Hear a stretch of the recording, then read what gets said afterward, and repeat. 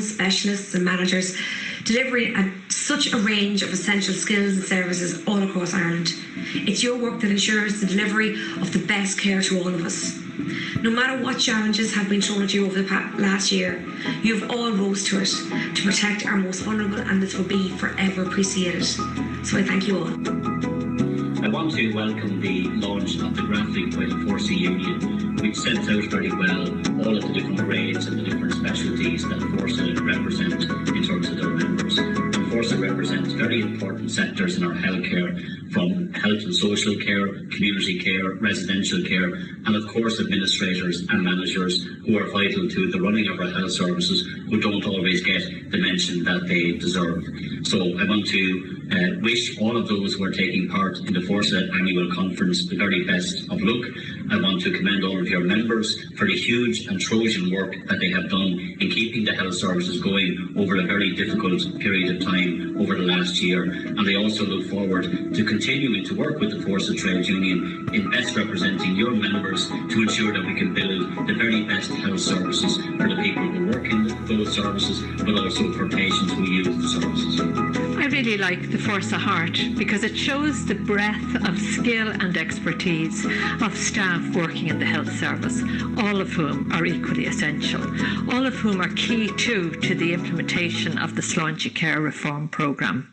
Thanks to each and every one represented in the Fórsa Heart for your incredible work every day, and especially over the past 15 months, where you have displayed outstanding commitment and dedication. Your ongoing vital contribution is much appreciated. Thank you.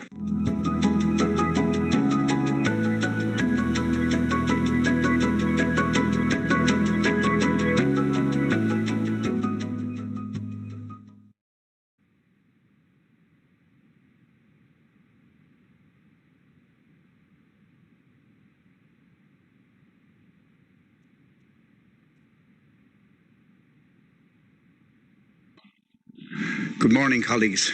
We've just been watching a video which was finalised by our communications unit yesterday. It showcases a new initiative by the division which aims to demonstrate how Fórsa members are working at the heart of our health and welfare services, making a range of contributions to the effective delivery of services in community health hospitals, corporate services and residential and social care settings. Earlier this week we had 2 successful virtual engagements with TDs and senators to outline to them just what you do to deliver and support health services. The video shows some of the early reaction to this initiative from across the political system. You can now find out more about this campaign on the Fórsa website, and please share the video with friends and contacts on social media. My name is Don Gibney and I'm the Caherlock of Fórsa Health and Welfare Division. You're welcome to our 2021 Biennial Conference. This is the first time the division has had a virtual conference, although some of you will have participated in the Union's National Conference last November. All delegates should have received the guide to conference by email yesterday, Tuesday. I am just going to go through some of the main points. The first thing to say is that if you have questions or difficulties, you can contact our help desk by emailing helpdesk@forsa.ie. Union staff are in place and ready to assist. That address is helpdesk@forsa.ie is also the place to go if you have a colleague, you or a colleague are having trouble getting into conference platform. Throughout the conference, delegates have the status of attendees on the WebEx platform. This means that your microphone and camera will be automatically switched off unless you are given the floor. You will be unable to speak unless and until I call you. When you are called, you should make sure you've switched on your microphone and camera. If you want to speak on a motion or any other item, please email speaker@forsa.ie ASAP and give your name and motion you want to speak on. It would also help if you could indicate whether you intend to speak in favour or against the motion. This information will then be collated and relayed to me, and I will be able to call you at the appropriate time. Alternatively, you can indicate you want to speak through the chat function on the WebEx platform. But speaker@forsa.ie is by far the best way. When it's time for you to speak, it may take a few seconds for our technicians to give you presenter status, which basically means that your microphone and camera are turned on. So please be patient. You're also advised to have your screen set to active speaker on WebEx, which gives you a better view of each contribution as it is being made. Please note that you are limited to 4 minutes if you are moving a motion and 3 minutes if you are speaking to a motion. The advice you received by email yesterday also gives you some handy hints on dealing with any problem you may experience with your own Wi-Fi connection. As you know, our principal delegates and DEC members are able to vote at this conference. Voting will be done electronically, and each principal delegate has the entire voting strength of their branch, which is based on your branch membership numbers. Principal delegates should have received a unique photo code by email from election@myvoice.com yesterday. You should use the same code for each vote, but note that it can only be used once in each vote. If you are a principal delegate and you have not received this, please check your junk or spam folder. If it's not there, contact support@myvoice.com or helpdesk@forsa.ie immediately. The email you received also includes details of how to log on to the My Voice window, which you should do now. If you already haven't already, and to keep it open throughout conference. If you were automatically logged out, this happens after 90 minutes. Simply log back in using the instructions you received by email yesterday. My intention is to only move to a vote when necessary. If there is no opposition to a motion, I will deem it to be carried without a vote. When we do have to vote, I will declare the vote open, and you will then have 10 minutes to cast your vote. I will continue with the next conference business in the meantime, before declaring the outcome of the vote, once it is ready.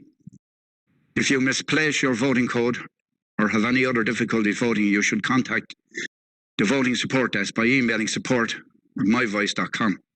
Colleagues, I know some of this may seem a bit unfamiliar, but we'll get through it. And the help desk @forsa.ie is there to help you. This conference will be different because of the extraordinary times we're living through. But there is hope on the horizon, and we can look forward to getting back to proper conference before too long. Now I'm going to move into the conference business, which begins by standing orders, and Jerry Foley, Chair of Standing Orders, is going to address you. Thanks, Jerry. Mr. President, so Mr. Chairman and delegates, just want to deal with page 5 and 6 of the General Standing Orders, and I won't delay too much on it. I just want to refer to what your Chairman has said earlier. Anyone proposing a motion has the 4 minutes, and anyone else speaking on it has 3 minutes, and it would be strictly adhered to. Also, on the area of 13 on page 6, there's an area there where it does state that standing orders can come in if anything comes up that needs to be addressed, and that's on number 13 on page 6. So without further ado, I'm just going to ask that the general standing orders will be adopted. You have to get it. They have to approve.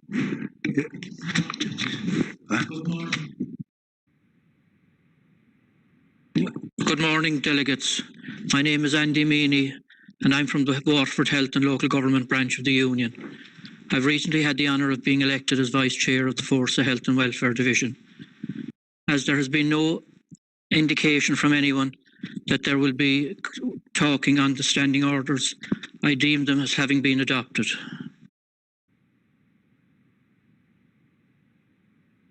I'm going to then deal with the other point on standing orders, and that deals with page 14 and 15 and 16.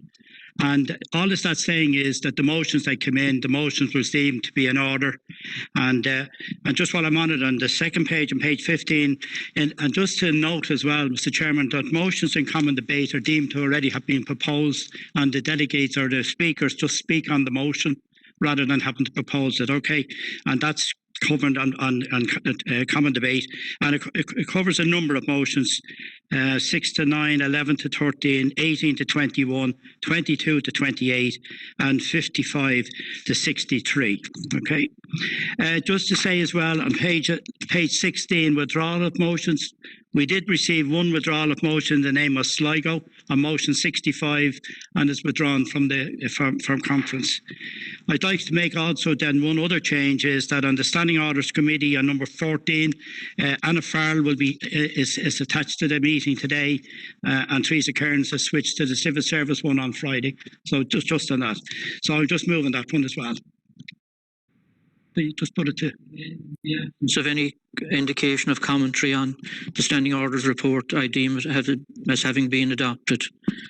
I'd like to thank Jerry for his report and to extend the thanks of all the delegates to the Standing Orders Committee for the great work they do behind the scenes to make this conference and all the other divisional conferences a resounding success. Now I'm happy to introduce our divisional chair, Don Gibney. No, I have a third one. You have a third one? Yeah, the Standing Orders Report number 3, which was circulated yesterday. There was a change in the timetable. And the reason we put it in as a Standing Orders Report number 3 was that the Minister is here and there's another speaker. So I'm recommending to conference that the Standing Orders Report number 3, which is the revised timetable, would be accepted by conference. Thank you, Jerry. I deem it as having been adopted. Okay. And again, thank you. And I introduce Don, our chair, who will deliver his Cathaoirleach's address to the conference. Over to you, Donovic. Thank you, Andy. Colleagues, delegates and guests, there is never a quiet day in the Irish Health Service, and never a year goes by without some new extraordinary challenge. But the period since our last divisional conference in Sligo has been like no other. The first case of COVID-19 was confirmed in the Republic of Ireland 15 months ago, almost to the day.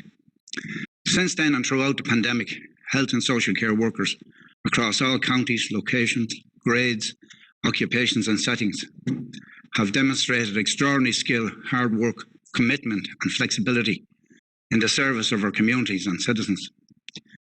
This has often come at great personal cost to their health and family life. Post-vaccine, we have seen a massive and very welcome fall in the number of health workers succumbing to the virus. Before that, health workers who toiled at the front line, including hundreds of Fórsa members, contracted COVID-19. Many were extremely sick.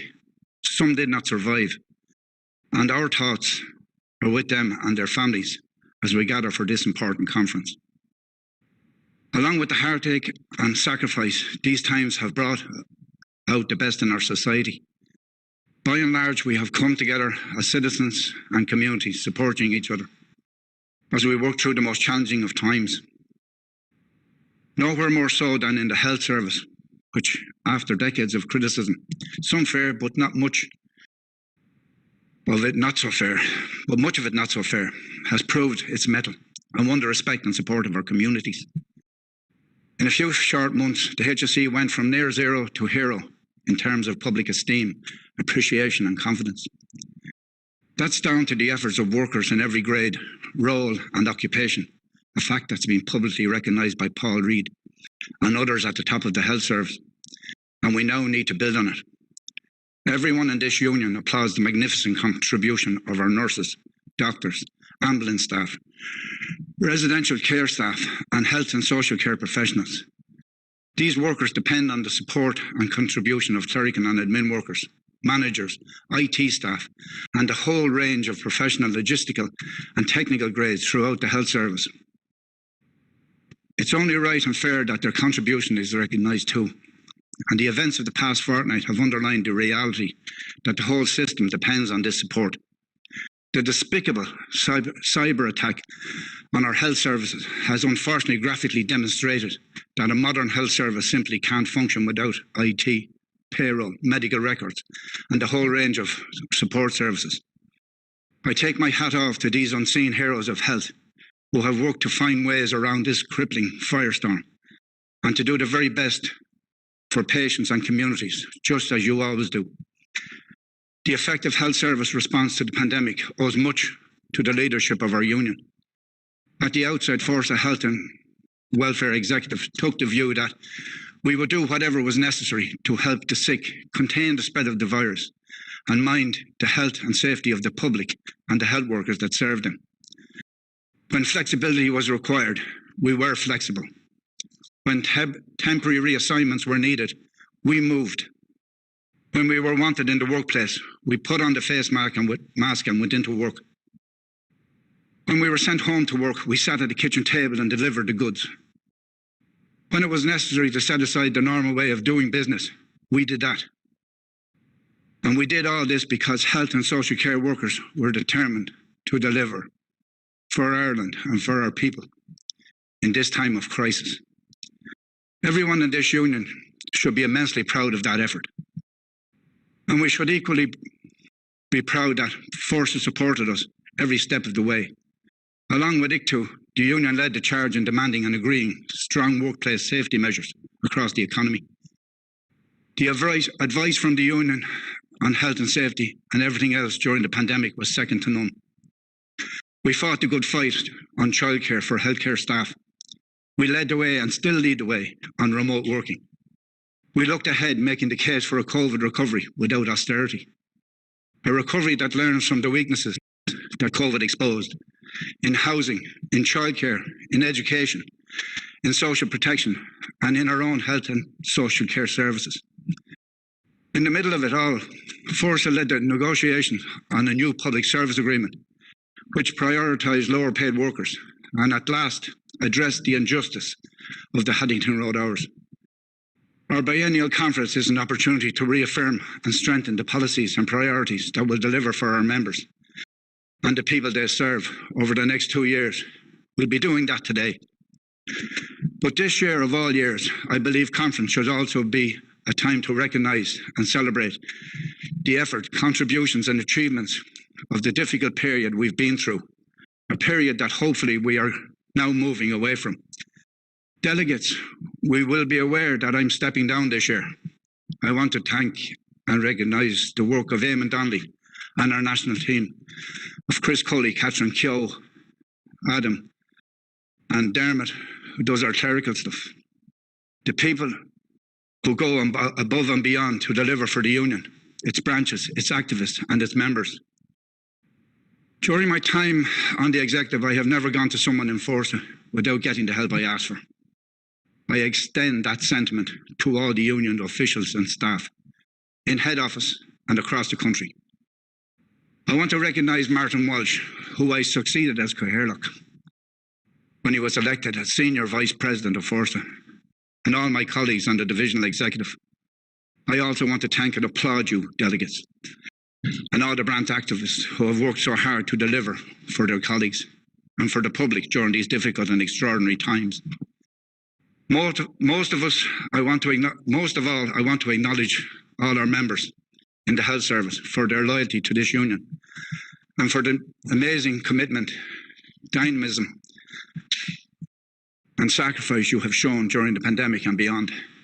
It has been a privilege to work with you all, and I know that our incoming Cathaoirleach of Claudia Kavanagh and the last Cathaoirleach Andy Meany and the colleagues in the incoming executive will continue that work. Thank you all.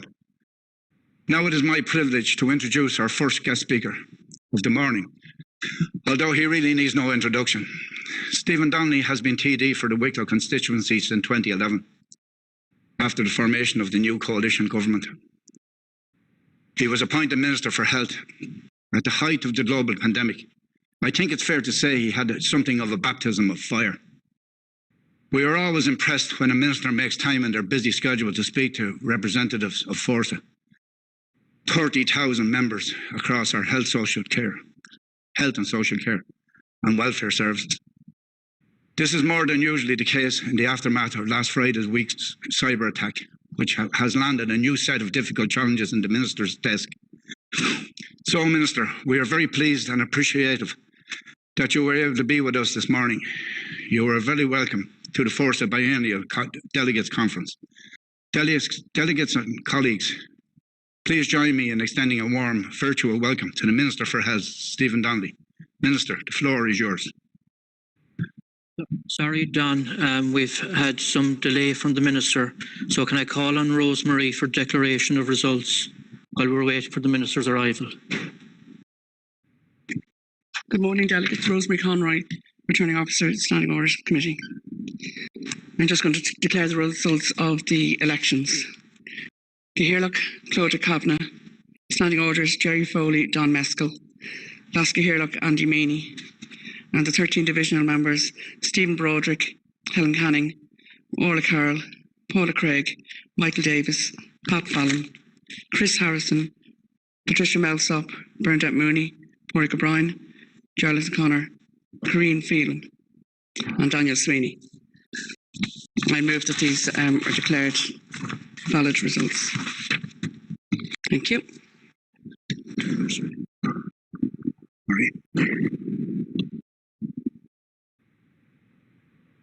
So the report of the executive.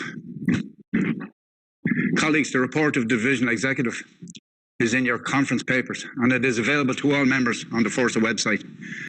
The report summarises a substantial body of work in this division over the last 2 years, and it outlines the progress and challenges we have all shared as branch activists, representatives and staff since we last met in 2019. I have received no indications that any delegate wants to speak to this report, so on your behalf, I deem it to be adopted by conference. Thank you. So we move on to motion 1. And I introduce Patricia Millsop to propose.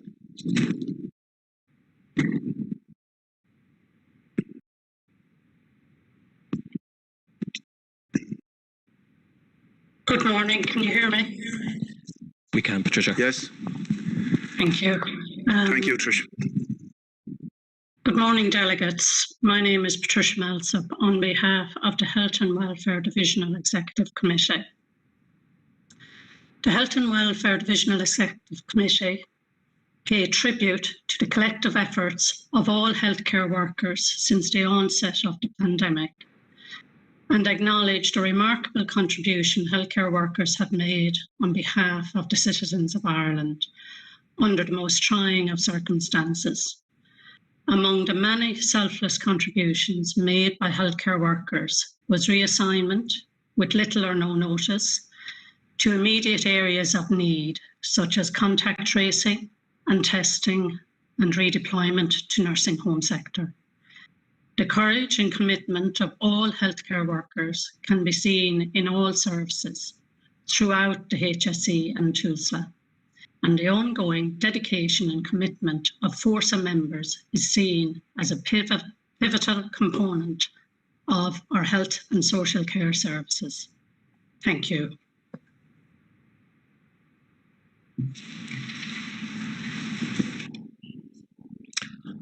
Delegates, just in relation to the Minister's appearance, there's just been a slight delay in connectivity, so we're going to proceed with the motions. And when the Minister is with us, we might give him another semi-intro, which mightn't be as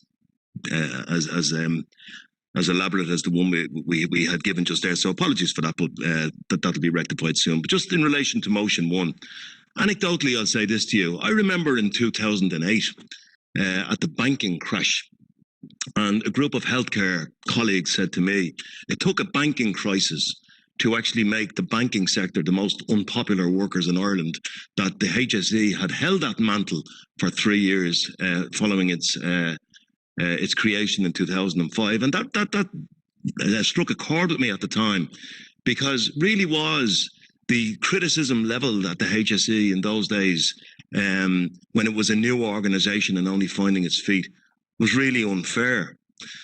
And I remember countless times myself and my colleagues on radio or on the newspaper having to rebut claims that the problem with the health sector was there simply weren't enough doctors and nurses. There were too many administrators and we were over-bloated and all this type of thing. And we've had to battle against that. And that's a message that we'll be conveying to the Minister. It's not over-bloated with administrators. So if you move forward to where we find ourselves in March of 2020, and we've always said that a good health service takes a collective effort among all its constituent parts. And look at what happened in March 2020, when the union had to set aside its normal protocols and allow for reassignments and redeployments. And we found a situation where at 1 day's notice, our people stepped up to do swabbing and testing when there was no swabbing and testing function. Our people stepped up to do contact tracing before we had contact tracing. Our people went into private nursing homes to save lives when they had no staff. And we got the show back on the road in the summer with the reopening of primary care. And then we had the vaccination rollout. Our people have stepped up to relocate themselves into vaccination hubs and centres and deliver on behalf of the citizens. And now we have a cyber attack.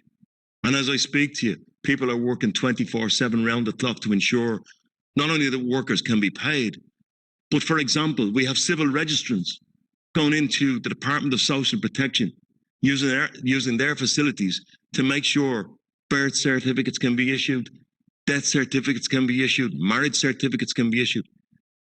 That's what our people have done. And it makes us very, very proud in Fórsa to represent the workers we represent. In fact, the public service in general has made a great effort during the pandemic, but none more so than in health. And let nobody be under any illusion. It is different in health. It is more challenging in health. It is a health pandemic. And the response of the workers represented by Fórsa has been nothing short of phenomenal and has been a terrific service to the citizens of this country. What this motion is about is that conference expresses its collective gratitude for the efforts of the people represented by Fórsa. Thank you.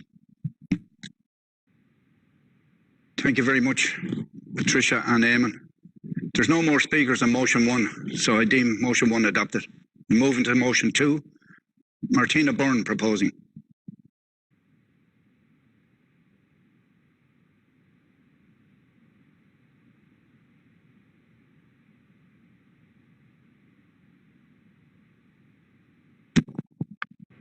Okay, Martina, you're live.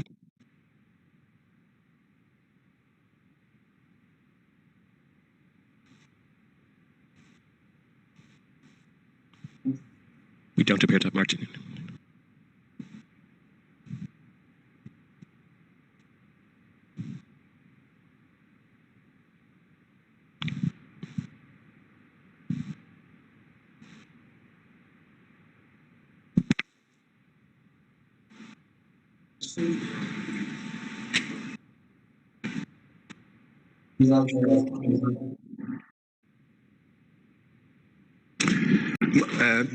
Moving on, we come back to Martina.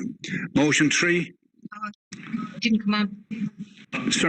Sorry, we have you there now, Martina. Thank you, Martina.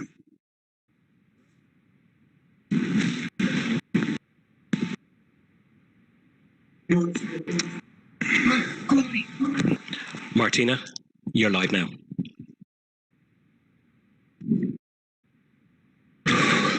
Hello, can you hear me? We can. I'm going to speak for the motion in place of Martina, if you don't mind. Okay. I'm John O'Hara from the Boards of Volunteers, and I thought I was live there a few minutes ago where I wasn't. So I just wanted to say something about the youth work side of things when the pandemic broke out.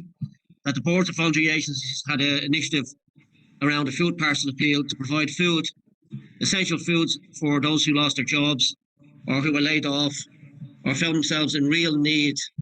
And this went on through the cluster of branches in our sector. I just want to say that first of all. And then the motion, I would just like to read the motion. For motion 2, the Boards of Voluntary Agencies, under the chair of Helen Canning, would like to say that this conference recognises the forgotten frontline workers of the pandemic, home carers, foster carers. Thank you. What's his name? Thank you. I have no more speakers on motion 2, so I deem motion 2 adopted. Moving on to motion 3. Chris Harrison to speaking. Proposing. We'll have Eamon Donnelly speaking.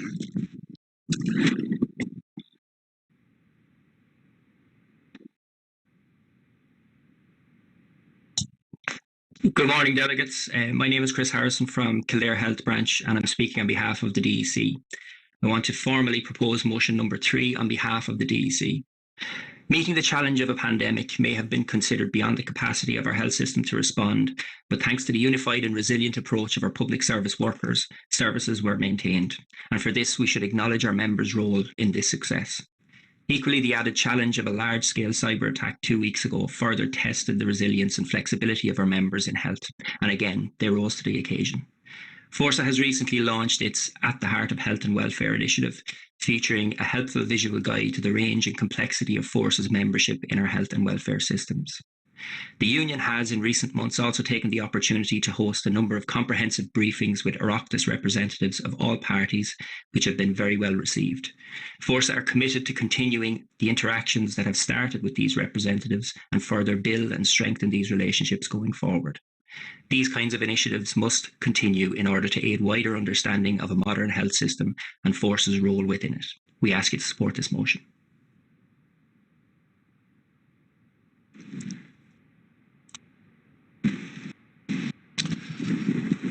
Delegates Eamon Donnelly, staff speaking in favour of motion 3.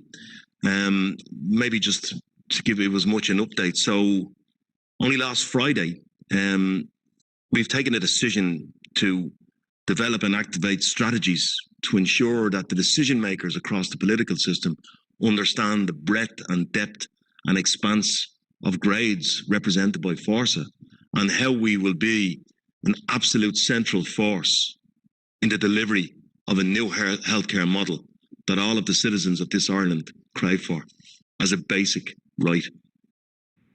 Only last Friday, we met with the politicians, the spokespersons for health and the spokespersons for children equality, disability integration and youth.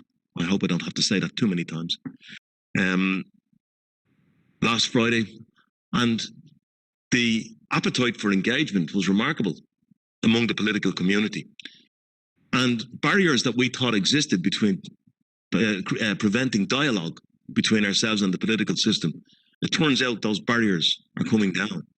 In fact, an appetite was expressed by the politicians to engage with Fórsa and directly with some of our practitioners.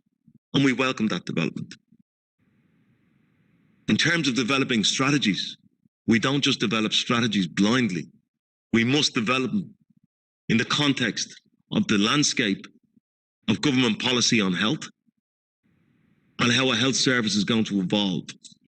We've got to be forward thinking.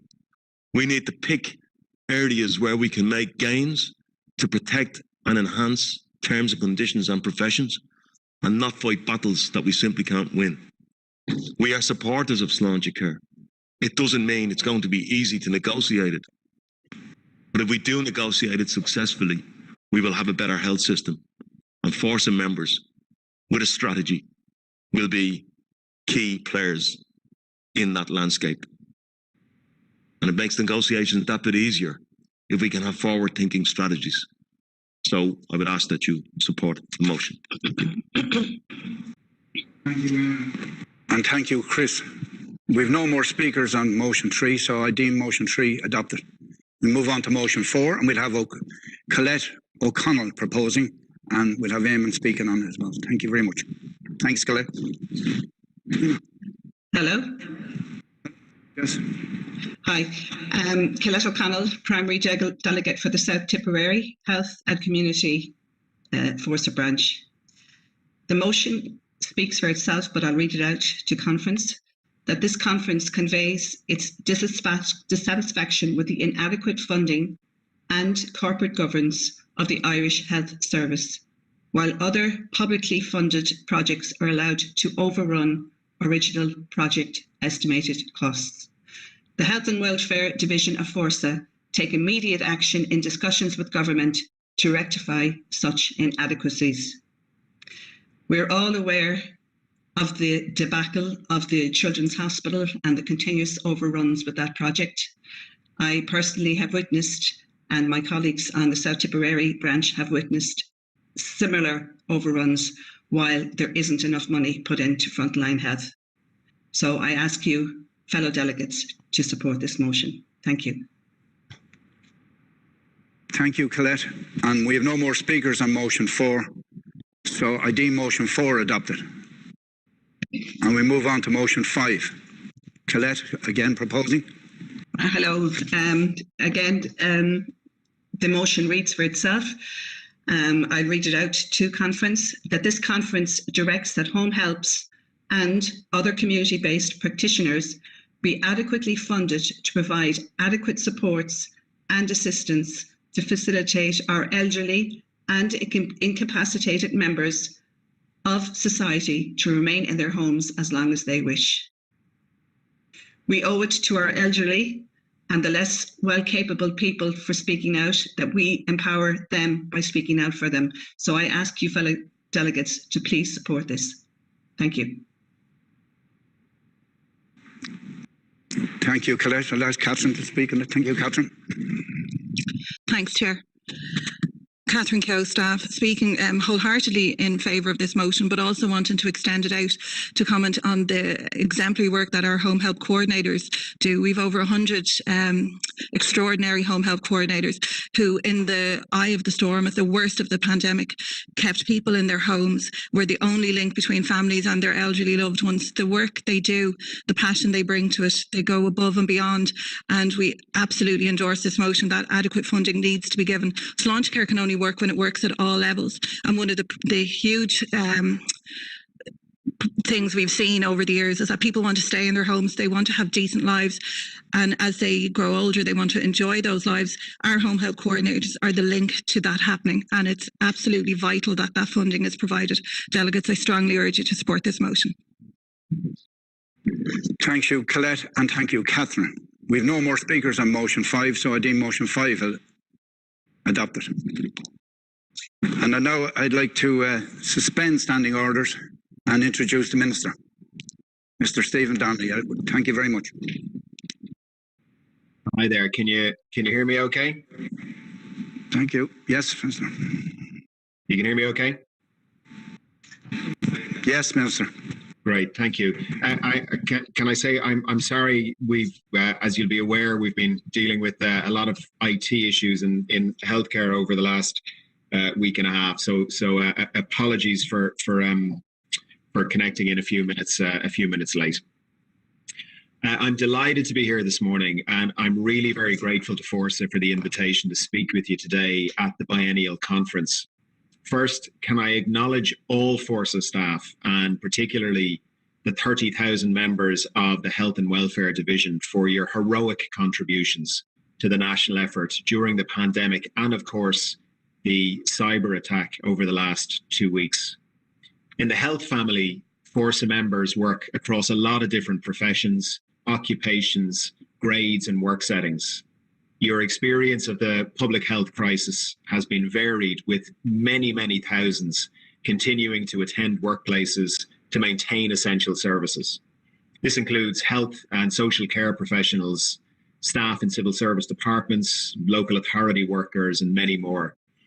I'd like to mention just 2 recent examples of exceptional work by Fórsa members, 2 of many examples for which we're all very grateful. The first is the provision of services during the current cyber attack. Fórsa members within the HSE payroll teams worked right through the weekend, right through the night, to ensure that those due to be paid last week and this week got paid and will be paid. And I know that was done under really, really challenging circumstances.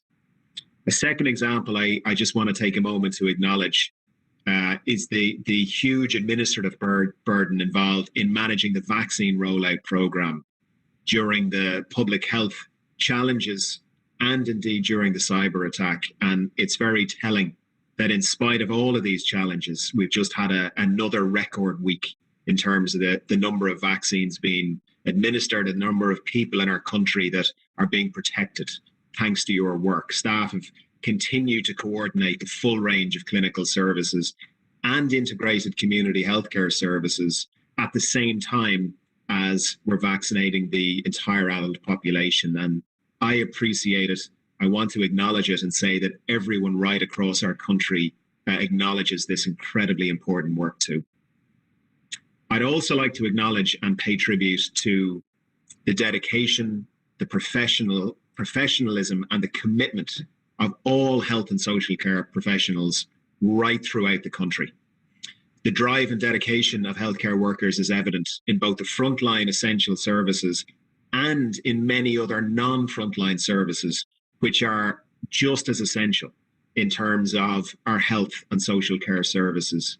You are the front line of service management and of delivery. You play a crucial role in improving health and well-being, be it in our hospitals, in our communities, or in people's homes. And, you know, this vital role represented virtually at today's conference, it isn't always fully understood. It doesn't always get the coverage that it deserves. The care and the services provided by therapists, audiologists, pharmacists, social workers, and many others is absolutely central to so many people's treatment and to their rehabilitation. It allows them regain and maintain their independence and return to their normal lives as soon as possible. And in so many cases, you make a world of difference to people's quality of life. I just want to acknowledge that and thank you all, whether or not you're directly patient-facing or working to support all of the essential services. It's hugely appreciated. The pandemic has brought unprecedented challenges, and Fórsa members will understand that better than anyone. It's accelerated the pace of change in healthcare, and we've seen innovation right across the system with, I have to say, very notable change and huge flexibility and adaptation and innovation coming from health and social care professionals.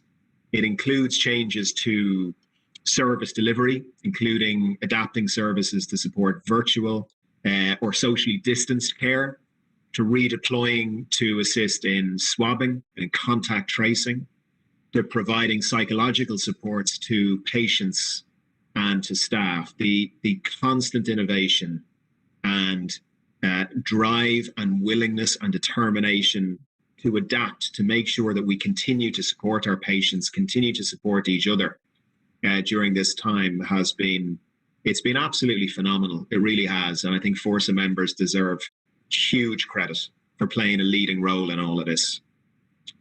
The plans made by the Department of Health and the HSE last year to help mitigate the impact of COVID have obviously been an essential part of meeting the challenges that Fórsa members have faced and that the healthcare system has faced. And the Department of Health has provided considerable funding to the HSE to recruit additional new staff. So in the 12 months to March of this year, almost 8,000 additional staff have been added to the Public Health Service. It includes over 1,200 health and social care professionals and over 1,300 management and administrative roles. We also plan to maximise the recruitment of healthcare graduates in 2021. These valued and very valuable additional staff have helped the health service meet the challenges posed, and obviously they'll continue to help the country as we enter what we all hope is the final phase of this awful pandemic. As little as 6 months ago, we had no vaccines to administer, and I was talking to some eminent scientists, eminent epidemiologists who've been involved in previous epidemics and previous pandemics, and you know, many of them were saying it could be years before we get even one viable vaccine, if indeed we get one at all. And yet now the largest vaccination program in the history of the state is well underway, and it has to be said that huge progress has been made, particularly in protecting our most vulnerable. And if you look at European vaccination programs, what you find is that Ireland is right at the top when it comes to vaccinating the most vulnerable, be it because of age or be it because of underlying condition. We're at the top in terms of vaccinating those in long-term residential care, and we're right at the top in terms of vaccinating healthcare workers, all three which were priorities for us, obviously, and priorities across the EU. And I think there is huge credit and thanks owed to everyone who's been involved in the vaccination program for making that possible. Obviously, there's been a lot of twists and turns on the journey, and no doubt there will be more ahead. But I have to say, the commitment and dedication demonstrated by all of you ensures me, and more importantly, ensures the wider community, that we will progress to the end of this journey. And for this, I just want to say today that I and the country are deeply, deeply grateful to Fórsa members for everything that you have done and everything that you continue to do. I'm conscious, obviously, of the need to express the gratitude of government and of the entire country to all of those who've worked tirelessly on the front line and in the support roles throughout the pandemic. The pandemic is ongoing, but I'm hopeful that with your help, its darkest days have passed. I think they have, and I'm hopeful that within a few months, our vaccine program will get us to the place where we'll be able to look back at the pandemic, take stock of the huge contribution from the healthcare family, and put in place appropriate measures to recognise this contribution and these contributions. The department and the HSE have focused on measures to support healthcare workers during this time, which is only right and proper. And I'm grateful for the work of the HSE's Workplace Health and Wellbeing Unit, the work they've done, providing enhanced range of expertise, advice, support to healthcare staff and to managers. And it includes things like enhanced and specialised occupational health advice and guidance on COVID-19, which I know a lot of people have found very useful. I'd also like to take a moment to pay tribute to Fórsa's leadership team for your regular participation in the COVID-19 National IR Forum. The forum, I think, has been very valuable, and it contributes and continues to deal with matters of concern for management, for unions, and critically help come up with solutions to the identified issues right through the pandemic. And I just want to thank you for your cooperation, for your assistance in identifying the issues and finding solutions and working across the system to the benefit of our staff and to the benefit of our patients.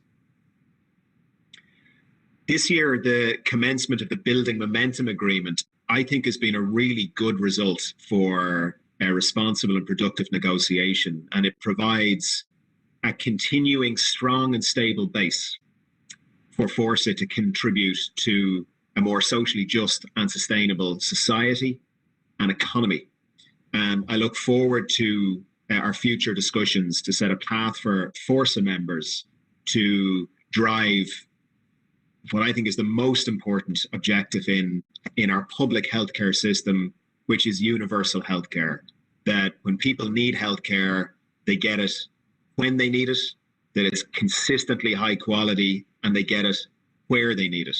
And priorities towards this will be addressed in the health sector action plan in consultation with unions. Essential to delivering universal healthcare is a shift of services. We must and we are working to move care out of the hospitals. Not that there isn't important care in the hospitals, obviously there is, but to move the care out of the hospitals that it's appropriate to move out, to move it into the community and to move it as close to people's homes as possible. And the Enhanced Community Care Workstream will ensure maximum impact for people in avoiding hospital admission and hospital presentation insofar as that's possible. And it's through initiatives that see care delivered in the community, care delivered near a person's home, or indeed care delivered in a person's home where that's the right thing to do. And over the 3 years of the strategic action plan, this work is going to see the nationwide implementation of capacity critically for enhanced community care. One of the things this includes is building health and social care services at a community level. So we're establishing 96 community healthcare networks to really be the backbone for this integrated care. And we're doing it with primary care partners, acute care partners. We're recruiting about 7,000 community-based healthcare staff. And I know that many of you here today are essential in achieving all of this. I want to thank you for your support in establishing the community healthcare networks. And certainly some of the work we're seeing around the country is it's really inspiring where we're seeing community-based teams where they have the resources they need, where they have the backup they need, handling a huge number of cases for patients and for families that otherwise would have ended up going into hospital or waiting for far too long on our waiting list to see a specialist, to see a consultant. And what we're seeing from these community teams in the amount of these patients and families who can be seen, who can be treated, who can be cared for in the community without ever having to go near a hospital, it really is inspiring, and it really is the way forward for healthcare right across the country. And Fórsa members are an absolutely essential part of that, and part of future the future of healthcare in Ireland, and critically in our public healthcare system. So it's been a bruising year. It's been a bruising year for all of your members, but there is a really exciting time in the future, I think, as we roll out the community care, home care, enhanced community care, the community networks. I think we're looking at a very bright future for our staff and for our patients right across the country. In April, the HSE's National HSPC Office published its first overarching strategic guidance framework for health and social care professionals. So it's running from 2021 to 2026.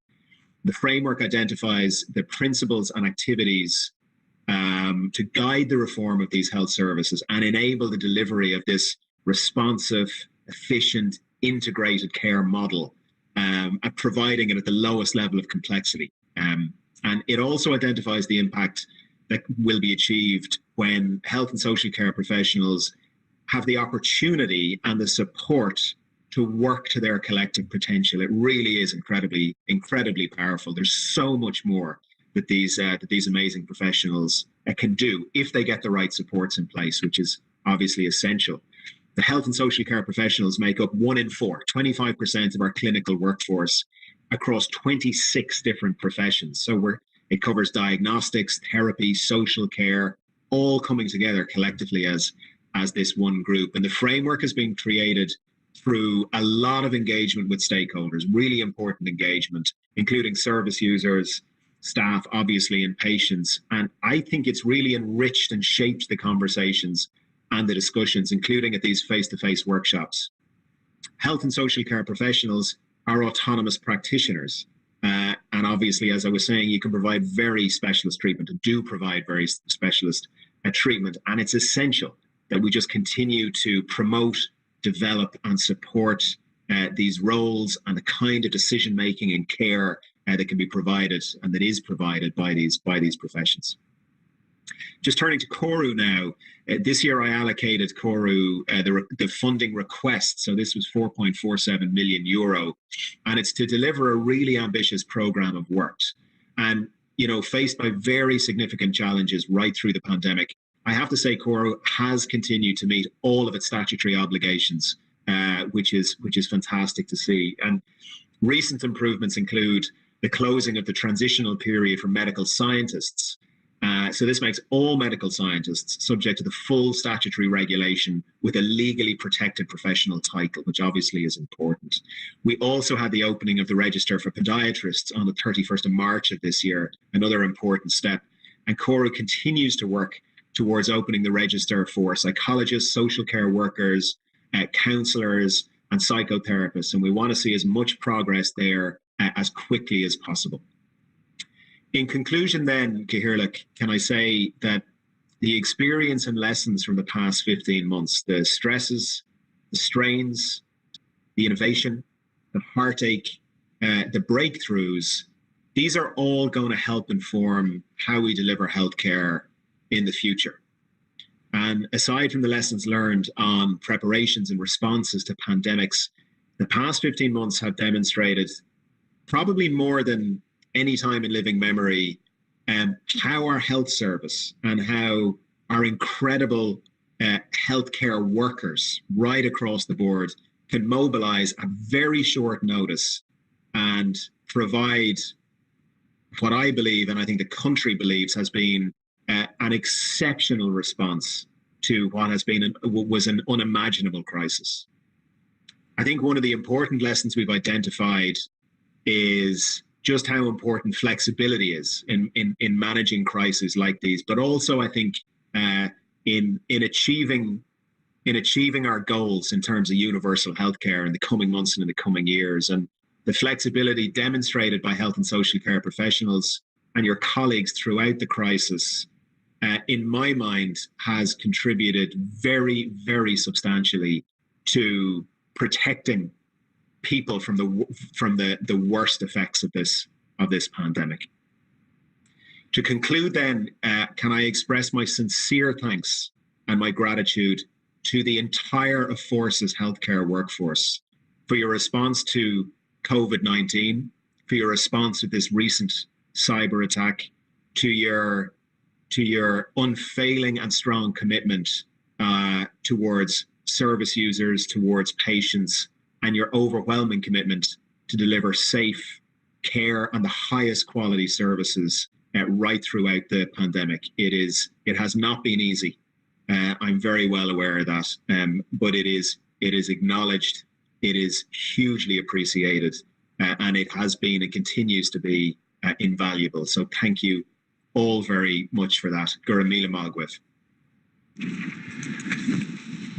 Thank you very much, Minister. I'd like to call on Eamon Donnelly, no relation, Head of Health and Welfare Division, to respond.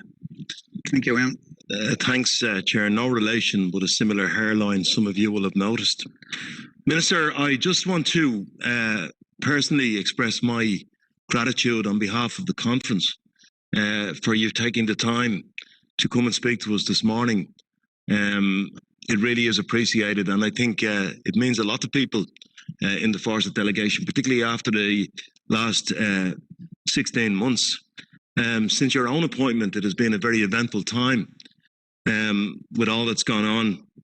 And if you'll excuse the pun, the success that's been now seen in the vaccination rollout programme is a great boost to everybody. And when I say that, I can think of friends sharing on WhatsApp when they get their vaccination notification saying, I'm getting my vaccine. And what that means is they're looking forward to being able to see those friends again after being so isolated for so long. And I'm delighted that the vaccination programme has proved those commentators who were almost willing us to failure because there was a bigger story in failure than the success of the rollout. And I want to say to you, you yourself, Minister, held your nerve in the face of all that mounting criticism. You had supporters in Fórsa who at every opportunity had faith in the workforce to deliver the vaccination rollout programme. We always said that only two things would stop it: the interruption in the supply chain of vaccinations or a clinical decision on the suitability of vaccinations to a particular age cohort. And so it has borne out due to the efforts of the workforce that we believed in. And I commend you for standing in the face of that and reassuring people that there was a mobilisation in the health services, the likes of which we had never seen before. Fórsa is also very proud to represent the workforce it represents, but never more so than in the last 16 months. And just to reflect on what happened in March 2020, when at 1 day's notice, our people went swabbing when there was no swabbing. Our people went testing. Our people went contact tracing before there was a contact tracing function. Now our people are out in vaccination centres making sure that the rollout, which is now seen as a success, is being coordinated to its maximum capacity. Our people are out there making sure they've left their workstations to be out in walk-in testing centres to make sure that the identification of the virus is far more under control than it had been previously. And you mentioned yourself the cyber attack. And you quite rightly acknowledged the efforts that people have made to try and make everybody's life that little bit more comfortable. We spoke, Minister, in early August of 2020 And two of the things you said were high on your priority list were living with COVID, whatever iteration of that we can assess, depending on what information we have at the time. And the other thing was Sláinte Care and its delivery and its rollout. And you've quite rightly referenced the fact that grades represented by Fórsa will be at the front and centre of a community-led health model. Quite simply, it cannot be done without us. That's why we've opened up dialogue with the political representatives. We always felt there were barriers between ourselves and the political system in terms of us being heard. And we are trying to create a scenario where those barriers are broken down, and in fairness to you, are broken down rather than have broken down. And in fairness to yourself, Minister, you have been amenable to that type of dialogue. And one of the reasons why we want to speak to the decision makers and have that discourse is because we believe we can have a great and positive influence on the rollout of the Sláinte Care model. And you yourself just now have said how health and social care professionals and the strategy from the HSCP office will form a key role in delivering the type of health service we need. I must say to you, that is the sole leading reason why your own department must have an autonomous health and social care professional policy advisor. There is no reason why that shouldn't be, particularly in light of how important you have focused on the role that we will play. And quite frankly, Minister, we cannot accept anything less. So when we talk about Sláinte Care, and I think I may have mentioned this in our previous conversation, it needs to be a model that gives people the right care in the right place at the right time with the least level of complexity, not just another restructuring. Health workers have been subject to many restructurings, and if it's only going to be a restructuring, it will simply lead to fatigue. It needs to be real change. And the challenges outside of simply setting up community health networks that remain in terms of how our health service model has been traditionally delivered, such as the non-geo alignment of the hospital sector and the community sector, that simply can't continue. We're committed to playing our part on that. But can I just say, the network model is founded upon equal participation by all professionals into a system where reporting comes in on a network basis, and there are no corrals or separate streams for those who shout loudest. So if we apply this with an even hand, all professions will have the same reporting infrastructure. So I've referenced the community health networks, and we've also talked about how the frontline workforce have been heroes. But I also want to draw the attention to the support staff. Are they even support staff? I don't believe that they should be called support staff. They are a central force in a vibrant health service. But maybe it's time now just to remark upon the contribution made, not only by frontline workers, but by people who are traditionally referred to as support staff.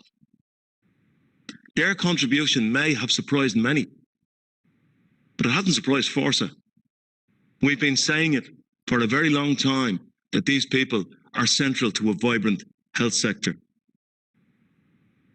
Our managers over the years have had to listen to claims by political and social commentators that they are a superfluous element of the health service and the health service is awash and bloated with managers.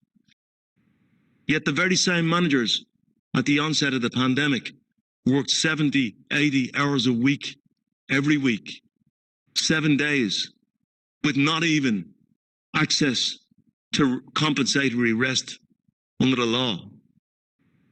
And they did it without question.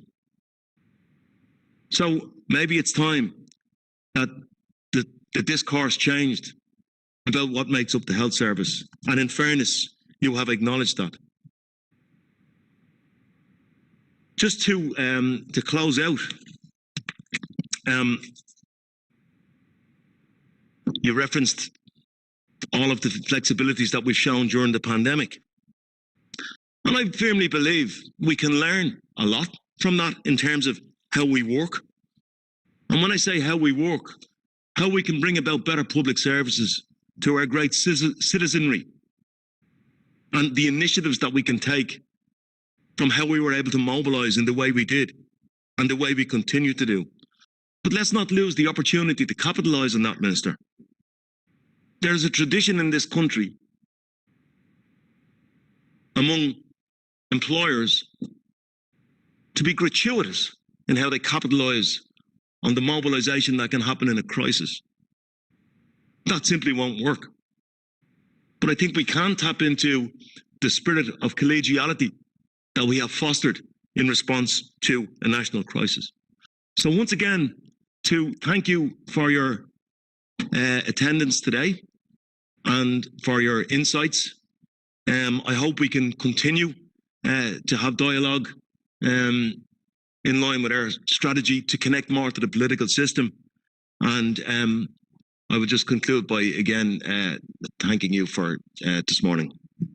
Thank you. Thank you very much, Eamon. And I now move to invite Kevin Callan, Fórsa General Secretary, to address the conference. Thank you, Kevin, for joining us.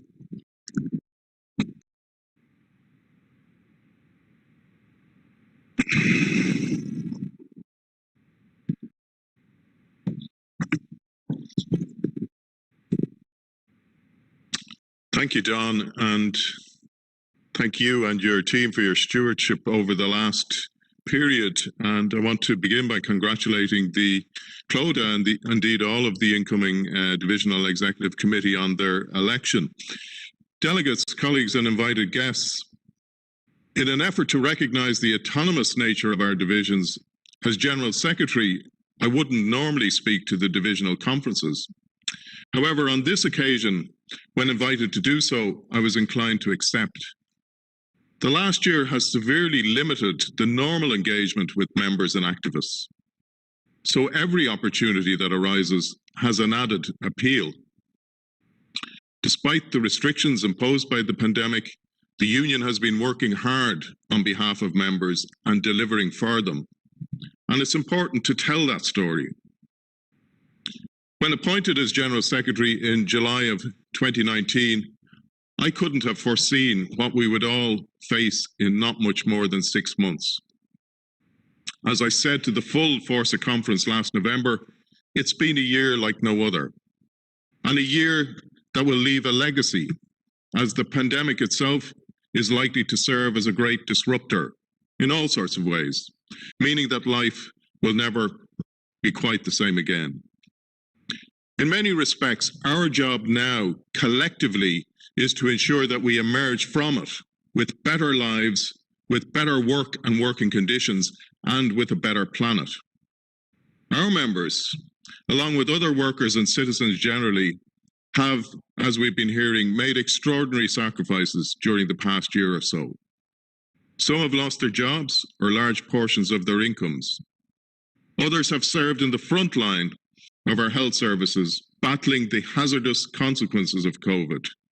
Many have worked hard in new roles and in different ways to keep vital public services available for our communities.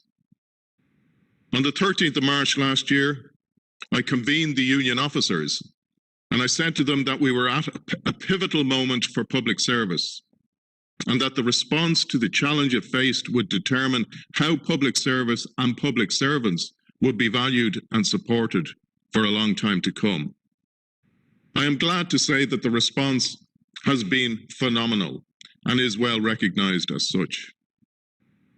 An important element has been the one public service strategy, with flexibility and agility as key, and where there was a greater awareness of the value and the contribution of all roles, not just those normally associated with the front line. Indeed, this recognition has carried through to the broader economy, where jobs that were largely unnoticed, like retail, distribution, transport, are now seen as vital. In the case of the health service, it was particularly gratifying to see a greater appreciation of the contribution of all roles within it, and a recognition that ultimately successful outcomes depend on the effectiveness of the whole system.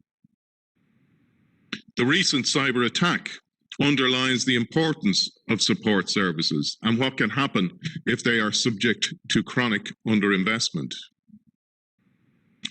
The leadership shown by our union from the start of the pandemic was echoed by other public service unions and played a big role in arresting the first wave of the pandemic and contributing to the early Congress pressure for the income support schemes that emerged in the form of the pandemic unemployment payment and the temporary wage support scheme, as it was known then. These were swiftly followed by the return to work safely protocol. The success of the union's strategy was due in no small measure to the way in which it resonated with members and, crucially, to the active support of branch leaders and the divisions. Your leadership was an essential part of our ability to shape events. I want to single out the unstinting work of the Health and Welfare Divisional Executive Committee, led over the challenging period by Martin Walsh and Don Gibney. And I want to recognise the leadership provided by National Secretary Eamon Donnelly and the other members of the national staff team in the division, Chris Cully, Catherine Keogh, Ryan McKinney, Adam O'Weilagon, and all of the administrative staff in the health office. The demands placed on health workers over the last 15 months have indeed been enormous, and their commitment and professionalism have never been found wanting, despite the levels of uncertainty, risk, and exhaustion that they have faced. I have said to the Taoiseach and other senior members of the government that the most fitting tribute to their efforts would be a determination to fix the two-tier nature of our health system once and for all, and to invest in developing a universal state-of-the-art service second to none. The pandemic has shown that public health measures require a whole-of-population approach. The citizen will rely on the state to promote health protection and to provide vaccination programs, just as they currently depend on the public system in the event of heart attack, stroke, or trauma, irrespective of their health insurance status. For too long, successive governments have fudged this fundamental duty to citizens. Their dithering and dodging has resulted in a hybrid mix of public and private healthcare, where a small elite become quite wealthy and the public system suffers due to the consequent deficiencies in planning and investment. COVID is changing thinking in all sorts of ways. One thing that struck me was how the suspension of the EU fiscal rules led to a different approach to the EU semester programme last year. One element of this is the Council's country-specific recommendations on the national reform programmes of Member States, a requirement of the Stability and Growth Pact. The 2020 country-specific recommendations for Ireland represented a big improvement on previous versions. The new emphasis on resilience, particularly in relation to health systems of Member States, was reflected in its proposals. Among these was the call to action by Ireland during 2020 and 2021 to, quote, improve accessibility of the health system and strengthen its resilience, including by responding to the health workforce's needs and ensuring universal coverage to primary care, unquote. It is worth reflecting on the commentary in the body of the report, and I quote directly and in full from the relevant section. Before the COVID-19 pandemic, Hospitals were already working near full capacity, with the occupancy rate for acute care beds being among the highest in OECD countries. This was mainly due to the lack of universal access to primary care and a significant reliance on hospital care. Challenges regarding recruitment and retention had led to shortages in the nursing workforce and in certain regions and hospitals. Long-term home care was underprovided and has lacked statutory entitlement, with policies incentivising the use of institutional care. COVID-19 has placed an unprecedented pressure on the healthcare system.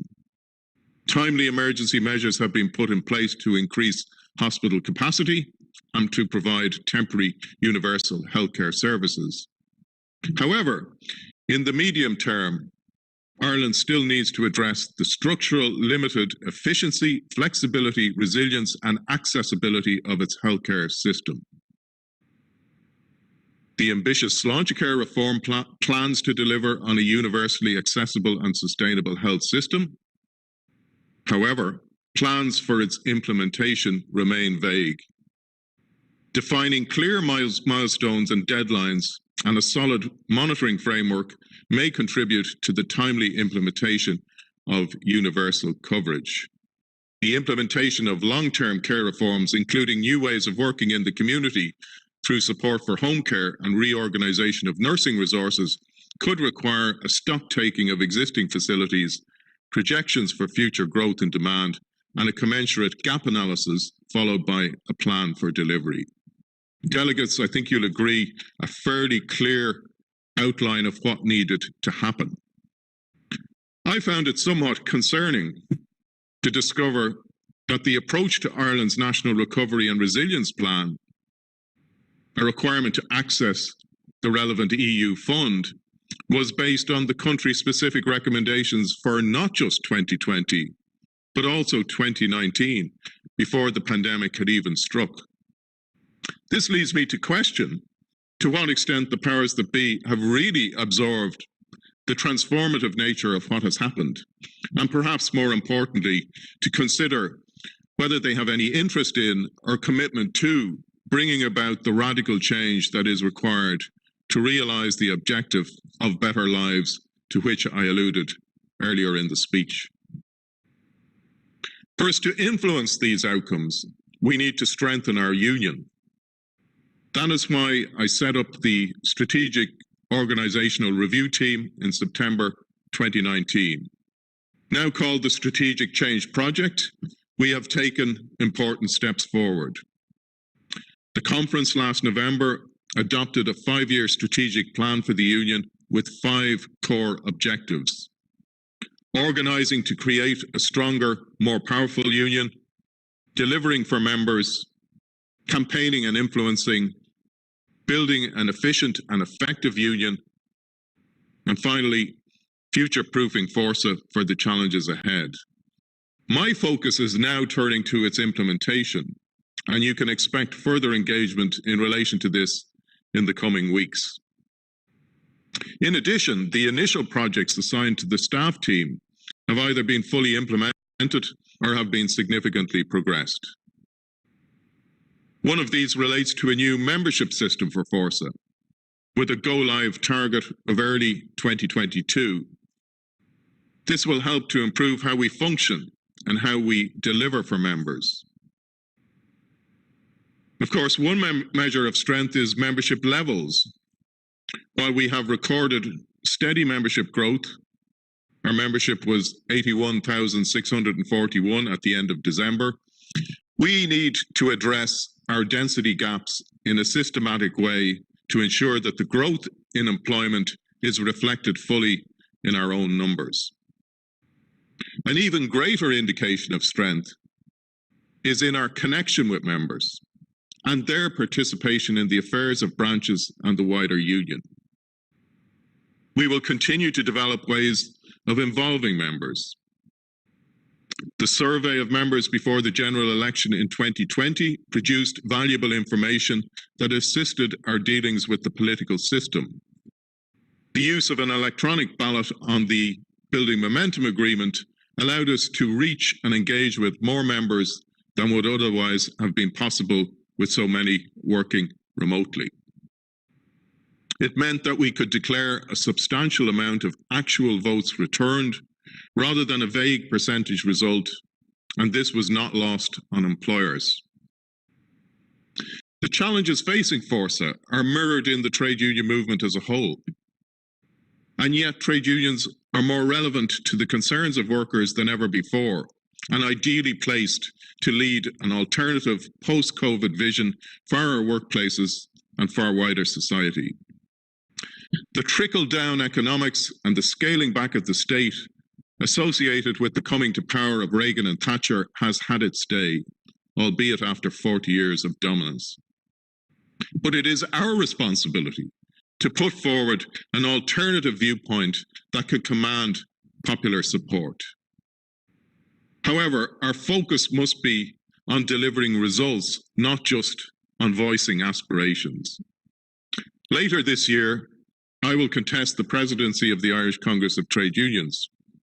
I will do so not to achieve the honorary status, although it would indeed be an honour, rather to try to contribute to the achievement of real progress for our movement and for our country. In many ways, this will involve bringing areas of Fórsa activity and experience to a broader setting. But it will also mean tackling new areas that have been beyond the pale or out of reach for the trade union movement to date. My approach will focus on the need to reimagine the role of the state, drawing together a fresh vision for public services on the island with a new social and economic model. This will build on our existing work, such as the More Power to You campaign for better local services, the Home for Good initiative on housing, the Education Futures calls for overdue investment in our colleges and universities, and your division's ongoing campaign for a robust system of state funding for Section 39 and Section 56 agencies, and pay justice for the staff that work in them. As I have been saying, the pandemic has shown that our health system and caring model are deficient despite the presence of an extraordinarily committed workforce. The argument for reform is compelling, but we must take it to the wider public. I want to ensure a brighter future of work by pressing on with our 4-day week campaign and seeking more pilot schemes for it, by insisting on greater access to remote and hybrid working with adequate protections, by working with others to achieve the right to disconnect and the right to request flexible working, by ensuring that the moves to automation, digitization, and the low-carbon transition are set in a context of protection of conditions, high-quality jobs, and reduced working time. As a country, we are an outlier in Europe when it comes to collective bargaining. The contrast is more stark if you look at the more modern and progressive European countries. That is why I recently sought NEC approval to commission expert legal research to help make the case for change. We will publish that research next Monday. It will be one contribution to the work of the high-level group on collective bargaining, which has been set up by the government under the aegis of the Labour Employer Economic Forum. I participate in the group as one of the 3 Congress representatives, and it is vital that there is an openness to all possible solutions, statutory, constitutional, and European, if we are to realise not just the right to organise, but the right to be heard and the right to bargain effectively.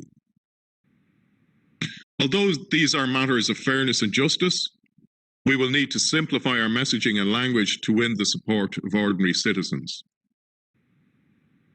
10 years on from the publication of the report on the Commission on the Irish Trade Union Movement, I want us to get serious about its recommendations.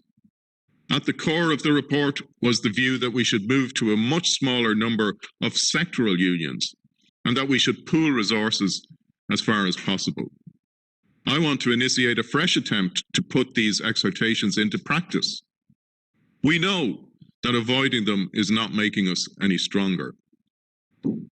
If we're honest, we should admit that a whole section of the workforce, that associated with big tech, ICT, and digital, fintech and accounting, and much of financial services, a lot of pharma, biomedical, and the gig economy has been out of reach for, and to an extent ignored by, the trade union movement.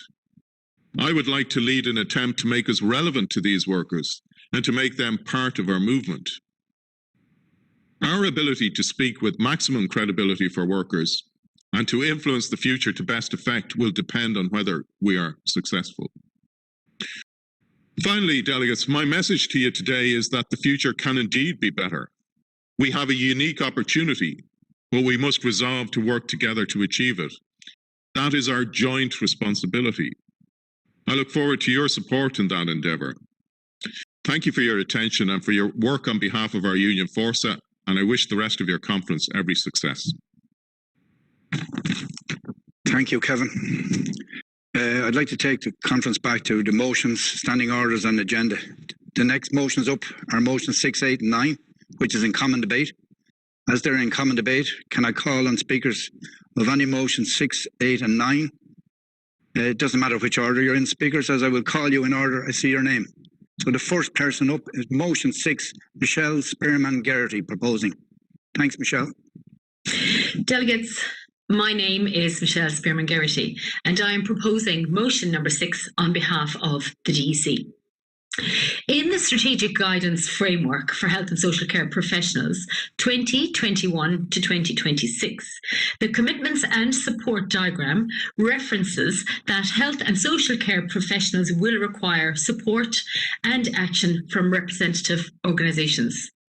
Fórsa will not be found wanting in this regard, and so I'm asking this conference to recommend that Fórsa develop a forward-facing strategy for the 26 health and social care professional grades, and that this strategy puts the health and social care professional family at the front and centre of service delivery.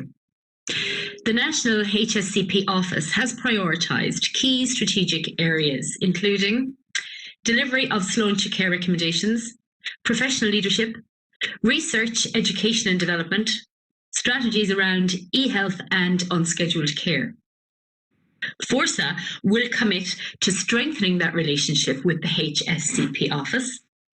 Fórsa recognises that 25% of the clinical workforce in the HSC are health and social care professionals. And with a focus on achieving maximum density of membership for the 26 health and social care professional grades, Fórsa will strenuously campaign for the establishment of an autonomous HSCP policy advisor within the Department of Health. Delegates, I'm asking you to support this motion. Thank you. Thank you, Michelle. And I'd like to call on Elizabeth Madden, please. Motion 8. Okay, can you hear me? Ballinasloe branch is fully aware and briefed of the work and struggles of the HSCPs throughout their vocational group, and we are happy to propose that motion number 8, which is the request Fórsa IR officials to develop a strategy for all HSCP professionals included in the export group report. Thank you. Thank you, Elizabeth. And could we have Pierce, please, proposing motion 9? Okay, Pierce, you're live. Hello, can you hear me? I'd like to propose motion 9. This conference requests Fórsa IR officials to develop a strategy for the 8 HSCP professionals included in the expert group report. Thank you. Thank you, Pierce. And I'd like now to call on Catherine Keogh, please. Thank you, Catherine. Thanks, Chair. Catherine Keogh, staff, speaking in favour of motion 6, 8 and 9. You've already heard the Minister refer to the amount they expect health and social care professionals to bring to the table into the introduction of universal health care. To do that and not have an advisor, an autonomous advisor in the Department of Health, is not just wasteful, it's wrong. It makes no sense. We know already that an example I can give you is our advanced practitioner physiotherapists are reducing consultants' waiting lists because of the work they do. To not have a voice like that in the Department of Health, I'll say it again, is wrong, and this union won't accept it, and we will not rest until we achieve that post.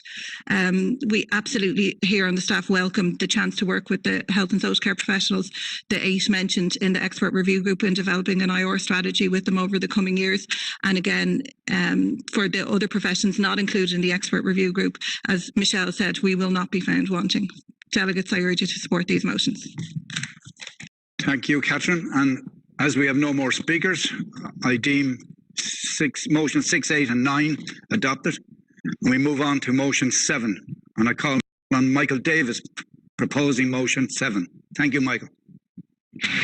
Michael Davis here on behalf of the Health and Welfare Divisional Council, formally proposing motion number 7. It is very important that CORU receives adequate funding from the Department of Health to carry out its function. But it's also very important that it receives its funding in order that it doesn't come calling to our members to increase their fees to keep them in financial good stead. So grateful for your support in carrying this motion, and thank you for listening. Thank you, Michael. I now call on Chris Cully, please. Thank you, Chris. Chair, Chris Cully, staff, speaking on behalf of motion 7, and just to acknowledge that this motion is put forward because we want to ensure that adequate funding is provided to CORU for them to carry out their job, so that the health and social care professionals that we represent that are not registered yet or not regulated yet can be regulated as soon as possible. And CORU need the adequate funding to be able to do that in a more efficient manner, so that the patients that they serve can be sure and assured by their regulation that they have a health and social care professional providing therapies and care to them to the highest of standards. So I welcome the Minister mentioning the additional funding of 4.7 million for CORU, and I urge that more funding is provided to get the 26 health and social care professionals that are scheduled for registration to be registered as soon as possible. More funding is needed. Thanks, Chair. Thank you, Chris. And there are no more speakers to motion 7, so I deem motion 7 adopted. So we move on to motion 10, Carrie Murray proposing. Thank you, Carrie. Okay, Carrie, you're live.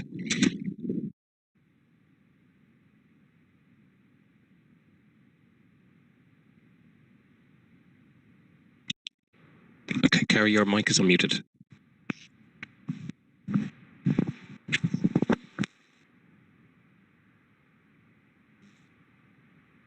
Sorry, mine was pre-recorded.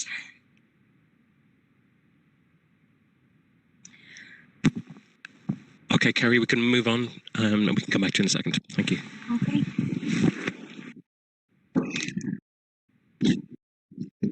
So we move on to motion 14 and we come back to Carrie. Thank you. Motion 14. Jessica O'Malley proposing. This is Jessica O'Malley on behalf of the Louth Health and Local Government Branch, speaking on motion 14. This conference asks that Fórsa ensures all aspects of the primary care learner sites are evaluated fully, and that the outcome for clients, staff concerns and issues are included in this evaluation. This is an essential component of the evaluation of primary care learner sites. The learner sites have all initially been given an additional number of resources in terms of whole-time equivalents, in terms of a network manager with admin supports, and in terms of HSCP and nursing grades. We must ensure that the evaluation of these learner sites is not solely based on the activity that these new grades have created. Thus, they cannot be evaluated solely on throughput, wait lists, and all feedback from staff must be taken in consideration with the additional number of resources in terms of staff stress, workloads, etc., which will be obviously reduced with an increased number of colleagues working alongside them. I ask that this conference fully endorses this motion. Thank you. Okay, with no more speakers on motion 14. Thanks, Jessica. calling Jessica again for motion 15 proposing. I deem motion 14 adopted. This is Jessica O'Malley from the Louth Health and Local Government Branch, speaking to you on motion 15. This conference asks that Fórsa delivers on a HSCP professional review of career structure with agreed timelines for implementation. It's been nearly 20 years or more since the last review of the HSCP career review. Therefore, it is timely or past time that this has happened, and I would ask that this conference fully supports this motion. Thank you. Thank you, Jessica. And we have no more speakers on motion 15. I deem motion 15 adopted. And we move on to motion 16, and we have Paula Craig proposing. Okay, Paula, you're live.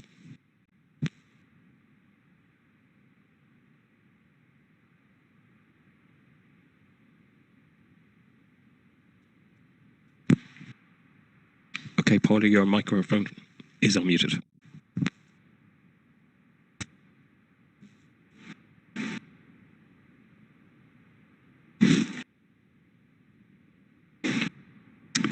I move to motion 17 and Vicky Kilpatrick proposing. Hi, Vicky Kirkpatrick from the Cork Health and Local Government Branch, reading motion number 17. This conference seeks that all future pay deals provide and plan for the realization and implementation of expert group review career structures completed in 2021, including posts such as clinical specialists and advanced practitioner grades across the HSC and Section 38 and 39 employers. These grades are currently underrepresented in all services and must be implemented across the system to meet the Sláintecare targets. Thank you very much.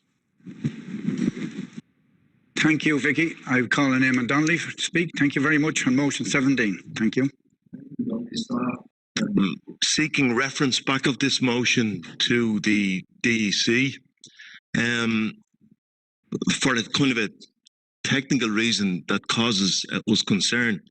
First of all, we're absolutely in support of what the motion is trying to achieve in terms of the career pathway review, and we are fully behind that, and we have been working away vigorously, and we support everything that's sought for in the motion. The bit that we have a difficulty with is that we're using future pay deals as a mechanism to resolve that, because as far as we're concerned, the Health and Social Care Professional Career Pathway Review is already bought and paid for. It's bought and paid for under the deal that we did in September 18 for community healthcare organisations. So the motion asks for future pay deals, and I don't want to give anybody an outball or an exit door that they can defer the implementation of the strategy and the career pathway review by saying, oh, well, we can deal with that under the 1% that's available in some sectoral bargaining mechanism. So if it would be okay with the branch, I would ask that that motion is referred back to the DEC, who is fully supportive of the sentiment of the motion, but does not want to restrict itself to future pay deals when we believe it's already bought and paid for, and we can deliver it from existing resources. Thank you, Eamon. Is there any more speakers on motion 17? And I would ask the branch, are they in favour of reverting back? And would you accept reverting it back?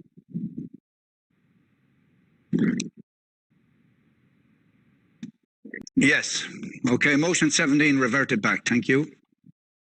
So we'll move on to motion 19. Jessica O'Malley. Thank you, Jessica. This is Jessica O'Malley on behalf of the Louth Health and Local Government Branch, speaking to you on motion 19. This conference asks that Fórsa calls for the establishment of an independent health and social care professionals advisory unit within the Department of Health. This will provide the Minister and the Department with the expert advice and support that it requires, operating in a similar manner to the Chief Nursing Office within the Department, ensuring cost savings, efficiencies and reducing waiting lists. It will provide the necessary expertise and coordination of care to ensure a more collective and cohesive approach for health and social care. And it will facilitate the development of advanced practice opportunities for HSCP grades. I ask you to support this and endorse this motion. Thank you. Thank you, Jessica. And we have no more speakers on motion 19, so I deem motion 19 adopted. So we move on to motion 20. And we have Jessica O'Malley again. Thank you, Jessica. It's Jessica O'Malley speaking on behalf of the Life Health and Local Government Branch on motion 20. This conference asks for Fórsa to call in the introduction of a minimum safe staffing levels for health and social care professions services. This will cut waiting times for the preventative hospital community and ongoing care. It will end the postcode lottery for access to our services. It will ensure that we have the development of the same level of service across the country. You'll be able to access your physio, OT, social care workers, social workers, psychologists, etc. in the same manner in every county within Ireland. We ask you to endorse this motion. Thank you. Thank you, Jessica. And there's no more speakers to motion 20, so I deem motion 20 adopted. And we move on to to motion 11, 12, 13. Going back to motion 16. Paula Craig. Thank you, Paula. Proposing. Okay, Paula, you're live.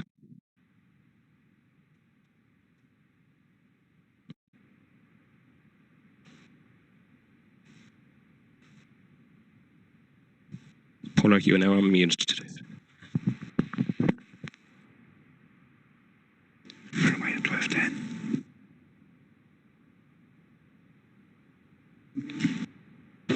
Moving to motion 17. That's motion 17. Yeah. Moving to motion 11. And we have Ciara. Mr. Chairman, delegates, I did say this morning that when we're dealing with motions in common debate, they don't have to propose them, they're already proposed, so they just speak in the motion. Okay? Delegates. Thank you, Jerry. Moving to motion 11, Ciara Ní proposing. Oh, sorry, already proposed, yeah. 11, 12, 13, common debate. Don't have to be proposed. Ciara Ní. My name is Ciara Ní. I am from the Dublin North HSE branch. I am also the treasurer of the Speech and Language Therapy National Professional Committee.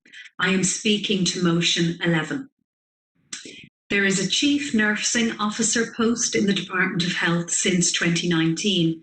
Fórsa Health and Welfare Division have been lobbying the HSE and the Department of Health that an equivalent Chief Health and Social Care Professionals post is required. Health and social care professionals have never reported into the nursing stream as we are clinically autonomous professionals.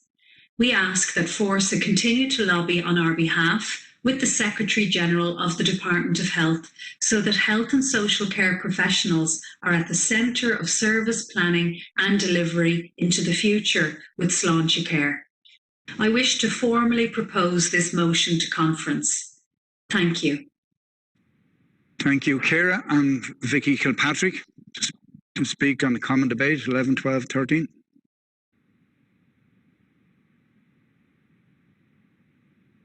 Vicky Kirkpatrick, Cork Health and Local Government Branch, proposing motion 13. That this conference supports ongoing lobbying of the health and social care professional leadership within the Department of Health for a Chief Health and Social Care Professional Advisor post, who would then report directly to the ministers, Health Minister, Education Minister, and anyone else. I'd just like to briefly speak to this motion in that the health and social care professions are the second largest clinical grouping in the healthcare workforce, yet there is no designated office within the Department of Health. This motion is to ensure that health and social care professionals are on par with our medical nursing and physician colleagues within the Department of Health. While there currently exists a chief nursing officer who reports into the minister, HSCP areas of expertise is absent without the equivalent HCP officer role. Health and social care professional leadership and innovation are vital on achieving the targets of Sláinte Care, and I'd ask the members to support this motion. Thank you, Vicky. And there's no more speakers. So I deem 11, 12, 13 common debate adopted. And just to say that we will go back to motion 16 when we gain connection. So there's motion 18 and 21, common debate. Carrie Murray. Carrie Murray, Longford Health and Local Government, proposing motion 18. The conference calls on Fórsa Health and Welfare DEC to expand and grow the formal relationship with HSE Health and Social Care Professional Office and the Health and Social Care Professional Alliance. Thank you, Kerry. We have Vicky Kilpatrick. Thank you, Vicky. Hello, Vicky Kirkpatrick from the Cork Health and Local Government Branch, proposing motion 21. This conference requests that Fórsa Health Division should expand and grow the formal relationship with the HSC-HSCP Office and Health and Social Care Alliance. This will ensure IR issues are considered in production of all future clinical care guidelines, working groups, and position papers. The Fórsa RAP and HSCP should be made mandatory for all HSCP development within HSC, including all standardized operating procedures in the future around assessment of need, or even the new proposed document around autism diagnostics. So just briefly speak to this motion that the HSC National Clinical Care Programs are tasked with improving specific areas within the health service. This is achieved by designing and specifying standardized modes of care, guidelines, pathways, and associated strategies for the delivery of clinical care. This motion is to ensure that Fórsa clinical grades are guaranteed a role in any such committee, ensuring that the design of any new model of service does not breach best practice nor compromise clinicians' terms and conditions. Thank you very much. And thank you, Vicky. We have no more speakers to motion 1821 common debate, so I deem 18 and 21 adopted. And we move to motion 22, 24, 26, 27 and 28, which is common debate again. And we have Teresa Cole first up. Thank you very much. My name is Teresa Cole. I'm an Offaly Branch Committee member and the co-chair of the Speech and Language Therapy National Professional Committee. I'm speaking today to the motion that this conference call on the Health Division in Fórsa to negotiate continuous professional development funding and training opportunities for health and social care professionals to be allocated in line with the funding and development opportunities available to our nursing and medical colleagues. The advent of Carew has resulted in a robust CPD requirement. The improved quality of CPD, reflecting the evolving role of the health and social care professional, is mirrored by increasing costs of that CPD to the individual professional. The expert group report in 2000, 20 years ago, made recommendations for a training budget to be made available to speech and language therapists for appropriate training and development programs. The Health and Social Care Professions Education and Development Strategy 2016 to 2019 references the need for mechanisms to be put in place to support CPD and a learning culture, and ensure a strong focus on enhancing outcomes for service users through supporting staff in their education and development. Funding for CPD, however, remains ad hoc, unplanned and unspecific, with little transparency and an element of grace and favour versus as a feature of a formal, supported and funded professional development plan. Thank you. Thank you, Teresa. And we have Ciara Ní Raghallaigh. Thank you, Ciara. My name is Ciara Ní Raghallaigh. I am from the Dublin North HSE branch. I am also the treasurer of the SLT NPC. I am speaking to motion 24. My speech and language therapy NPC colleague and Offaly branch member Teresa Cole has already spoken to this motion in number 22. I ask that conference would support Fórsa members who are CORU registered professionals in accessing CPD funding into the future, as the costs are significant. Thank you. Thank you, Ciara. And we have Carrie Murray. Thank you, Carrie. Carrie Murray, Longford Health and Local Government, proposing motion 26. The conference calls on the Fórsa Health and Welfare DEC to negotiate clear, continued professional development expense budgets for core registered Health and Social Care Professional Alliance members in line with the costs of evidence-based clinical training. Thank you, Kerry. And Vicky Kilpatrick, please. Vicky Kirkpatrick for the Cork Health and Local Government Branch, proposing motion 27. This conference seeks Fórsa to negotiate clear CPD expense budgets for members annually in line with the costs of evidence-based clinical training. Under the Health and Social Care Act of 2005, all health and social care professionals must maintain and record a record of their CPD in line with best practice.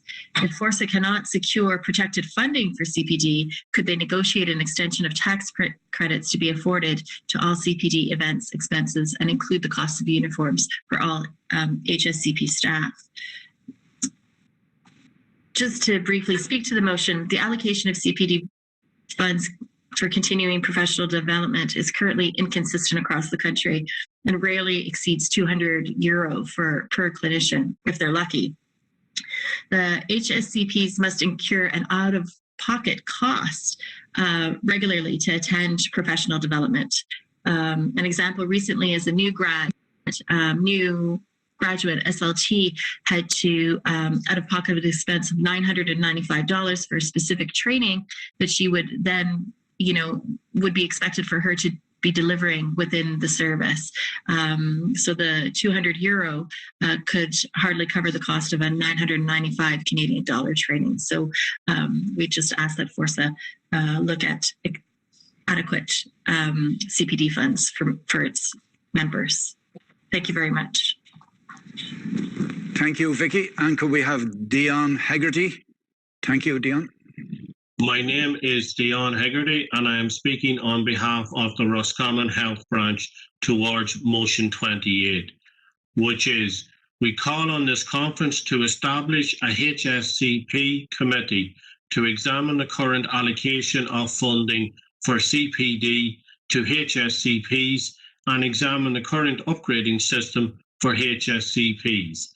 We put this motion forward because HSCPs currently have no access to funding for CPD and professional educational development, unlike their nursing and medical colleagues who have this provided for by the CNME and NDTP respectively.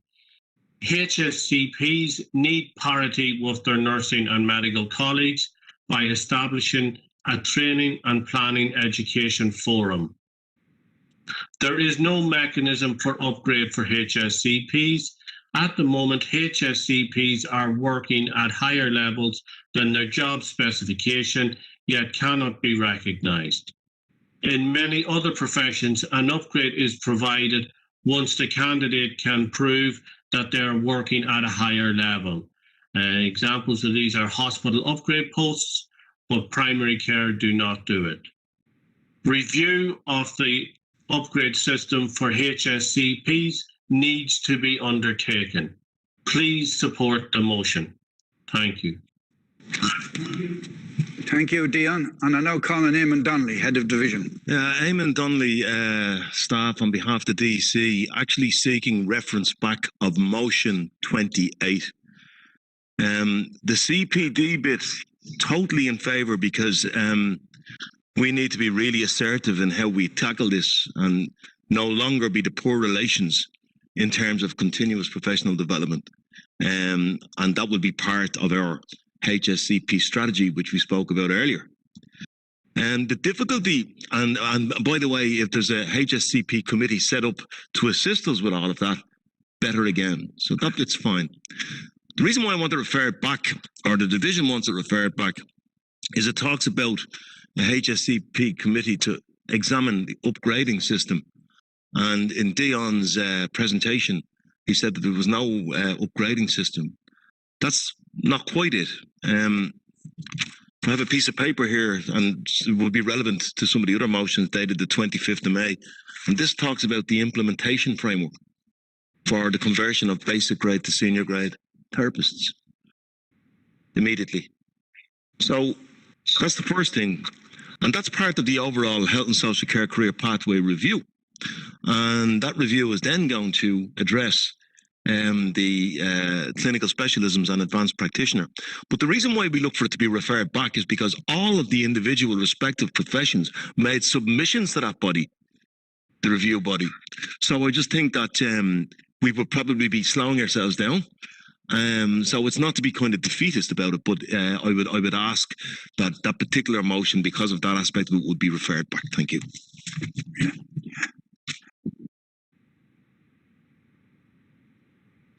Okay, we've no more speakers, so I'm going to deem 22, 24, 26, 27.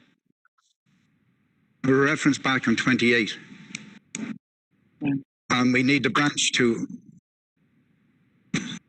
verify that that's okay to refer back 28.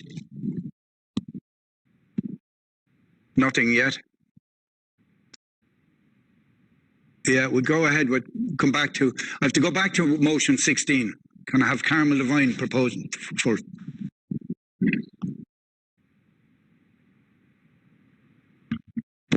Okay, Carmel, you're live now. Okay. Yeah, good morning all. Motion 16 speaks for itself, and this motion speaks to the September 2018 agreement and the review of the expert group report and the career structure. And as Eamon says, some work, I think, has already progressed in that. As we know, many of the people have been in stuck in staff grade positions for many years with few promotional opportunities and having to interview 2 or 3 times to remain on panels every 2 or 3 years as panels expire. So as Eamon says, like, work has already commenced on this. It has been agreed. I think members just now need to see progress. I'm delighted to hear that that should commence immediately. But I'm asking you to support the motion. Thank you. There's no more speakers to motion 16, so I deem motion 16 adopted. And just going back to the common debate, 22, 24, 26, I deem them adopted. And we're looking for a reference back on 28. So if the branch could contact us and let us know that they're accepting that. Thank you very much. Yes. Okay, the branch has accepted. We refer back 28. So next we move on to motion 23. Teresa Cole, please. Thank you, Teresa. I'm speaking to the motion that this conference call on Fórsa Health Division to ensure the restoration of the student training allowance to speech and language therapists post-2011. A government decision in respect of review of allowances conducted by the Department of Public Expenditure and Reform calls specifically for the elimination of the allowance for the coordination and overseeing of undergraduate student therapists during clinical placements post-2011. There's been a significant increase in the demand for student practice placements since the expansion of training bodies and college places, without a corresponding recognition of the demands placed on busy frontline speech and language therapists to facilitate realistic, safe and meaningful clinical placements for our students. The importance of clinical education in the progression of the professions in general cannot be underestimated. Without graduates, there's little opportunity for the professions to grow. Every year, there are shortages of student placements, with some students being at risk of failing to progress to the next year or failing to graduate. Furthermore, the student allowance incentivized and afforded speech and language therapists the opportunities to supplement their own departmental training budgets for continuous professional development to satisfy the robust system required under Carew's regulatory framework. Thank you. Thank you, Teresa. And we have no more speakers on motion 23, so I deem motion 23 adopted. And we move on to motion 25. Jessica O'Malley proposing. Jessica O'Malley speaking on behalf of the Louth Health and Local Government Branch on motion 25. This conference calls on Fórsa to seek a training and development budgets for HSCPs in line with the NMPDU, i.e. the nursing and midwifery units we all know of. to develop our clinical HSCP staff in the delivery of discipline-specific therapy assessments and intervention. This is an essential part of the ongoing care needs of our clients. We need to ensure that our professionals remain up to date in the most effective, efficient, and evidence-based practice. And to do this, we need to be able to fund our practitioners. I ask you to endorse this motion. Thank you. Thank you, Jessica. And we have no more speakers to motion 25. So I deem motion 25 adopted. And I move on to motion 29. Dion Hegarty proposing. Thank you, Dion. My name is Dion Hegarty, and I am speaking on behalf of the Roscommon Health Branch towards motion 29, which is we call on this conference to direct our union to negotiate equal opportunities for HSCPs to avail of professional development and third-level education in order to progress to higher posts in parity with the nursing profession. We put this motion forward because many allied health professionals have to fund their own accredited further education, costing them up to $12,000 and do not receive any financial assistance or educational recognition in the form of allowances or upgrades. Unlike our nursing colleagues who receive 90% funding up to doctorate level and furthermore receive the opportunity for an upgrade and financial gain in the form of an educational allowance on their salary for the rest of their career. This discrepancy is unjust and unfair and discriminates in the workplace. We call upon Fórsa to immediately address this discriminatory practice within the HSE. Please support the motion. And thank you, Dion. And we now have Catherine Keogh, please, to speak on motion 29. Thank you, Chair. Delegates, we strongly, obviously, support this motion. There's a lot of work going on currently in terms of CPD. Myself and Chris Cully on the national team have been involved with discussions with Jackie Reid's office in the HSE and with Ray McGee, who's the former Deputy Chair of the Labour Court, who's overseeing or facilitating a process to implement an EU directive. But I think it's important just to take this time of conference to note that there is a huge disparity. And we've heard lovely words all day about health and social care professionals being 1 in 4 of the clinical workforce, being pivotal to the introduction of sponge care, being pivotal to the introduction of the networks of community, pivotal to everything. And then when it comes to the important pieces of making sure that the training and development budget is there, the HSE, the employer, the government are found wanting. We talked earlier about an IOR strategy for health and social care professionals. This has to be a huge element of it, and it will be going forward. Delegates, support this motion. Thank you, Catherine. And there's no more speakers to motion 29, so I deem motion 29 adopted. And just to go back, I'm not forgetting there's motion 10 we have to deal with. There's connectivity problems, and we will come back to motion 10. And I'd like to now introduce a late addition to our schedule. It gives me great pleasure to introduce a short message from Paul Reid. Paul is well known to all of us as Chief Executive of the HSE, a position he has held for just over 2 years.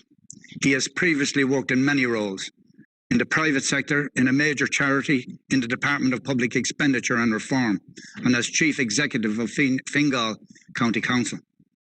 On behalf of delegates and the whole union, I want to acknowledge the leadership Paul and his team have demonstrated throughout the pandemic and more recently in the fallout from the cyber attack. You don't need me to tell you how busy he is at this time. So I welcome him on your behalf and I thank him for finding the time to address us this afternoon. Paul Reid. Cahirlick, National Executive Members of Fórsa, delegates, it's great for me to have the opportunity to talk to you at your biannual conference. There's no doubt that everybody remembers what has been an awful 15 or 16 months or so now for the health service, particularly in relation to dealing with COVID. But I do want to say a very special thanks to the response from all of you across a number of activities that we've had to put in place. I'm very conscious that many of you have had to be redeployed into new roles when we had to build completely new services like testing and tracing, swabbing, and now at this stage, vaccinations. Many of you stepped up to the mark. But throughout COVID, for the last 15, 16 months, there's been a great demonstration of the agility of the health service, our capacity to change very quickly. And I've said this very publicly and very often. I've worked in many different organisations in different sectors. I've never seen so much change implemented by so many people with such a great impact in such a short space in time. Many of the changes that we put in place will be better for the health service for the future. Many of the changes you've been involved in, from health and social care professionals, administrative workers, frontline workers, all delivering services in a very new way. And the good news is when the public were scared, when everybody was scared, the public turned to us to put their trust in us. And all the evidence we have is that the trust and confidence in the health service continues to grow. And that's down to all of the work that you've done over the past 16 months in particular. Things were going quite well. If you just look back a week or so ago, our vaccination programme had been making fantastic progress. Right now, today, we are going to achieve over 2.5 million vaccines administered. Well over 45% of the population have had their dose 1, and well over 15% have had their dose 2 vaccine. So the vaccine programme is going at great pace, again, to the agility of you and what you've done for that. And then we all know what happened just last Friday week, which was the impact of a cyber attack on our health service, the impact of a criminal attack on our health services, on our patients, on the Irish state, on the public. Again, I want to thank you all for the fantastic and immediate response that you've put in place to respond to this. Again, many of you redeployed, dealing with some of our services in new locations, in new ways and manual ways. Many of you, again, at the front line, being redeployed into different activities, and a lot of stress and pressure on the system. Indeed, many of you, where I am here today, in our, crisis management centre here in City West. So again, a great demonstration of how all of the health service just immediately turns to protecting the public, protecting the patients. I think if there's any kind of good we can take from COVID over the last while, and as we look forward to the future, I do believe what we've put in place will demonstrate a very new health service for the future, a very new role for health and social care professionals, a very new role for administrative workers, a very new role for frontline healthcare workers. Many of the changes we've put in place by delivering services in the community that may have been delivered in the acute hospital system, relieving the pressure on the hospital system. New ways of multidisciplinary teams working in the community, treating people at home. Multidisciplinary teams supporting us in nursing homes and giving people care closer to where they need it. So I think we've done a lot to demonstrate changes in the health service that will benefit us for the future. The other good, very positive news is because of the agility and our response during COVID, we did secure the biggest ever budget for the health service last year with an extra €3.5 billion, an extra 21% increase on our budget for this year, 2021, and a very significant element of that budget geared towards reform so that we can sustain that for the longer period of time. So I know right now today, as you're at your conference, we're still going through a very difficult period with the impact of the cyber attack. But I do want you all to take great confidence. I believe we've made many changes in the health service. We've demonstrated a response in a crisis like no other part of the country has done. I think the country has a real different attachment now to the health service overall, and particularly to the HSE. So I hope you enjoy the rest of your conference. I know it's a very different world in which you engage with each other now, but I do want you to remain very positive, because as CEO of the health service, I know from my presentations into government, there's a greater and increasing confidence across the health service and what we have done and how we've responded on behalf of the state. And I do know that it will help us secure some extra fundings to really drive reform into the health service so it can be delivered in the way in which you know it's delivered best. So for now, thank you. I hope you enjoy the rest of the conference, and thank you for everything that you do. Thank you, Paul. We're going to break for lunch and we're back at 2 o'clock, but we're going to play the video we started off the conference with. On the heart, have a heart. Enjoy your lunch. and we'll talk to you after. Thank you.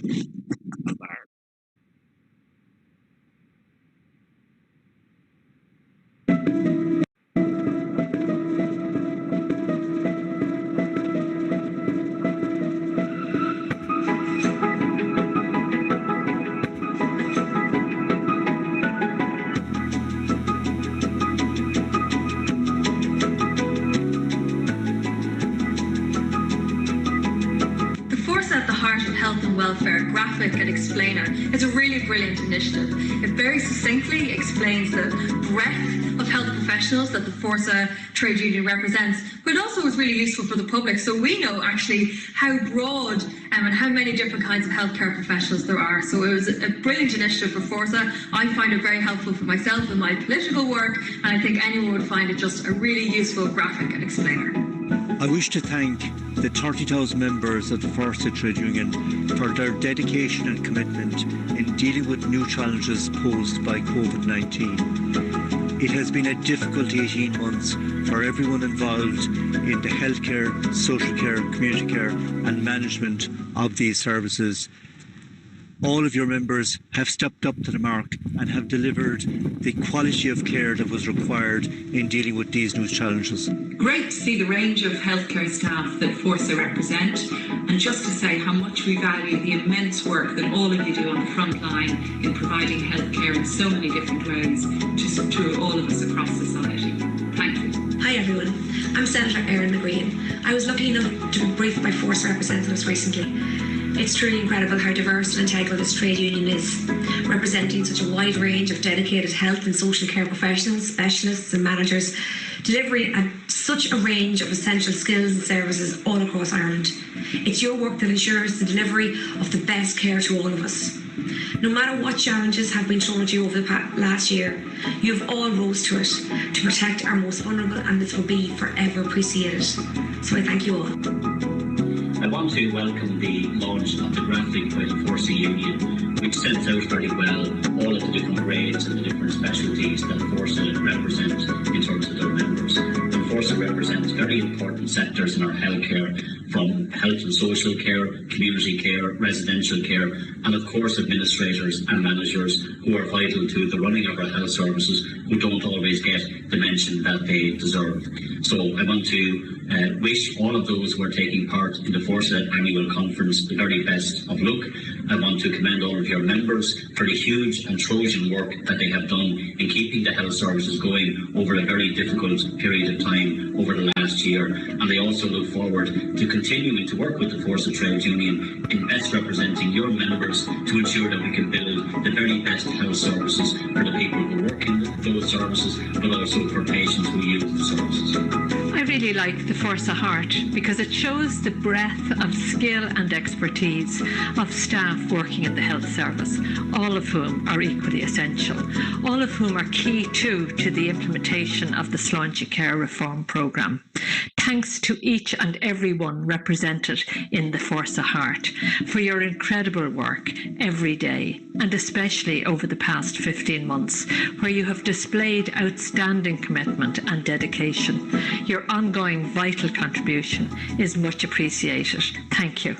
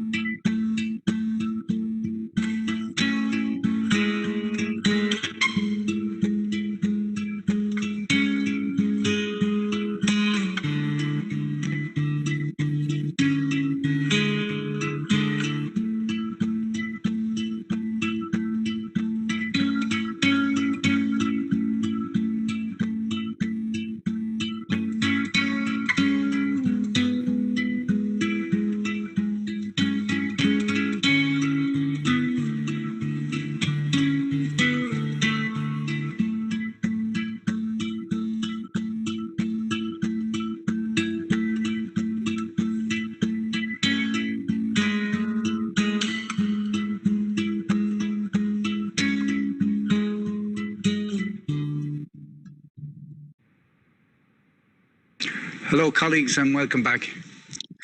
I would like to welcome you all back. And before I introduce the two speakers, I would like to say that we will come back to motion 10. So if the speakers are ready to deal with motion 10 after the speeches, we will deal with it then. So it gives me great pleasure to introduce Michael Smith, President of Fórsa. Thank you, Michael. Thanks, Don. Chairperson, Don, delegates, members, Eamon, Chris, Catherine and other members of staff who are present and looking in today. Thank you for the opportunity to speak at your conference. Can I just at the outset, I want to acknowledge also that the other 4 officers of the union are attending this afternoon also. And Eugene, Kevin, and of course the Senior Vice President, Martin, who is a member of this division. The pandemic has had a profound impact on all of us as workers, as citizens, and as public servants. The union's officers and NEC met at the very beginning of this crisis, and we have consistently and strongly advised members to cooperate with government agencies and public service management in their efforts to contain the COVID-19 coronavirus, protect the health and safety of citizens and workers, and maintain essential services. Our union's approach was informed by the seriousness, scale, and unique conditions of the public health crisis and its challenges. Often this has meant doing different things in different ways and at different times. And I want to salute the efforts of all workers and trade unionists in Fórsa and beyond for what has been a magnificent response to this long and trying public emergency. The challenges for health workers have been above and beyond any other sector. I want to applaud and thank Fórsa members in all branches of this division who have worked so hard to treat those who fell victim to the virus, to keep other vital health and care services running at a consistent and high quality, to contain the spread of the virus and roll out reliable and consistent public health advice that has saved many thousands of lives, to keep our hospitals, clinics, care centres and residential services safe for clients and the people who serve them,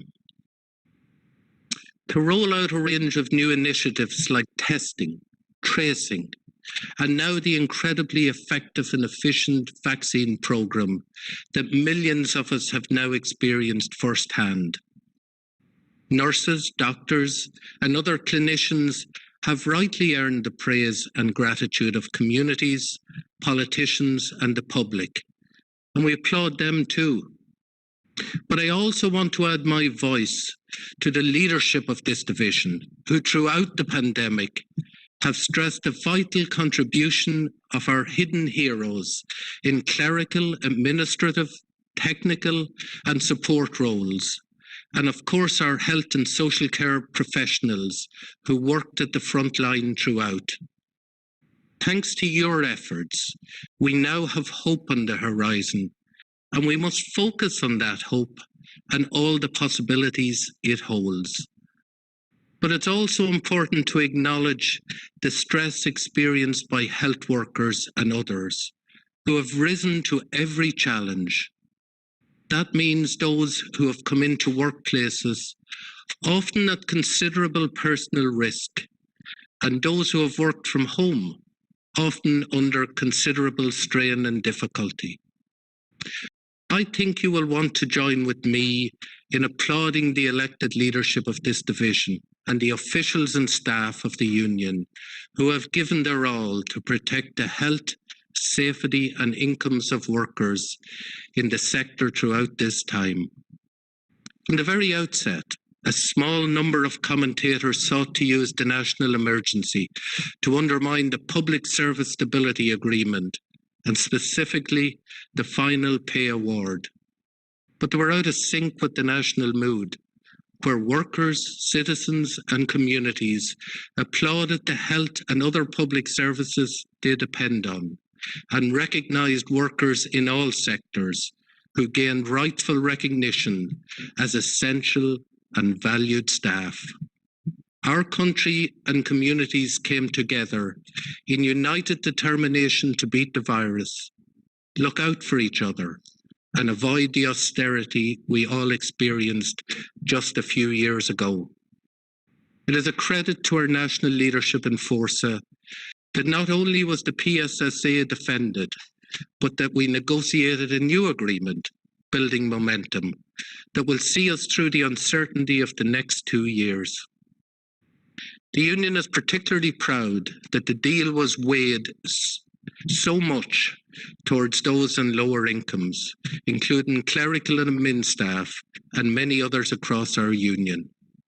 We can be proud that over the last year and beyond, our union, Fórsa, has led the way on workplace and societal issues that will shape our future and the future for our children: remote working, the gender pay gap, the 4-day week, climate action, collective bargaining, an end to austerity economics, and the right to disconnect. Specifically in the health sector, we have worked with your officials to win pay justice for community and voluntary sector workers in Section 39 and Section 56 agencies, and I know you will be discussing this issue today. And we have worked with you to win recognition for hidden heroes of the health service in administrative roles, the health and social care professions, and elsewhere. 3 years on from the amalgamation that created Fórsa, we are building an organisation of delivery for members in their workplaces and pay packets, and a collective effort focused on organising workers into unions to protect their jobs, pay and conditions, and to build health and social public services fit for the people who pay for them and depend upon them. This is the result of a lot of hard work from branches, activists, staff and members. On behalf of the National Executive, I thank you for all you've done and for all you continue to do. Our success as a union belongs to all of you and all the people you represent across the health, welfare and social care sector. It is your commitment that has made all these things possible. I also want to acknowledge Martin Walsh, who you elected Cathaoirleach 2 years ago, but who as Senior Vice President now serves on the Fórsa Officer Board with me. And I want to thank Don Gibney, who ably took over the reins and who is moving on this year. Don has represented this division rigorously on the NEC, and we wish you all the very best in the future, Don. I want to pay tribute to both Corinne Phelan and Michelle Spearman-Geraghty as members of the outgoing NEC. They are both diligent and thoughtful members, well able to contribute effectively when they see the need. And I want to acknowledge also those who put their name forward for election but were not successful on this occasion. I look forward to working with the new officers and executive you have elected. You'll be led by Clodagh Kavanagh as Cathaoirleach, and I have no doubt but that Clodagh, along with Andy Meany as last Cathaoirleach, and your other elected members of the NEC and DEC will carry out that role with integrity, acutely aware of the needs of their members and not afraid to advocate strongly for them when that is necessary. I wish you every success in your conference and in the months and years ahead, and I look forward to meeting you at more normal Fórsa conference when circumstances allow. Go raibh míle maith agaibh go léir.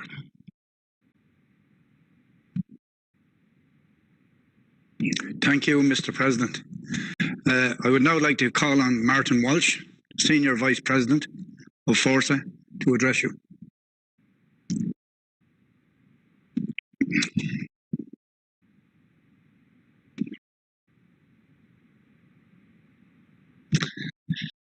Thank you, Cahirlock, for the introduction and the opportunity to speak here today at this, our divisional conference for 2021.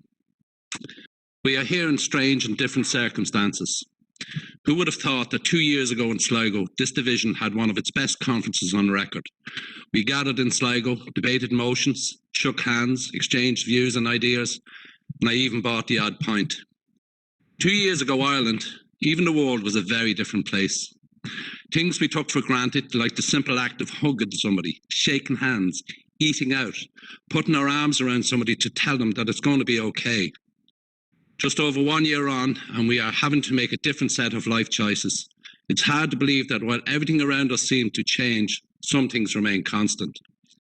It's hard in some ways to see what didn't change, but let me help clear some of that up for you.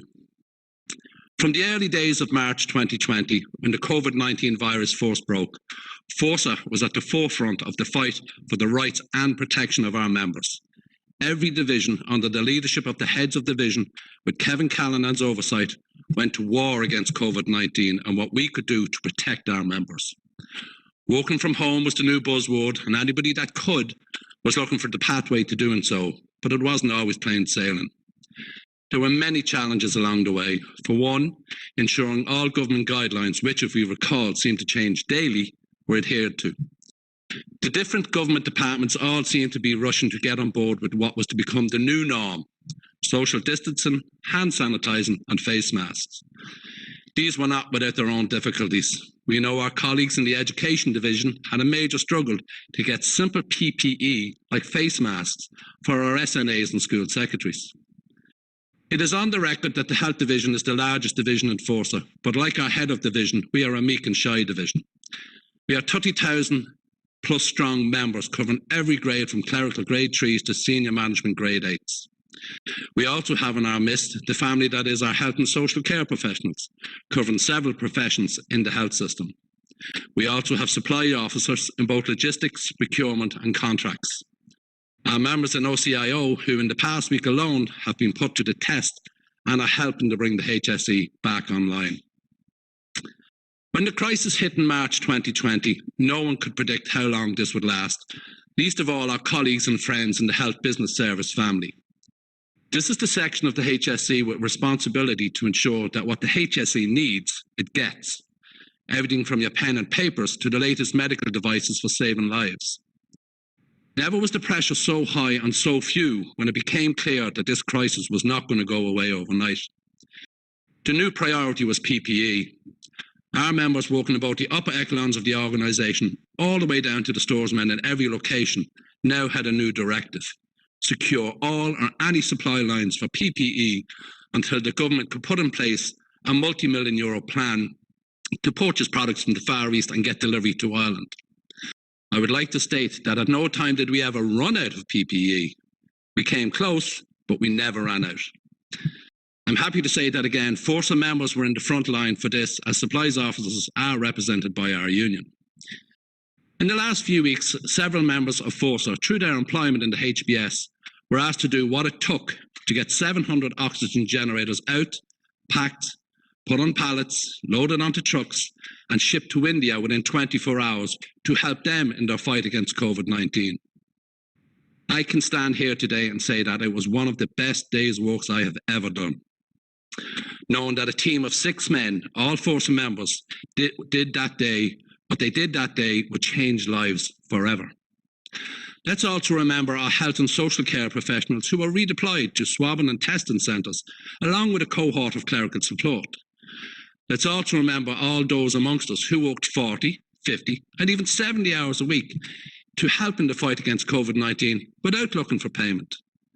There is not one single member of the Fórsa Health family who has not gone above and beyond in the fight against COVID-19. That's 30,000 plus members who work every day, help save lives and still continues to this day and beyond. Never ever let it be said that the Health Division never rose to the challenge. Let it be known that you went above and beyond. And for that, I personally want to thank each and every one of you. I would like to take this opportunity to wish good fortune to the new incoming Health and Welfare Divisional Committee. Under the leadership of Cathaoirleach Clodagh Kavanagh from Cork and Vice Chair Andy Meany from Waterford, the Health and Welfare Division has in recent years pulled together and in ways not seen for a long time, put aside their differences and started working together for the greater good of the members. This did not happen by accident. I would like to take this opportunity to thank Eamon Donnelly for all the work he has done over the last few years in making the Health Division what it is. But of course, he did not do it alone, for behind every good man is two better women, Catherine Keogh and Chris Cully. I know we've had some changes and the division lost Ryan McKinney to another area of the union, but we've gained a new IRO, Adam. A big shout out to Dermot for all the hard work that he has done behind the scenes. I have one last thing to say before I go.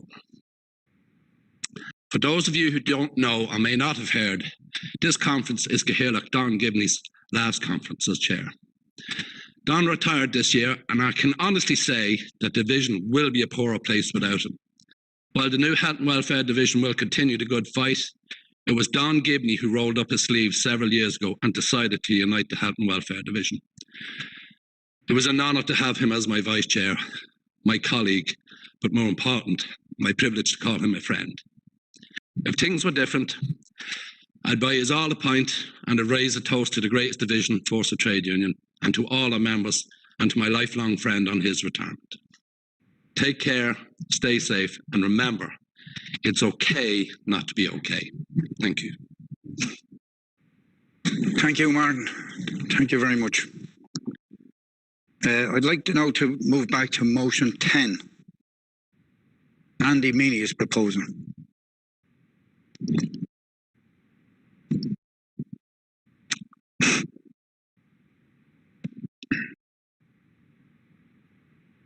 Andrew Meany from the Divisional Executive, formally proposing the adoption of motion 10.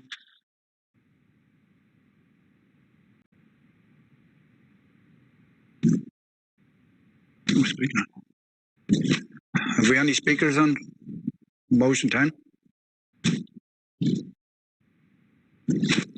No.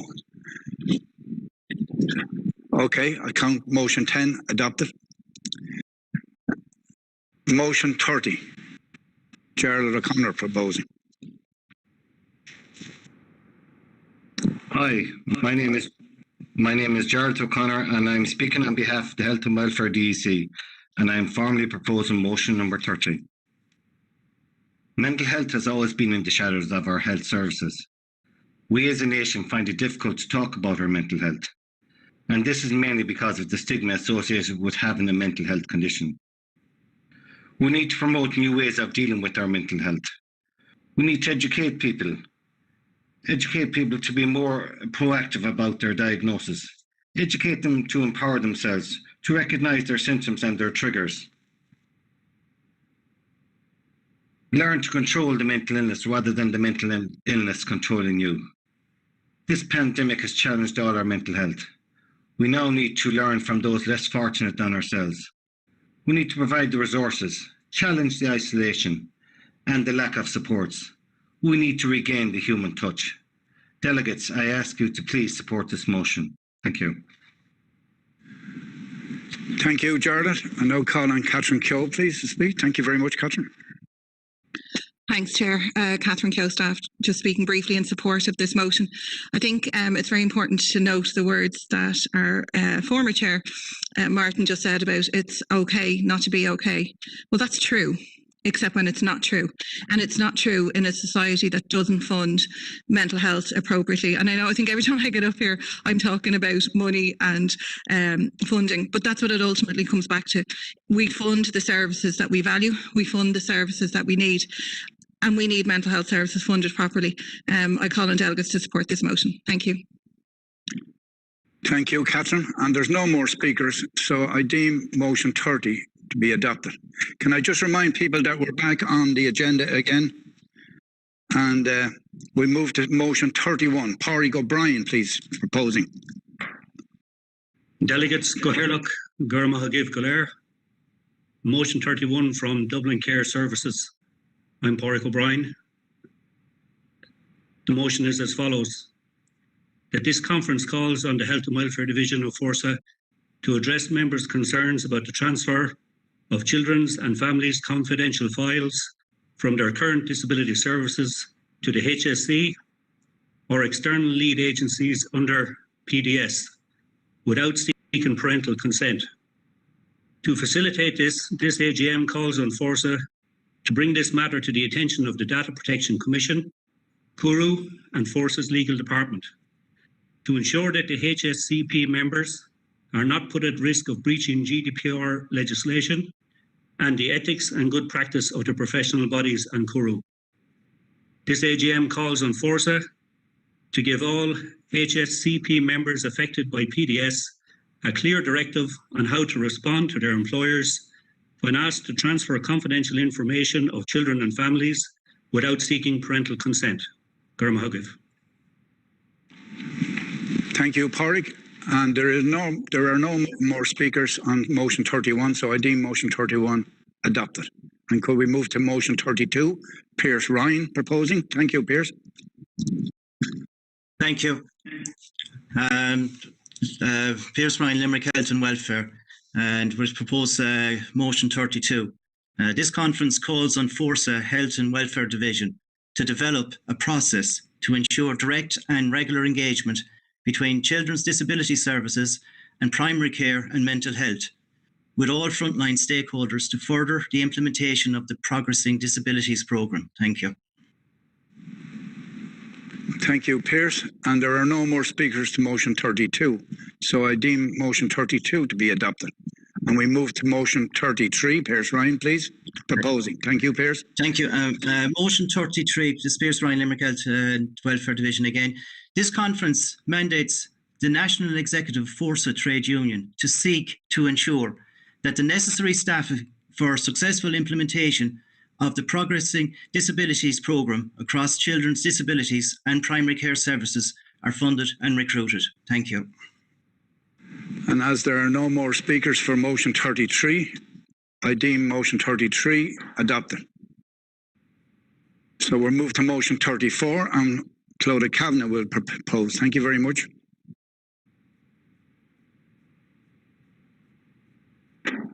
Sorry, Andy Meany will propose. Hi, this is Andy Meany again from the DEC, proposing motion 34, the introduction of fortnightly pay. That this conference calls on the incoming Health and Welfare Divisional Executive to negotiate with the HSE the introduction of fortnightly pay for clerical administration grades. I urge you to support. Thank you, Andy. And there are no more speakers. So we move that motion 34 is adopted. And motion 35, Rodrigo Freid proposing. Thank you, Rodrigo.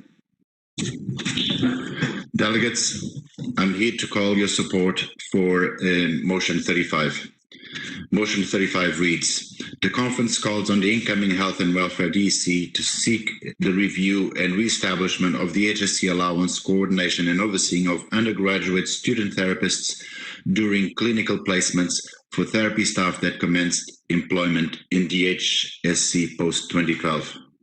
Delegates, this motion is to ask fairness and equity for entrants post-2012.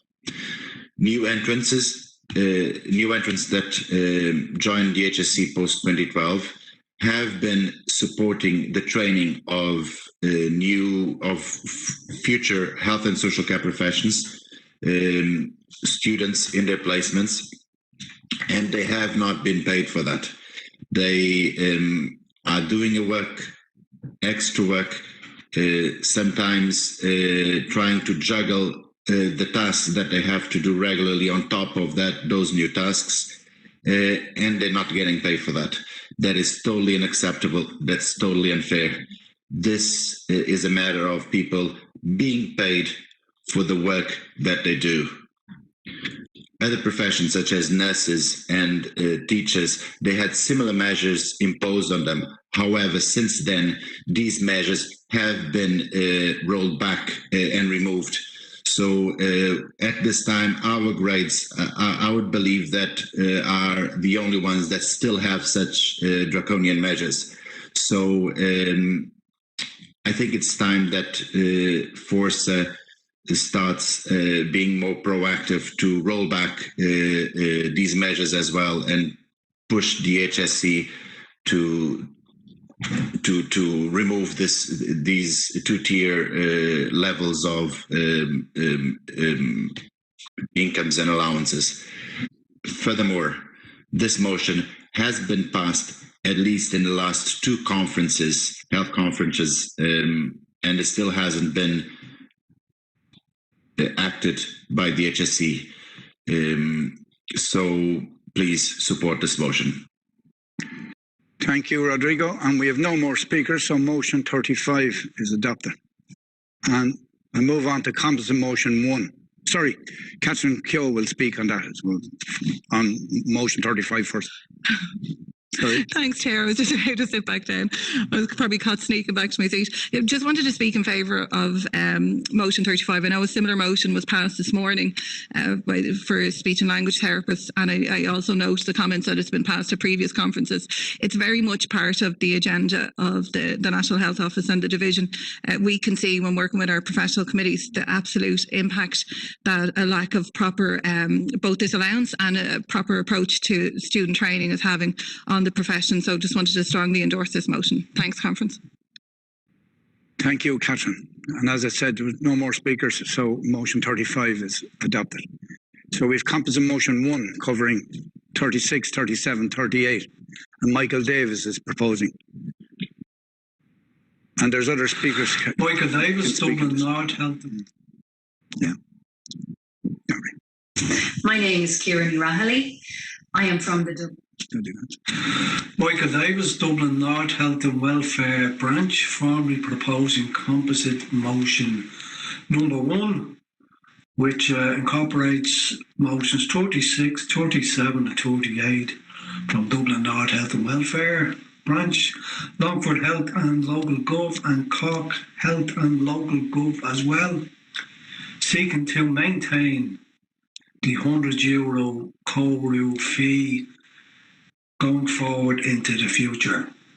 Please support this composite motion number 1. Thank you. Thank you, Michael. So I've Kieran Rahally coming in to speak on it. Thank you, Kieran. My name is Kieran Rahally. I am from the Dublin North HSE branch. I am also the treasurer of the SLT NPC, and I am speaking to motion 36. In order to practice safely as a registered speech and language therapist, we pay €100 to Coru annually.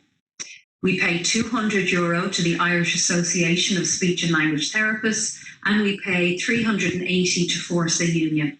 That is €680 per annum, which myself and other speech and language therapists pay in order to practice our profession with the necessary professional indemnity and legal insurance cover.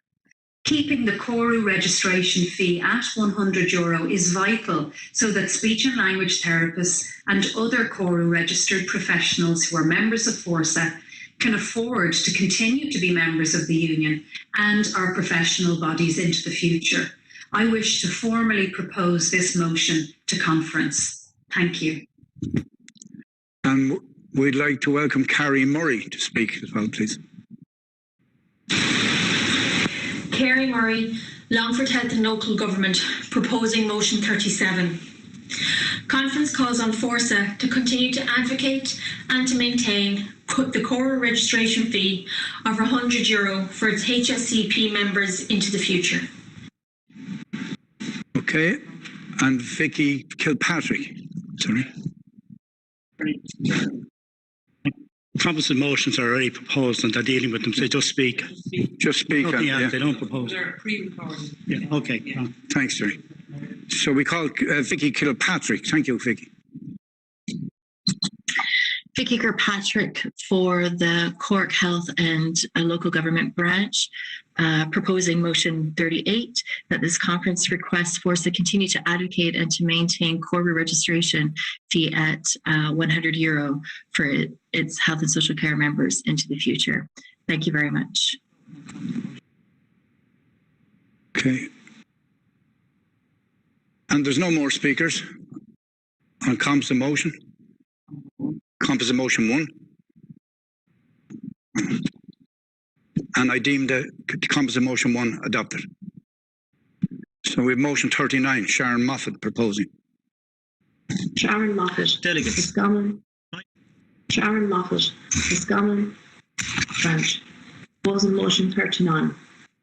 All at this conference seek premium payments for members working in the social care profession, care assistants and social care workers, who find themselves involved in the trust and care process. The issue arises when staff due to allegations and only receive basic pay. I call on conference to seek that where a member goes through the trust and care process and its findings are in his or her favour, then premia should be refunded to the member. I urge you to support this motion. Thank you, Sharon. Is there any more speakers on motion 39? No more speakers on motion 39. So we deem motion 39 adopted. Motion 40, Pierce Ryan. Thank you, Pierce. Delegates. My name is Pierce Ryan. I am chairperson of Limerick Health and Welfare Branch. I'm also a supplies officer, and I'm asking you to support this motion and instruct the incoming divisional executive to take decisive action to achieve progress. In this context, motions were passed at Health and Welfare DEC in 2015, 2017 and 2019 for supplies officer grades to be reviewed in a similar fashion, whereby management grades within procurement were reviewed and supported by Fórsa. This motion explicitly spells out what our members seek as an outcome of such a review, and it's simply this.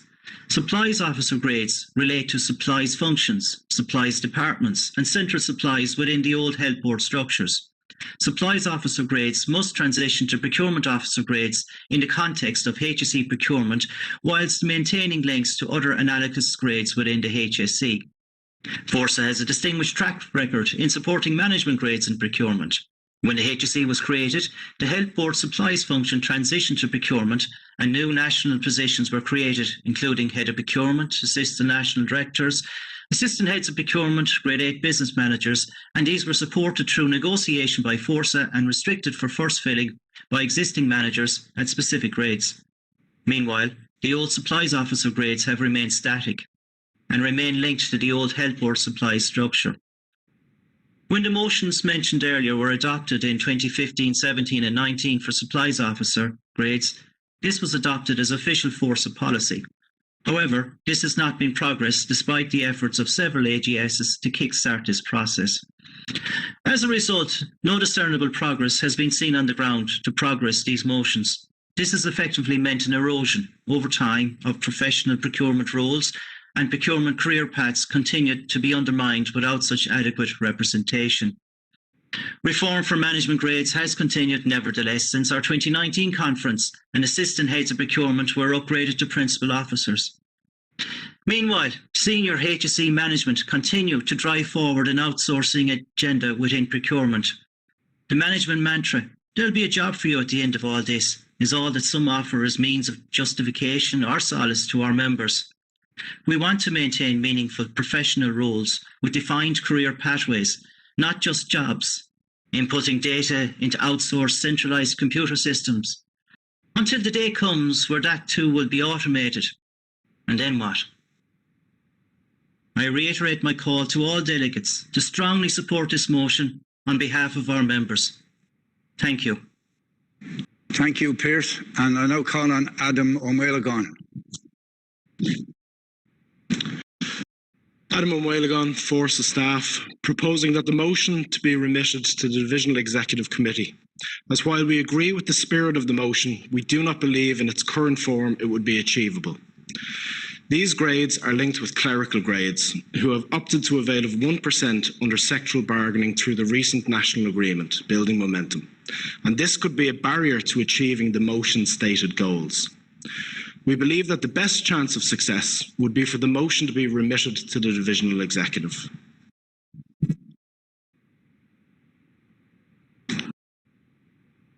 Any speakers to the motion 40 for a remission?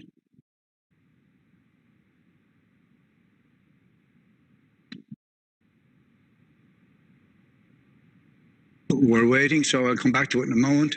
Motion 41, Padraig O'Brien proposing.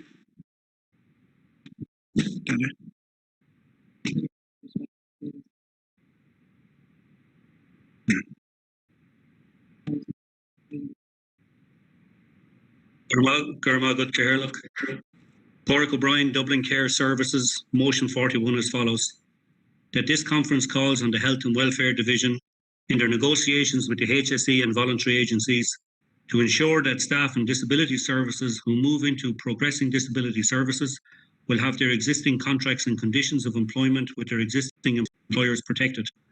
And that Fórsa will ensure that these staff are not disadvantaged in applying for promotional opportunities arising in the new structures by ensuring that employees are able to retain their overall employment with their existing employer.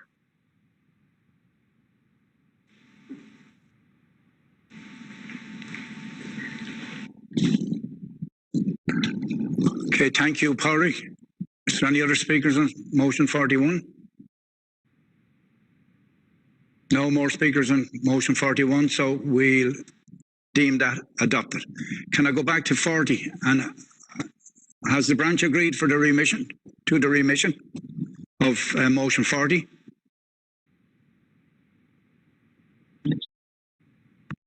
That's the other one. Pierce is looking to come in and speak now. Pierce? Hi, can you hear me? Yes, Pierce, go ahead. Hi, I don't understand why you're saying that we're analogous to clerical officer. We're a different function. Like, we can put it to the vote. This was tried to block the last conference as well, and we went to a vote. Eamon Donnelly, just responding to that, Pierce, just on a point of order and clarification. The reason why you're analogous is because you're on the same consolidated pay scales. And for that reason, you're included in the clerical and administrative job evaluation scheme. And if you wish to remove yourself from that, it's going to cause your group a problem and leave you at a disadvantage. So we're simply suggesting that you don't limit yourself to a negotiation process where the clerical and admin grades have already decided that they're going to take a 1% under the sectoral bargaining, and that you use the tool of the job evaluation scheme to achieve the desired outcomes. That's all.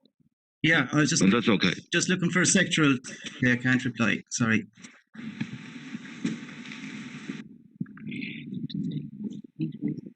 Sorry, can you repeat what you said there, Pierce? Hi, can you hear me? Yes. Yeah, just a few technicalities, but I think that's for another day. That's okay. Since the policy, it's already policy in 3 previous motions. We can leave those motions stand, and I'll retract that one. Can we refer it back, Pierce? You agree to refer it back? Yes, please. Okay, so motion 41 is referred back? No, that's 41. Motion 40 is referred back, yeah? Sorry, 40. Sorry, I apologise. Motion 40 is referred back. So moving on, motion 42, Gina Robinson. Good afternoon, delegates. Gina Robinson, Dublin South Health and Welfare Branch here. I request that I formally propose motion number 42 on the basis that there are more and more cases of staff being overpaid in the HBS and TUSLA. It's through no fault of the employee themselves. It's usually sometimes, most of the time, it's a breakdown in communication between line management and payroll. And what's happening is people are being left literally with no salary because, you know, they may have TRR approved or critical illness, and they're being stopped and being used as a payment, as a method to offset against the overpayment. We had a case of an individual before Christmas where she had lost both her husband and her father through the year to COVID, and she was looking after her mother with dementia and was literally left a few weeks before Christmas without any income whatsoever. I would like you to give your serious consideration in supporting this motion. Thank you. Thank you, Gina. And we've no more speakers on motion 42, so I deem it carried. So we move on to composite motion 2, covering 43 to 45. Daniel Sweeney, please. Thank you, Daniel. Composite motion number 2, motions 43 to 45. Hospital Pharmacy Review. My name is Daniel Sweeney. I'm a member of the Divisional Executive. Speaking on behalf of the Divisional Executive, I wish to formally propose motion 43, that conference notes the huge collective effort which was required to bring about an agreement with the HSE on the hospital pharmacy review. Delegates, this agreement has been long in the making, as it goes back to 2011, since the McLaughlin report was the last time that we tried to get a review of the hospital pharmacy. And when you consider that the current structure for hospital pharmacists dates back to 1978, this is a long-awaited agreement. Over the last number of years, Fórsa, with the HPAA executive, worked tirelessly to try and get this agreement. Fórsa got the HSE to certify to the WRC that they had validated the significant cost savings that would be generated by the implementation of this agreement. So we got the agreement balloted back in 2020, and the ballot was accepted by our pharmacy colleagues. But since 2020, there has been absolutely no more movement on its implementation. I have to acknowledge the collective effort of our National Secretary, Eamon Donnelly, and Catherine Keogh, who is the AGS from the National Office. They have worked with the DEC tirelessly to try and get this over the line. The implementation of this agreement will enhance the career structure for the pharmacy profession, but it has also shown that there is significant savings to the taxpayer. So I ask conference to demand that Fórsa takes whatever steps that are necessary to ensure this implementation of this agreement in a timely manner. So I ask you to support the motion. Thank you. Thank you, Daniel. And we'll have Eamon Donnelly to speak, please, on Composite Motion 2. Eamon Donnelly, staff, speaking in support of Composite Motion 2, but really here to just appraise you of where we are, given that I stood up in Sligo 2 years ago and said we'd bring this home by the end of that calendar year. I was wrong on that one. But we did keep going and we didn't give up. So the latest on that is that we were not prepared, because this issue was so close to us and the promises we'd made. We weren't prepared to sign off on sectoral bargaining until this issue was resolved. And I have formal confirmation from the HSE that we are now entering into discussions, not to reach an agreement, but for full implementation of the pharmacy agreement. And those discussions will commence very soon when we've recovered from the cyber attack. So that's by way of update. So in favour of the motion, but it's also happening. Thank you, Eamon, and thank you, Daniel. So Composite Motion 2 from 43, 44, 45, I deem it adopted. And we move on to Motion 46, Clodagh Cavanagh proposing.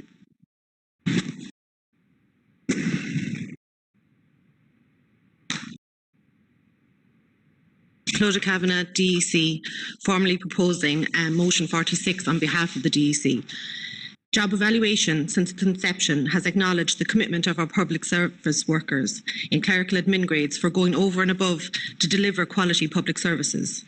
The pandemic has affected so many services and in turn has had an impact on the job evaluation system. This scheme is an important part of recognition for those who have been working tirelessly to keep public services running. I urge you to support this motion. Thank you, Clodagh. And we'll ask Eamon Donnelly, please, speak on Motion 46. Thank you, Eamon. Eamon Donnelly, staff. One of the reasons why I asked to speak on this motion is I actually want to commend the job evaluation unit in Millennium Park. I'm not sure people know this.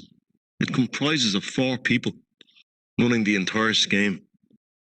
And the job they've done is remarkable. To get a job evaluation scheme reopened in a health pandemic, we're quite pleased with that part of work. We wouldn't have been able to do it without those people. It would have been very easy to hide behind the pandemic and stay away from reopening the job evaluation scheme. And trust me, it would have also suited the Department of Health, who never wanted a scheme in the first place, because we had to bring us to the brink of an industrial action to get that clerical job evaluation scheme. And I know there are frustrations with queuing times. We spend a lot of time with email traffic. People frustrated because they haven't been reached. But let me tell you, the job evaluation scheme for the clerical admin staff is the jewel in the crown, and it's the envy of many sectors in the public sector where there isn't a scheme. And because of that, also, the outcomes have been significant.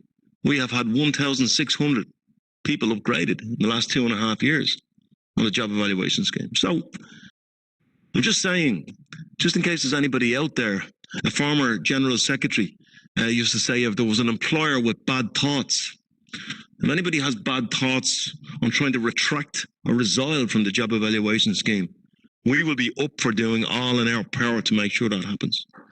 And that's why I think it's important you pass this motion. Thank you. Motion 46, no more speakers. So I deem motion 46 adopted. So motion 47, Pierce Ryan proposing. Hello, Pierce Ryan, Limerick Health and Welfare. Motion 47. Conference instructs Fórsa to implement a tracking system for job evaluation forms so that members can follow it throughout the process. Thank you. Thank you, Pierce. And we'll have Eamon Donnelly, please, to speak. Thank you, Eamon. Eamon Donnelly, staff, on behalf of the DEC, seeking reference back of this motion, and I don't mean to be picking on you, Pierce. The motion is fine, but we've got to try and work out our priorities here. So I've just explained that the job evaluation unit is 4 people. Because the job evaluation scheme is something that they would love to take away from us, it's difficult for us to increase those resources. But we have got through over 2,000 applications. And the reason why we've got through over 2,000 applications is because the 4 people in the unit are busy scheduling as best they can. They would be the same 4 people in the unit that we would be asking to conduct a tracking system. So it's one or the other. We can have a tracking system, but double the queuing time. That's not to say we can't try and negotiate in a collective sense to try and make it better. But I think that's something that should be handed over to the DEC to see how we can combine efficient scheduling of applications and not slow that up with some kind of information system for members. I understand what's trying to be achieved, and I totally get that. But I think if you leave that one back to the division, I think we might be able to do it in a better way that doesn't compromise one over the other. Thank you, Eamon. Pierce, do you agree to refer back? Yeah, I agree Eamon's request. Thank you, Pierce. So we count motion 47 as referred back. Thank you very much. And we have motion 48, Pierce Ryan proposing again. Thank you, Pierce. Thank you. Motion 48 to propose from Limerick Health and Welfare. Conference instructs Fórsa to review the job evaluation scheme. Posts that could be evaluated and are not due to current post holders such as agency staff delaying evaluation. This disadvantages members waiting on panels from career advancing opportunities, allows a situation whereby agency staff are expected to work above their rate of pay. When members are appointed to promotional posts, this opens up competitions to backfill old posts, and agency staff with relevant experience are in prime position to compete for these. Thank you. Thank you, Pierce. We have motion 48 with no more speakers. I deem motion 48 adopted. And I move on to motion 49. We have Claudia Kavanagh proposing. Claudia Kavanagh, DEC, formally proposing motion 49 on behalf of the DEC. Since being established in 2014, TUSLA has been delivering quality services and comprehensive reform, improving the well-being and outcomes for children across the state. In highlighting the great and important work TUSLA carries out, it would be remiss of us not to highlight the 4,000 plus workers that without whom this quality service would not exist. The attempts to separate TUSLA from the health and social sector will have long-term effects on the grades we represent and has to be resisted at all costs. We ask that this conference support the motion. Thank you, Claudia. And I call on Chris Cully, please, to speak on motion 49 as well. Thank you. Yeah, thanks, Chair. Chris Cully, staff, speaking on behalf of the Divisional Executive in support of this motion. Look, delegates, this motion was written at a time earlier this year when the union was experiencing attempts by the parent department, which is known as the Department of Children, Equality, Disabilities, Integration and Youth, to separate TUSLA from its traditional home in the health sector. This was most demonstrably shown when they decided in October of last year and instructed TUSLA to withdraw from the health sector job evaluation scheme. Fórsa members in TUSLA enjoyed the job evaluation scheme when they were in the HSE, and when they were transferred to TUSLA, they enjoyed the protections of existing terms and conditions transferring with them. The job evaluation scheme is part and parcel of their terms and conditions of employment, and it's protected under a framework agreement which was signed between this union and the employers and the parent department at the time. This matter is now before the Labour Court, and we hope to have a hearing scheduled in the coming weeks.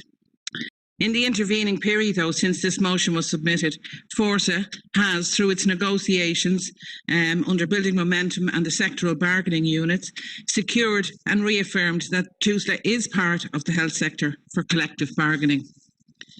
This will serve to strengthen our case in the Labour Court, and we anticipate that we will have a hearing, as I said earlier, in the coming weeks. So delegates, support this motion. Thank you.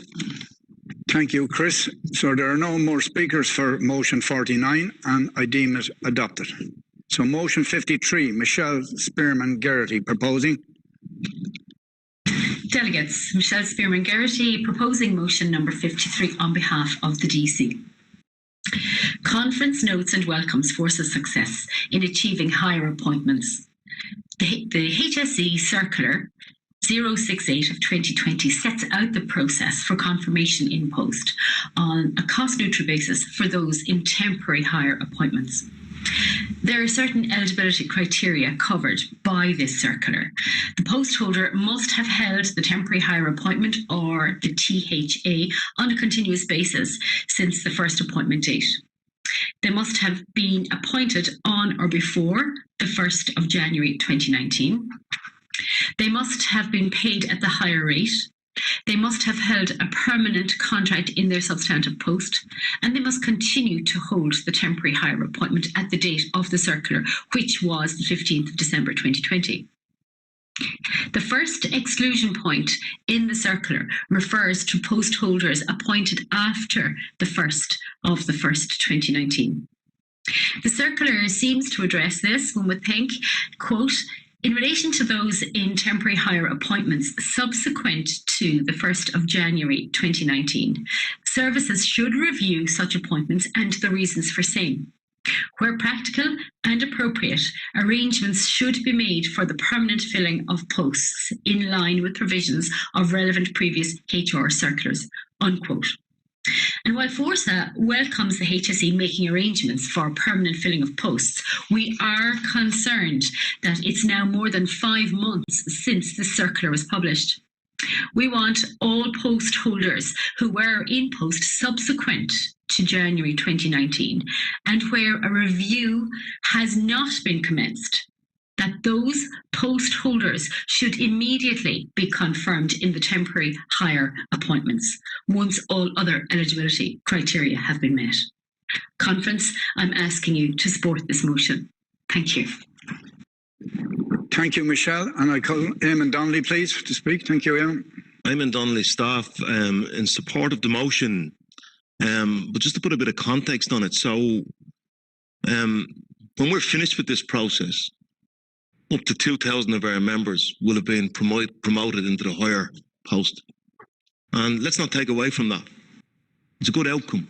If you add it to the 1,600 in the job evaluation scheme, you can see that it's making significant inroads.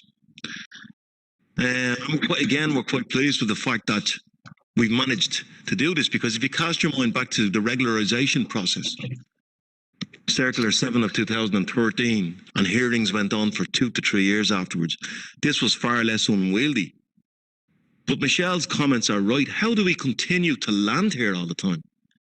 Why are there so many temporary contracts in the first place? Surely if a job needs doing and it needs doing for a year, well, then it needs doing. And I think we have a systematic problem and a systematic failure. We also need to address oversights in the current arrangement where people who are acting in a higher capacity who are appointed to a permanent temporary hire contract did the employer a favour by moving to another temporary hire contract and then thus took themselves out of the equation of continuous service. That will be addressed. But I think what really needs to be addressed is the systemic problem that we keep landing the same situation. And Michelle has referenced people who now at this stage are 5 months further down the road, they're going to fall into the same trap. And in the sectoral action plan for the health services, they talk about looking to broaden the field of competition for recruitment. Well, I have news for them. Before they do that, they can get their own house in order and they can deal with people who are on temporary hire contracts and they can deal with people who are residual on panels and we can have that conversation. So, again, I urge support to the motion, but I say to you that the real solution to this problem is to negotiate something that's far more durable. Thank you, Eamon. And there's no more speakers on motion 53, so I deem motion 53 to be adopted. I move on to motion 54, Colette O'Connell proposing. Thank you, Colette. Hello, fellow delegates, and can I say a very big thanks for all the support that's been shown today from all of the speakers and guest speakers for frontline staff. From my heart, many thanks.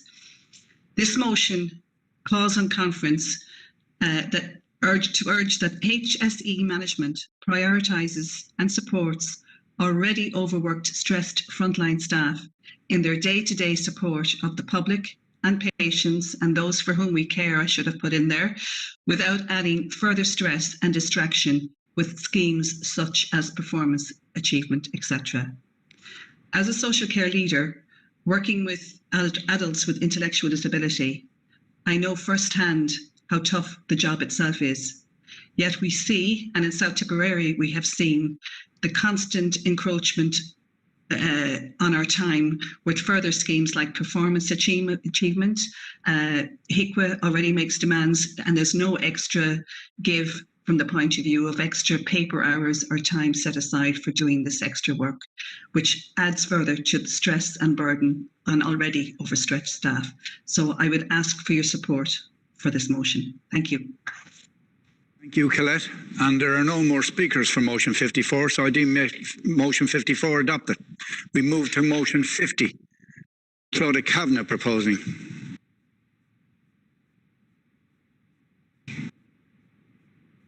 Claudia Kavanagh, DEC, formally proposing motion 50 on behalf of the DEC. The term Section 56 agency may lead some to believe that the work carried out by these agencies may not have the same impact on services as those who are under the TUSLA heading. This could not be further from the truth. These Section 56 agencies deliver the same quality services and care and are subject to the same checks and balances as those directly employed by TUSLA. They were also the subject of the same pay cuts. In the interest of fairness and parity, the workers in these agencies should have full restoration of their pay.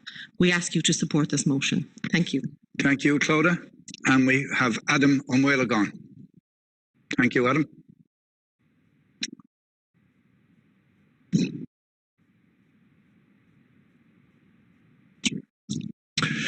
Adam O'Muelagon, Fórsa staff. I'm speaking in favour of this motion that is before conference today. As an official, I'm lucky to work with many members in Section 56 agencies and get to speak to them firsthand about the kind of work that they do. They've worked throughout this pandemic and continue to work to the highest level on behalf of the service users they work with. It is a vocation that I often find myself in awe of when I speak to these members.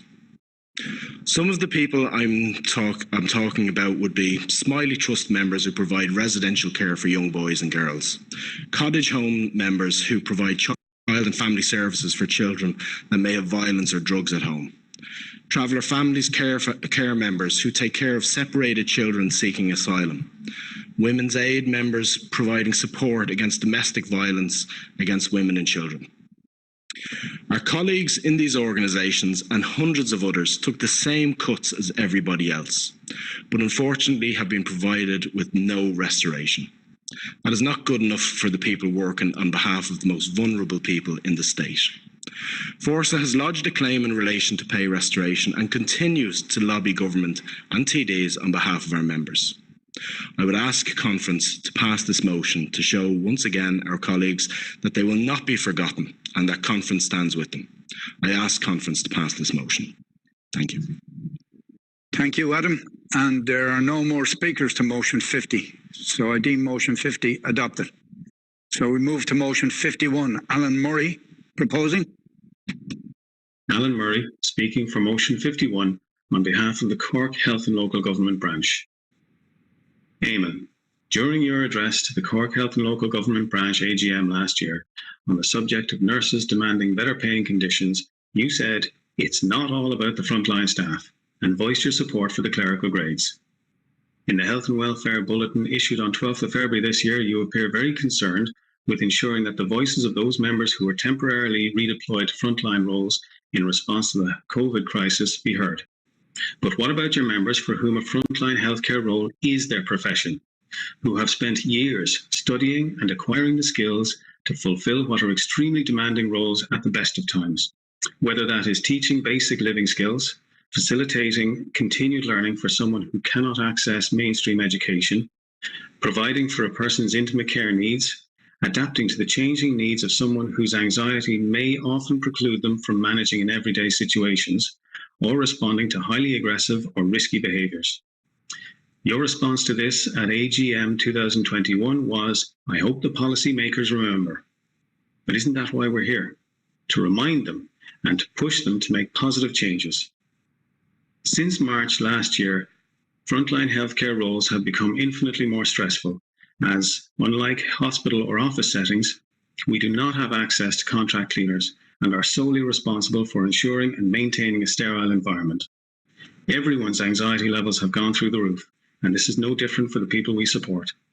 And when anyone identified as a close contact of a COVID positive case is instructed to self-isolate, when a person we support tests positive and must quarantine at home, we must don the PPE and continue providing complete care, all the while worrying about the high risk of getting sick ourselves or carrying it home to our families. How many here had to try to explain to their 4-year-old that they couldn't kiss him goodnight, or to their preteen daughters why mom and dad are sleeping in separate rooms for a while for the first time?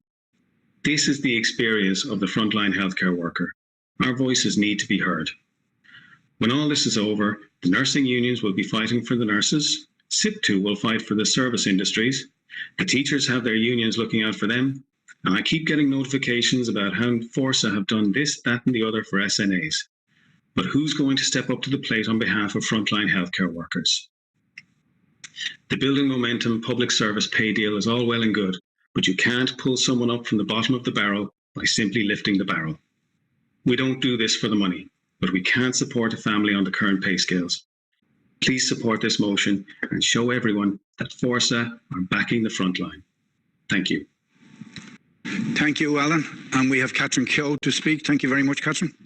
Thanks, Chair. Catherine Keogh, staff, speaking on behalf of the Divisional Executive against the motion, and whilst fully understanding and appreciating the spirit behind it.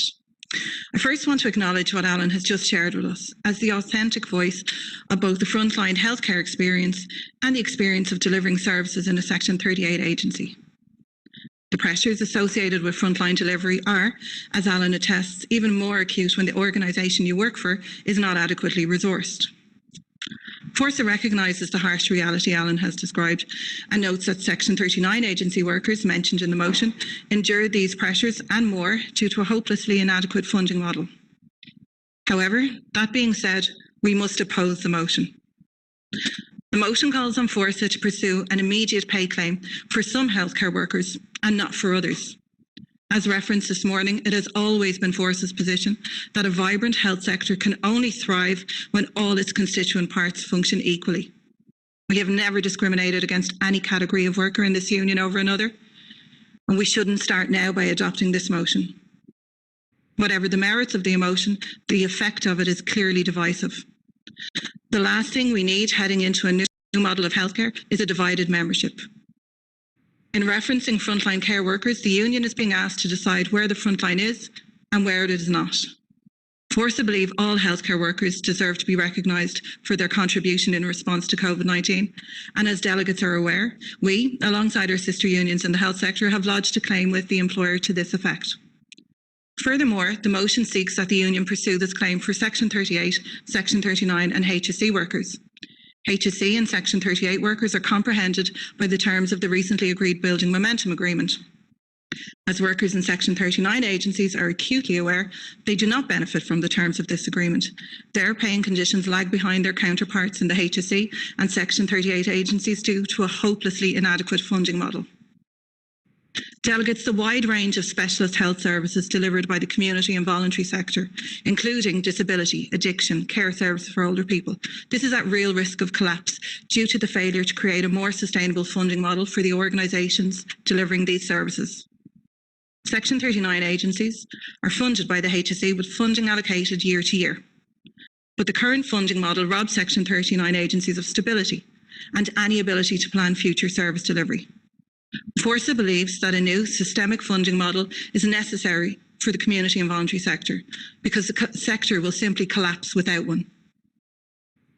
The model that's needed for the sector would include multi-annual funding in order to improve the ability to plan ahead, the rectification of historic underinvestment, a single standard of governance and progressive employment guidelines. Without these measures, the whole sector risks collapse, and those early warning signs are all around us. The sector is now characterised by a high turnover of staff, with many migrating, understandably, to public service terms of employment with the HSE and Section 38 agencies. It's being drained of talent and experience. The extremely high turnover of staff as people exit to find permanent employment in the HSE and Section 38 is a waste of resources, both human and financial. Exit rates of up to a third of staff each year have been recorded, forcing these agencies to spend valuable taxpayers' money on recruiting to fill vacancies. Ultimately, it's service users who suffer due to the high staff turnover, while experienced staff understandably seek greater job security in their chosen profession. The only way to stop such a corrosive cycle is to implement a new funding model for Section 39 agencies. We reached an agreement on pay restoration in 50 large Section 39 agencies in 2018, implemented in 2019. And a WRC brokered process led to a breakthrough for staff in a further 250 agencies last December. Fórsa and other unions now want to ensure that staff in all 300 agencies are treated equally, which requires some retrospective payments for those in the second tranche of 250 agencies. But the employer has refused to engage on the issue, after earlier agreeing to address it in the second quarter of 2021. The Minister for Health established a working group to examine the relationship between the voluntary sector and the state in 2017. The independent review group concluded its work in 2018 and identified a strained relationship between the state and the voluntary and community sector, as well as disproportionate compliance requirements and an avalanche of deficits. The IRG proposed 3 to 5 year multi-annual funding, streamlined service level agreements and a forum for dialogue for the sector. So far, so good. But frustration continues to grow over the government's absolute refusal to expand the voluntary body dialogue forum to include union representatives. At this point, delegates, we have asked 2 ministers for health on repeated occasions to bring us into that forum. There is no voice for Section 39 workers at the moment in social dialogue. This is completely inconsistent with the current programme for government commitments to wider social dialogue. Meaningful engagement through this forum could contribute to the resolution of long-term structural issues in the sector. We can see the erosion, we can see the flight of staff from the sector, and we can see that the only direction of travel in terms of demand for services is upward. It is therefore absolutely essential that the government acts to protect this sector before it's too late. Delegates, please be assured that Fórsa takes the concerns and sacrifices of all our members in the health sector seriously and is actively working on your behalf. However, I strongly urge you to oppose this motion, as despite the sentiment behind it, you are being asked to adopt a union policy which is essentially divisive. Thank you, Conference. Thank you, Catherine. And Alan, you have a right to reply, or the branch has a right to reply.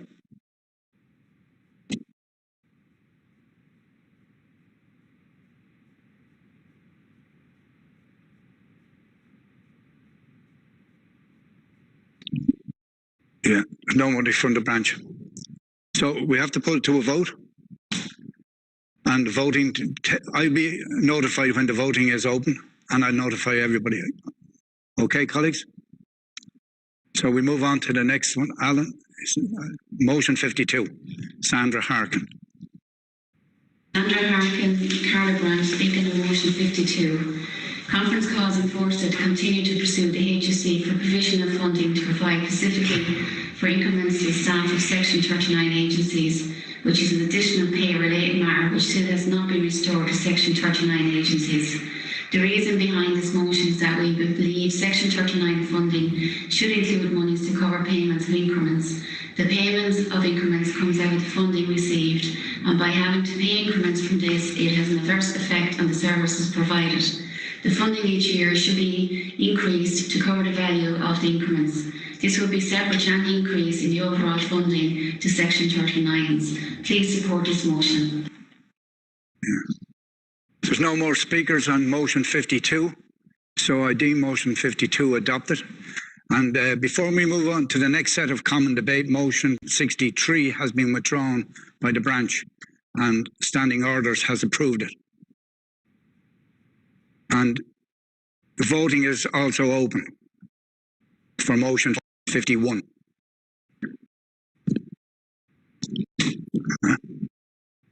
At 10 minutes you'll have to vote.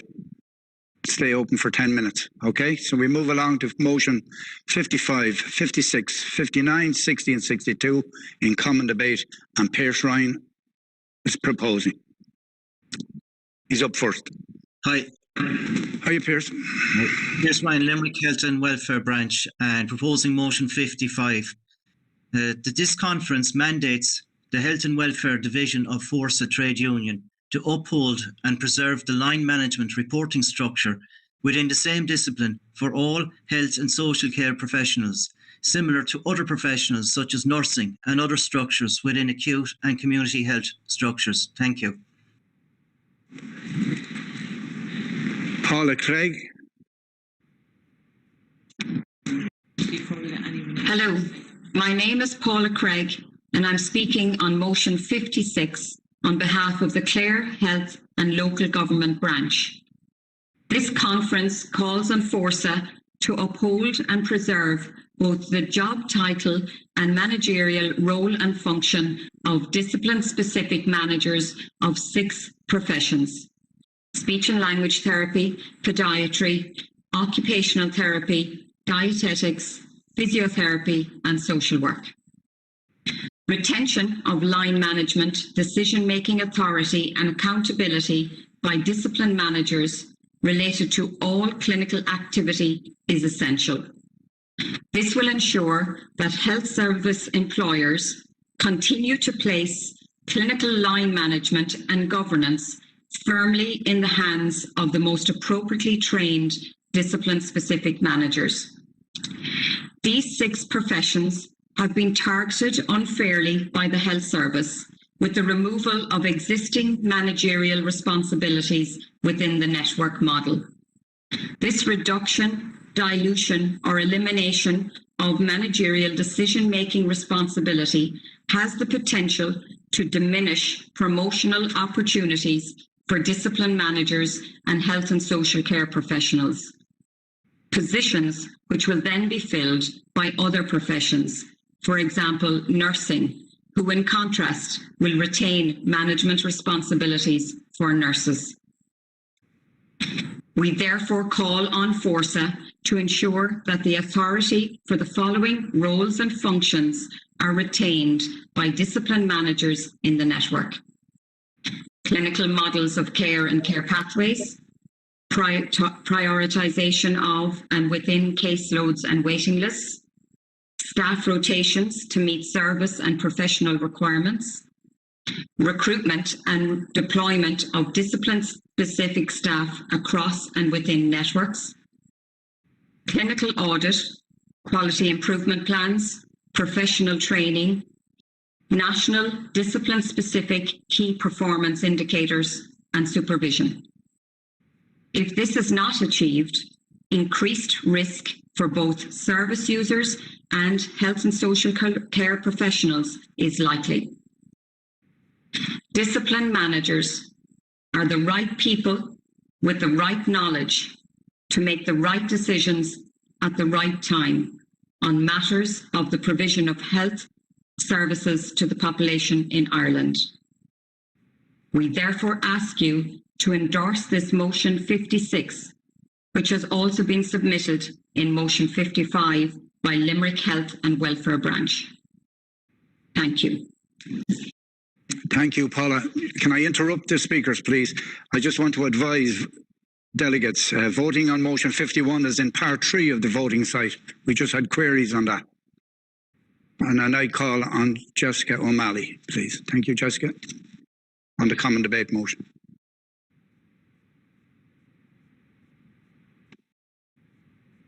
This is Jessica O'Malley on behalf of the Live Health and Local Government Branch.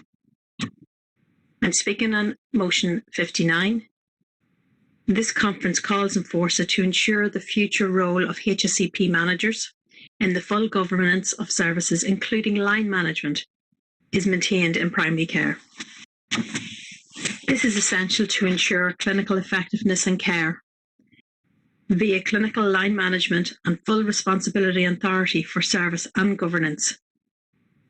I urge you to endorse this to ensure our clients are kept safe, our practitioners are protected to work within their core competence, and that core competence is maintained through line management and governance through their clinical line. Each discipline works separately. In terms of their unidisciplinary work, they work together in multidisciplinary work. Prioritizations are different for each discipline because of the nature of their disciplinary work.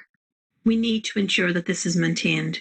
We do not want to dilute the prioritization in each of the disciplines. We do not want to dilute the level of the service each of the disciplines can provide. Therefore, line management and governance must be maintained to ensure that this is held within primary care.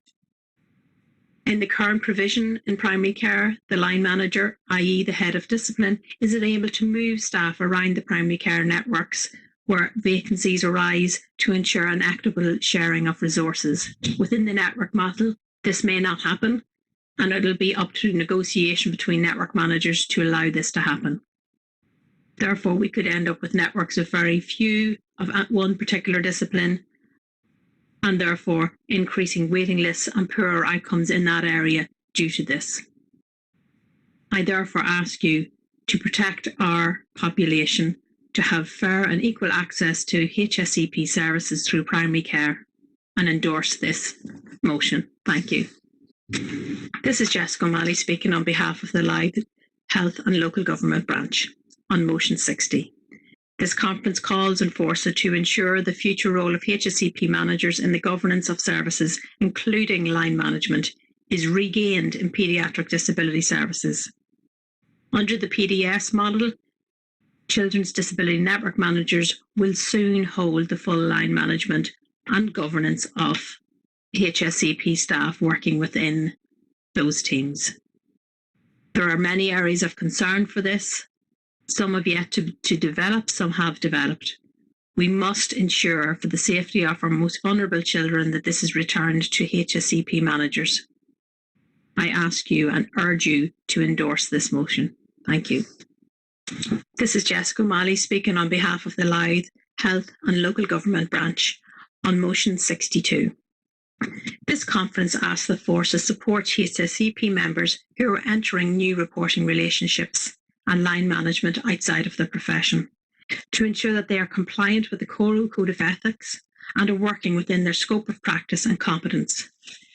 This is especially important in the area of children's disability services, where staff are going to be managed, both line management and governance, through a model where they may not be managed by someone from within their own discipline.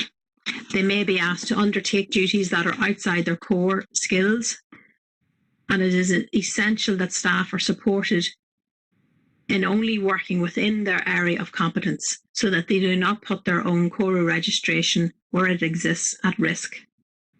I ask you to support this motion. Thank you.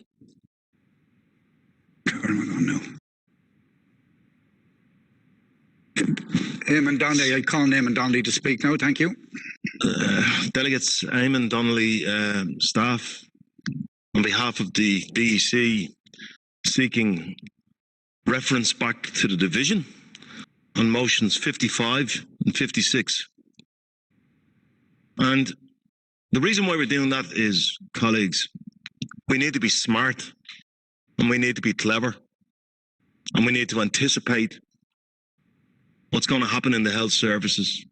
And if we were listening to the Minister this morning, you'll be absolutely clear that the government are sold on the idea of community health networks. That's not going to change.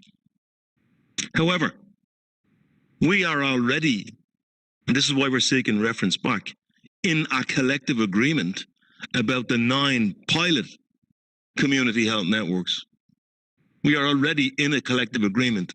And within that collective agreement, there is the facility to review the very issue that we're being asked to consider. Because we are supportive of the fact that a separation of clinical governance and line management functions may well not be the proper model. But I would rather let the review deal with that issue than pull back from our collective agreement. There are also motions on the agenda calling for the enforcement of the Health and Social Care Career Pathway Review. The Health and Social Care Professional Career Pathway Review is also part of the same collective agreement that has the 9 pilot sites on CHOs. So we can't decide we're going to take one part of the agreement and we're going to resolve from another. So the clever thing to do is always to try and get these things altered or amended within a process rather than outside a process. We already have that process. The evaluation of those sites is going to take place over the next 3 months. So what I'm asking the conference to do is to allow that evaluation be the key informant rather than to simply say, we want to change the thing. Use the tools that are available to us. And on that basis, I'm seeking reference back of motions 55 and 56. Okay, thanks. Thank you, Pierce, did you want to come back in on 55?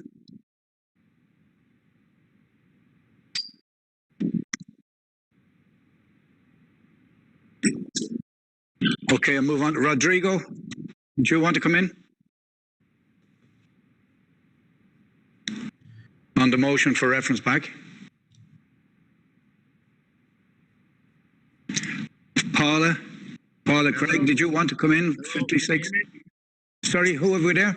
It's Rodrigo from Sligo. How are you? Rodrigo from Sligo. Thank you very much for letting me reply. I would like to say that I'm totally and utterly against the remission of these motions to the DC. For the past years, the health and social care professions have been shouting that we cannot be reporting in terms of clinical governance to other disciplines. What we've been suffering on the ground, our members have been railroaded by the HSE in front of us. I have been in contact with a couple of colleagues here from Sligo, and they are being railroaded and forced to move into positions. And that we haven't been having a clear message from the head office to stop any movement towards the new structures. What we have is that we had agreed for the pilot sites to move on. We had agreed that all changes up to general manager to be implemented and everything else to stop. That has not been happening. These motions have to pass because we have to send a clear message to the DC and to the HSE that this will not move on. This will not move forward. The nurses were exactly on the same boat as we were. However, miraculously, they managed to get their own structures now. They are not they have their own reporting structure. So if the nurses are having that structure, why the hell do we need to get why are we different? And most shamefully, why are we as a union allowing for the HSE to railroad our members? Where is the fairness of an injustice to one is an injustice to all? Are these just mere words? These motions and trying to remit this is boiling my blood here. Sorry, colleagues. I'm finished. Anybody, any other speakers come in on the reference back motion? Sorry, Jerry Foley, standing order. on standing orders, Chair. Just to make the point of the last speaker, the only people that can speak on it is 55 and 50. Am I right? 55 and 56. So it's Limerick and Clare on the basis of the reference back, and not anyone else from another branch. Okay. So they need to decide. Are they going to agree with reference back? 55 from Limerick and 56 from Clare, please. So Pearse and Paul. Pearse, you're live. Hi. I have to respect what Eamon says, but I also hear what the members are calling for. I know it's something that perhaps, as chair, I should request to go to a vote for fairness. Okay, Paula. Hi, can you hear me? Yes. Yeah, I suppose I find this a very difficult position because I would like it to be just, there's no more speakers and it's just adopted and that we very much take on board. I think this is different from where it's not about undoing the network model that government are so eager to introduce. I think Sláinte Care is going to be adopted. I think it is a good move and the model is has a lot of positives around it. This is about clinical governance and the decisions around clinical management of disciplines remaining with the most entrained people, and all operational duties can go to other multidisciplinary managers, like signing off on travel, finding accommodation for staff, all of those functions to keep the service moving can be managed by somebody else. But I suppose I'm not sure of the situation. If I don't agree to remission now, it gets voted on. If it gets voted against, what happens? I'm not sure what happens. This is new to me. Sorry, Paul. Do you agree for the reference back? If I could be confident and smart, Sorry, Paul, I'll clarify that for you. So the two sponsoring branches, and by the way, I also meant to include 59. We are also seeking reference back in 59 for the same reason. But and we lost the sponsoring branch. But the two proposing branches are being asked if they would accept reference back. So the answer to that is the branch can either accept or reject reference back. Okay? Then, if that's the case, then the debate on whether it's referred back or not can take place, and it goes to a vote. So that's the clarification. Okay, so the branches are being asked if they would be amenable to reference back. They can either accept that or reject it. If they accept it, it's referred back. If it's rejected, we then have a debate as to whether the motion should be referred back or not, and it goes to a vote. I asked Jessica O'Malley for motion 59. Do you accept the reference back? Okay, Jessica, you're live. No. Okay, thank you, Jessica. Just to be clear, for 56, 50, 55, 56 and 59. Paula, you're no for refer back, is that correct? Yeah, in line with the voices of my colleagues that have asked me to put this forward, okay. I would say no at this point. Thank you. Pearse Ryan on 55.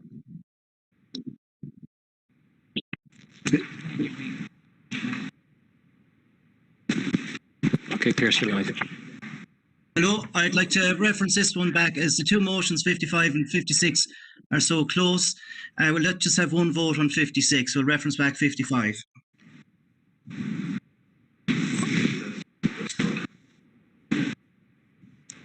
Sorry.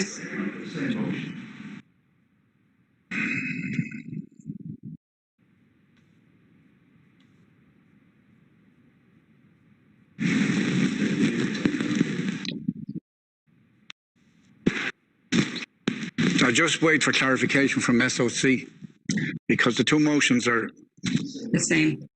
Yeah. The two motions, 55 and 56, are the same motions. So if you're going to reference one back, you need to reference the second back. If not, then you put them to a vote.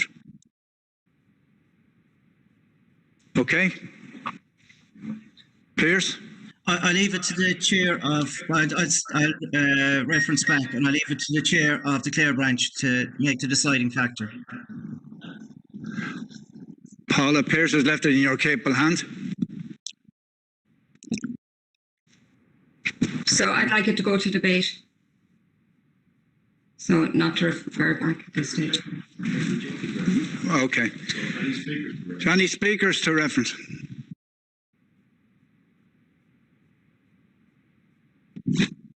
Payment Donnelly, please.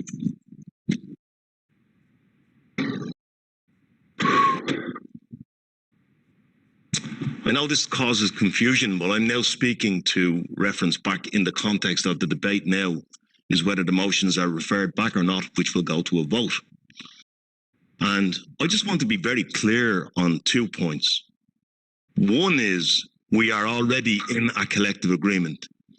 So despite what Rodrigo referred to, we're not aware of people being railroaded into things. And we have our finger on the pulse. We are aware that the proposals cause difficulty. And we are aware of what those difficulties are. And the way of addressing those difficulties is through the review process which we have secured. And I'm asking that we don't throw that out and have no process available to us. That's number one. The second thing I'm asking is that part of the collective agreement is the Health and Social Care Professional Career Pathway Review, which will convert basic grades to senior grades after 5 years service, which will create advanced practitioners, which will create clinical specialists. All of the things we've been asked to deliver over the last 20 years, and looking and trying to pursue the motions as they are laid down without doing so in the review process takes that away from us. So whatever we do, folks, be aware that that's the case. The reference back motion. Any speakers to the reference back motion? Rodrigo? No. Sorry, from a different branch, you can't. Sorry, Rodrigo. Hello, yeah, can I start? Yes, you have the floor. Thank you very much. And firstly, I would like to apologize for my outburst earlier, but I'm just very passionate about this. Now, I hear what Eamon is saying. The difficulty that I have with this is, if PNA can do it, why can't we? We have our colleagues that are moving to PNA because we're not delivering. We have it appears that we don't want to fight. Our members are asking for things to change. Our members are drawing a line on the floor, and there are a few things that we cannot negotiate. And this is what appears to be not our officials don't appear to understand. We cannot report to a person of another discipline. We need to report to members of the same discipline, exactly as the nurses did. So why are we letting the nurses getting a deal and we getting a shorter deal? And in terms of scaring and scaremongering that we were not getting the deal of the upgrades, you know what? The deal of the upgrades, it's good. It's not bad. It could be a lot better. I'm listening to this for years. And what we're having so far is upgrading staff grade therapists to senior. And that's what was done in 1990-something in the last strike. And in 1990-something in the last strike, my older colleagues here will be able to tell you that we're promised exactly the same thing. Staff grades upgraded to seniors, and then we get specialists and blah, blah, blah, blah, blah, blah. In practical terms, the only thing that was delivered was staff grades to senior. Everything else was not followed. Furthermore, maybe what we need to look at is not automatically upgrade. We need to look to a similar process as job evaluation for therapy grades. We need to look to similar things like transfer panels and things like that. And if in the collective agreement is stopping us for drawing this line on the floor, then I say, as an occupational therapist, we need, as therapists, to get out of the collective agreement, go out on the street, and go on strike if we need to. But we cannot be reporting to a nurse. We cannot be reporting to a doctor. We have therapists, health and social care professionals need to report to health and social care professionals. This is not a bargaining chip. This is a line on the stand. Thank you. Eamon Donnelly, staff, again, just exercising my right to reply as the proposer, a reference back. And what I'm saying now to you is, it has just been said to the conference that if we need to go out to the streets and go on strike for something that we all already have a review process in place for that can measure the issue that we're bringing to the table. And as a result, we have a collective agreement that upgrades basic grades to senior grades, establishes clinical specialists and advanced practitioners after 20 years of waiting. Well, I think the sensible thing to do, colleagues and delegates, is to move for reference back. Thank you. Right, can I talk? Yes, go ahead, Paula, is it? All right, thanks very much.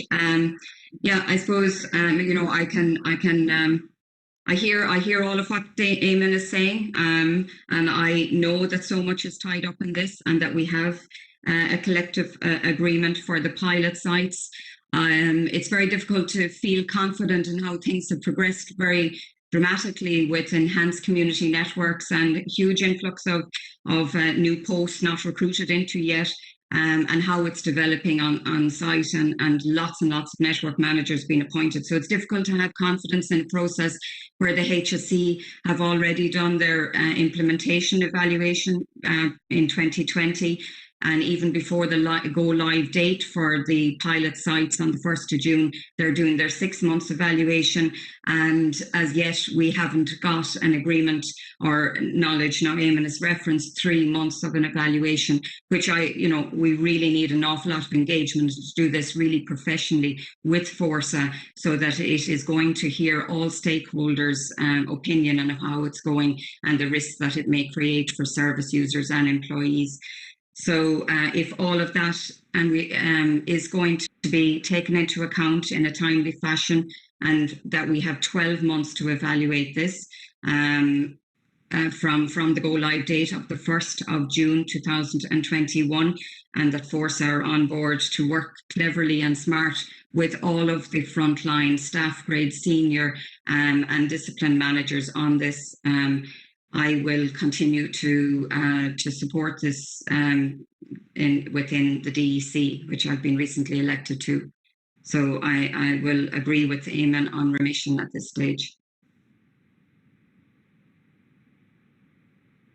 Thank you. So Pierce and Paula have agreed to the remission of 55, 56, yeah? Yes, and 59. Jessica O'Malley, yes? No. Sorry, no. Jessica, can you? No? No. Okay. We'll take remission back on 55 and 56. Put 59 to a vote. And voting will open in 10 minutes. And just to let people know, I have the results back for motion 51 vote. Votes in favour 81, votes against 448. I declare the motion defeated.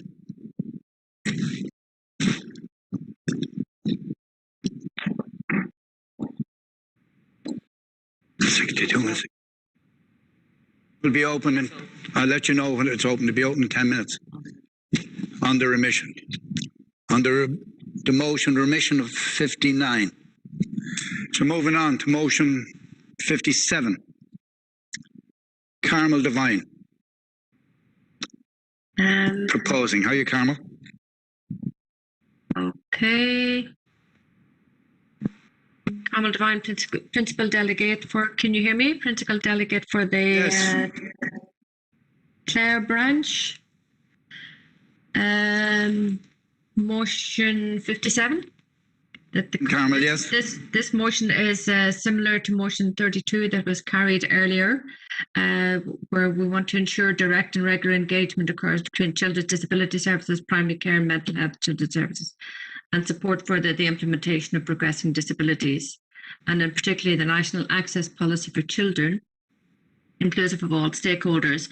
I suppose that the thing here is that Sludge Care, whilst we endorse it and it's very, very welcome, it's not just about enhanced networks, that we have to, and Sludge Care will largely be implemented through primary care, and sometimes the disabilities and mental health are two separate, can be two separate streams, and somehow, as we know, it can be difficult. We need, as said earlier, we need the integrated approach to ensure that that there's an and that the access policy for children can be implemented. It was, as Catherine said earlier, that we're the society that doesn't fund mental health appropriately.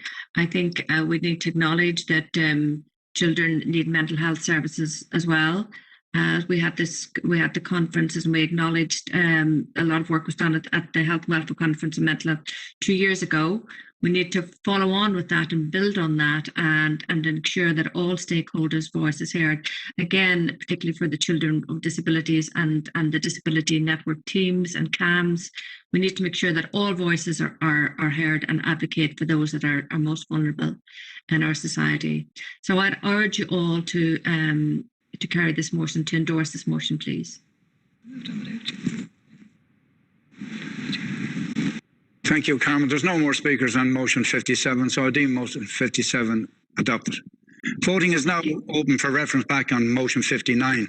It's part 4 of the voting site. And just to go back, there's motion number 60 and 62 for the common debate. Can we have speakers motion 60 and 62, please? 60 and 62 had no opposition.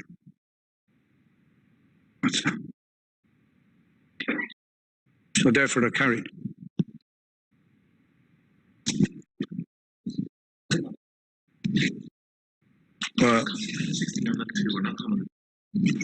What's that there? He has them in the common debate, this is here.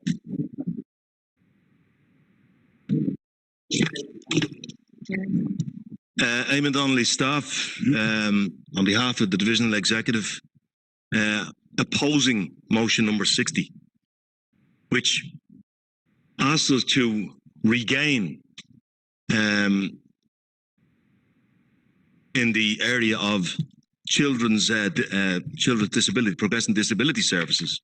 So the motion says that the conference calls on Fórsa to ensure the future role of HSCP managers and full governance of services, including line management, is regained in paediatric disability services.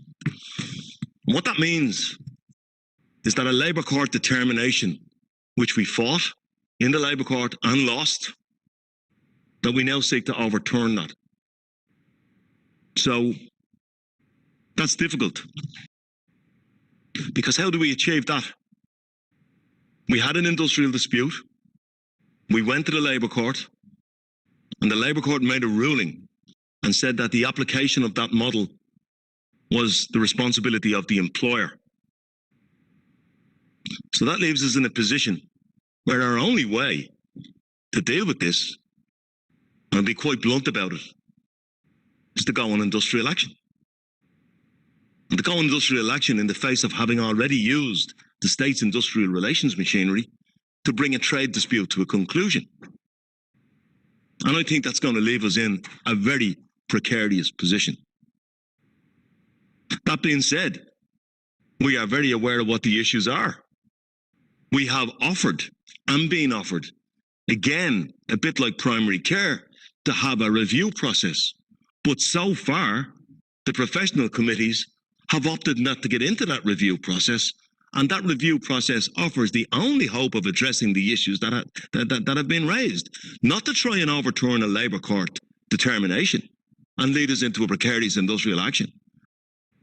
And it would be easy for us to pass motions and say, oh yeah, we'll do what we can and all the rest. We've got to be true to ourselves. And that's what I meant this morning when I said, let's look at the ground where we can make ground, not the battles that we can't win.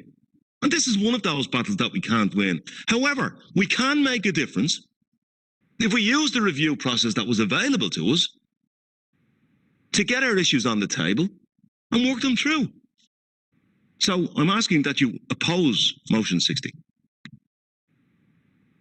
Jessica O'Malley, would you like to come back in speak after Aaron? On 60 and 62? No, thanks. So what am I doing then? So 60 is going to have to go to a vote.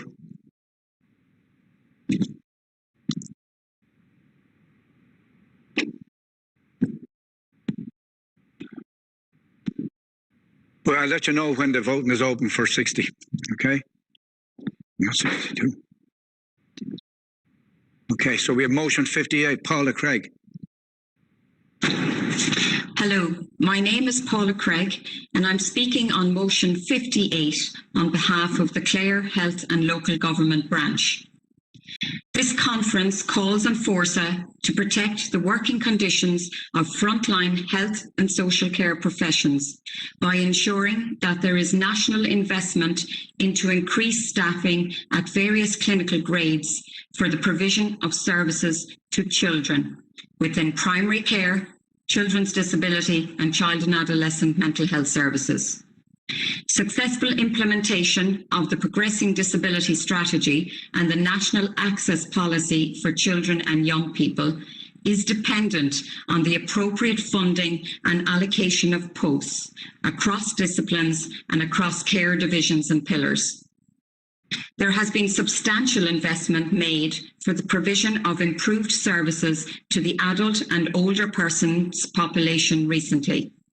Similar investment for children who are frequently overlooked is essential to provide safe, effective, equitable and quality services in a timely manner to the youngest and most vulnerable in our society.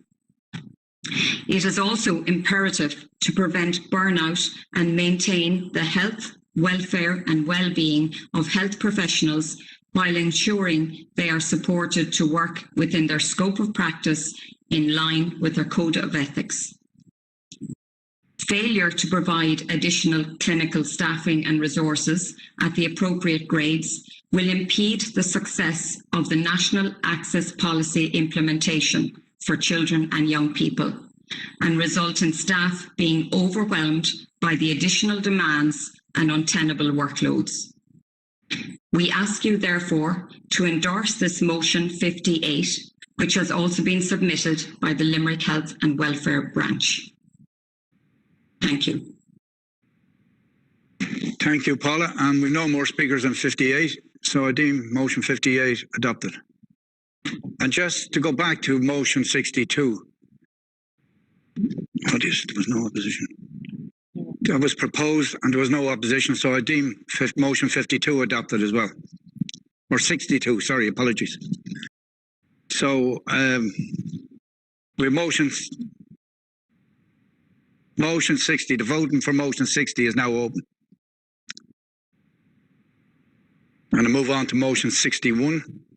Jessica O'Malley again. Thank you. This is Jessica O'Malley speaking on behalf of the Louth Health and Local Government Branch in relation to motion 61. This conference asks that Fórsa ensures the rotation of staff grade physiotherapists is maintained irrespective of the changes to line management and that the rotation of staff remains the sole responsibility of physiotherapy manager. Currently, staff grades rotate through the clinical areas of the discipline. Therefore, they may move through acute services, community services, disability, primary care. And it is the role of the physiotherapy manager to ensure that each staff grade rotates through all of these so that they can get expertise in the delivery of services within that area. This helps develop the staff grades. It helps them to choose their area for specialism later on. And it also allows for succession management and allows for the covering of different services should gaps arise, that you have a staff that are trained in multiple areas. I ask you as the conference to endorse this motion. Thank you. Thank you, Jessica. And there are no more speakers to motion 61, so I deem motion 61 adopted. So we're moving to advisory motions. Motion 64, Colette O'Connell proposing. Hello, can you hear me? Yes. Oh, hi. Sorry, no, just the motion reads, and it's quite straightforward, that this conference supports any frontline worker to exercise his or her right to refuse vaccination, and that conference instructs Fórsa to ensure that any individual refusing vaccination is not negatively impacted in their work role or victimised in any other way. This motion, most of us want vaccination, but we are aware of individuals for reason of health or religion or whatever their reasons may be that they do not want to take vaccination. It may be because they're concerned about adverse health effects or whatever. Sorry, Colette. Yeah. Sorry, Colette. You don't need to speak on it. You just need to propose it. All right, I'm proposing it. I'm sorry. Thank you. No, you're okay. Thank you very much. No. The amendment has to be proposed by Liam O'Brien. The amendment to motion 64. Liam O'Brien, Cork Health and Local Government Branch, proposing amendment to motion 64. We wish to amend the motion by inserting the word health before the word frontline worker. So the amended motion will read that this conference supports any health frontline worker to exercise his or her right to refuse vaccination. Conference instructs Fórsa to ensure that any individual refusing vaccination is not negatively impacted in their work role or victimised in any other way. Thank you. There's no more speakers to the amendment. The amendment is deemed adopted. Thank you. Can I call on speakers to the amended motion, please? Yeah, all in support of the amendment, if that's... You can speak to the amended motion. Hi, can you hear me? Yes. Yeah, this is Colette O'Connell, and we are very much grateful and thankful and support the amendment. And basically, we're just moving this because we have become aware of individuals in other professions being victimised. I'll give you an example of a student nurse who wasn't allowed to continue with her practice placement because she refused vaccination. And we're just saying that, look, it's up to an individual and that we don't want anybody victimised. And we hope that Fórsa and this conference will give support to people who refuse vaccination because of their religious beliefs, health reasons, or whatever. That's it. Thanks. So Eamon Donnelly will speak on motion 64. Thank you. As amended. Yeah, Eamon Donnelly, staff DC, I believe, up on motions for the last time. You'd be all glad to know. We're actually proposing that this motion is opposed. Not because of the individual's right to refuse vaccination.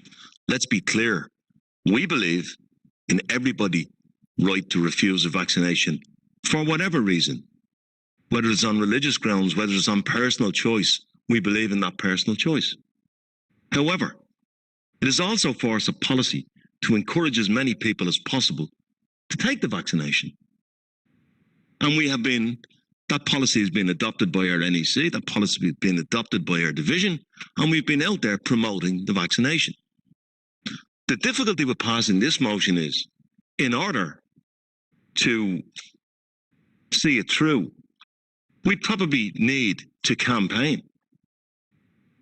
And what are you going to campaign for? The right to refuse the vaccination, while campaigning to encourage people to take the vaccination. So it leaves us in a bad space, I think. That being said, we have done everything in our power to make sure that anybody who refuses the vaccination is not disadvantaged, because that is their right to refuse the vaccination. And under no circumstances will we oversee a situation where somebody is adversely affected. It may well be that if somebody is working in a COVID frontline environment and chooses not to be vaccinated, that they may have to remove themselves from that environment for the time being, but placed in a job with the same terms and conditions. That's a fact. You can't simply say we need to eliminate a virus and then have a vaccination program and then put people, both the worker and the patient, at risk. So we've got to be clever about this. And we've done it for flu vaccination. For years, we've respected the right of people not to have the flu vaccine. And when it came to the flu vaccination during COVID last September and October, we made sure nobody was disadvantaged, and will continue to do so. So on that basis, I just want to be clear, we are not in any way suggesting that an individual does not have the right to refuse a vaccine. And we are saying very much that when they do refuse the vaccine in those instances, they will get our 100% support. But I'm not sure that we should develop a position on this that would probably lead us into needing a campaign, which is going to put us at conflict with the policy we've already adopted for supporting the vaccination programme and its take-up. Thank you. Colette, you have the right to reply. Yeah, I'm very heartened to hear what Eamon has to say. And I think if you look at the wording of the motion, it's quite clear that we're not looking for a campaign that's anti-vaccination. It's basically stating that anybody who chooses the right to their own bodily integrity, which is guaranteed under the Irish Constitution, that they will be protected by Fórsa. We're not looking for a campaign or an anti-vaccination. We're simply looking that Fórsa guarantees, as Eamon has said, that Fórsa does, that they are actually guaranteed that the union will support them should they become victimised as a result of their choice. That's it. The wording is quite clear in that. It's not looking for another campaign. Okay, Chris Cully would like to speak on this. Thank you. Thanks, Chair.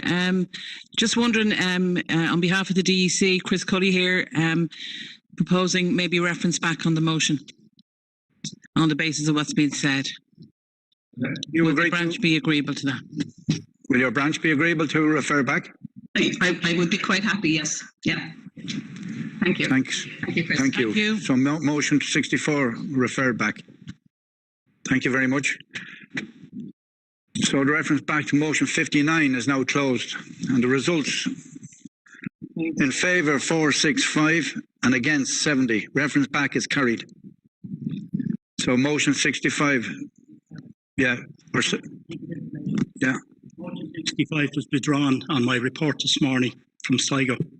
So 65 is not indeed. It's withdrawn. Motion 65 is withdrawn. So 59, yeah. Just for clarity. Clarity, reference. Yeah, reference back 59, just for clarity. In favour 465, against 70. Reference back is carried. That's for motion 59. They're carried. Yeah, they were all carried. Yeah. Yeah, all the other motions are.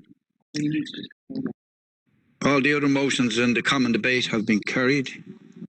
No? I don't.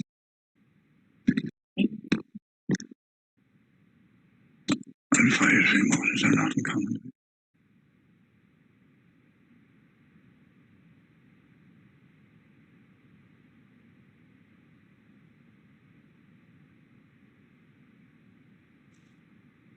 Motion 55, 56, 59, 60, 62 and 63 is now dealt with. Motion 66, John O'Hara is proposing.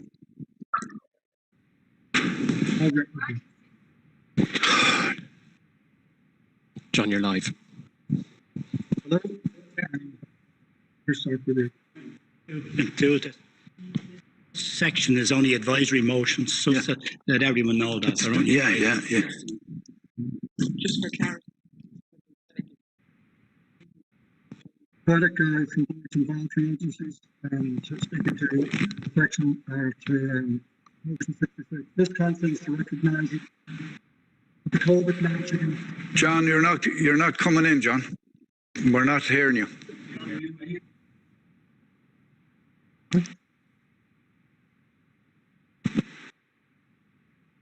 Product supporting voluntary agencies speaking to motion 66.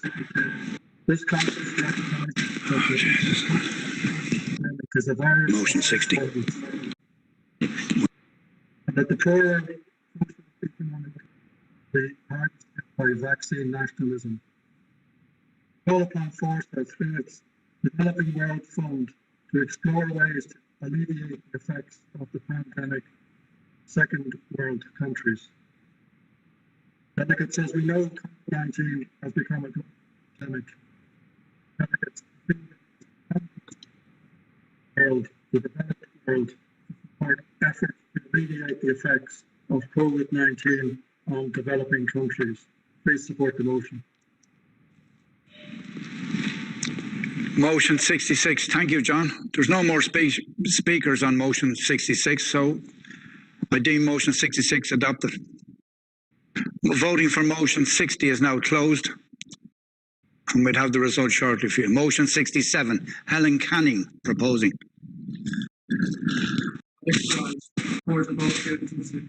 I'm speaking to motion 67. In light of the recent racial attacks, this conference welcomes government's proposed legislation to tackle online speech that is racist, anti-LGBTQI, or abusive to religious groups, members of the travelling community, or disabled people. Delegates, the Criminal Justice Hate Crime Bill 2021 has been approved by government. Delegates, this important piece of legislation seeks to redress a glaring gap in social media, amongst other things. The fact that heretofore persons could openly promote hate on social media. For example, the continuous, unfiltered, unmoderated racial attacks against Dublin's Lord Mayor, Hazel Chew. A short poem written in 1946 would apply to any category of discrimination. First they came for the socialists, and I did not speak out because I was not a socialist. Then they came for the trade unionists, and I did not speak out because I was not a trade unionist. Then they came for the Jews, and I did not speak out because I was not a Jew. Then they came for me, and there was no one left to speak out for me. Delegates, please support the motion. Thank you. Motion 67. There are no more speakers, so I deem motion 67 adopted. And we move on to motion 68. Elizabeth Madden proposing.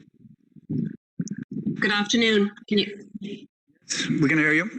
You can hear me? Okay, good stuff. Ballinasloe branch, support motion 68. Conference 2019 hosted in Sligo had two out of the theme of promoting mental health. And I was pleased this morning to hear Gerald O'Connor note that the DEC today in motion 30 are showing support as well for promoting mental health. But can I ask that today that we go a step further by lobbying to have the number of counsellors and therapists posts created available to all healthcare staff to be increased. COVID-19 has surely increased the level of stress and anxiety placed on all of us. Even pre-COVID, there was always a need for more accessibility and a greater and more positive culture around mental health. It should not be seen as a weakness where somebody seeks help, but merely one who is courageous and committed to doing better. So I would urge that we strive for a workplace that would have it routine and commonplace to have a yearly mental MOT and necessary follow-ups where applicable. So I ask conference today to lobby for the employment in-house and in work areas to have designated counsellors and therapists made available to all healthcare workers. And this in turn will improve well-being and help increase productivity and reduce absenteeism. So I ask you to please support motion 68. Thank you. Thank you, Liz. And there are no other speakers to motion 68, so I deem motion 68 adopted. Thank you, Liz. Motion 69, Pierce Ryan proposing. Hi, Pierce Ryan, Limerick Health and Welfare, to propose motion 69. The conference instructs Fórsa to request that when interview panels are chosen to recruit or upgrade employees, that the interviewer must declare in advance if they are known to or related to interviewees. Interviewers must be obliged to excuse themselves to ensure confidence and transparency in the recruitment system. Thank you. Thank you, Pierce. And there are no more speakers to motion 69, so I deem motion 69 adopted. Motion 70, Anne-Marie Boyle proposing.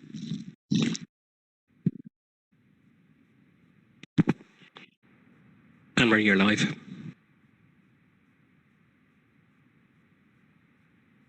You there, yeah?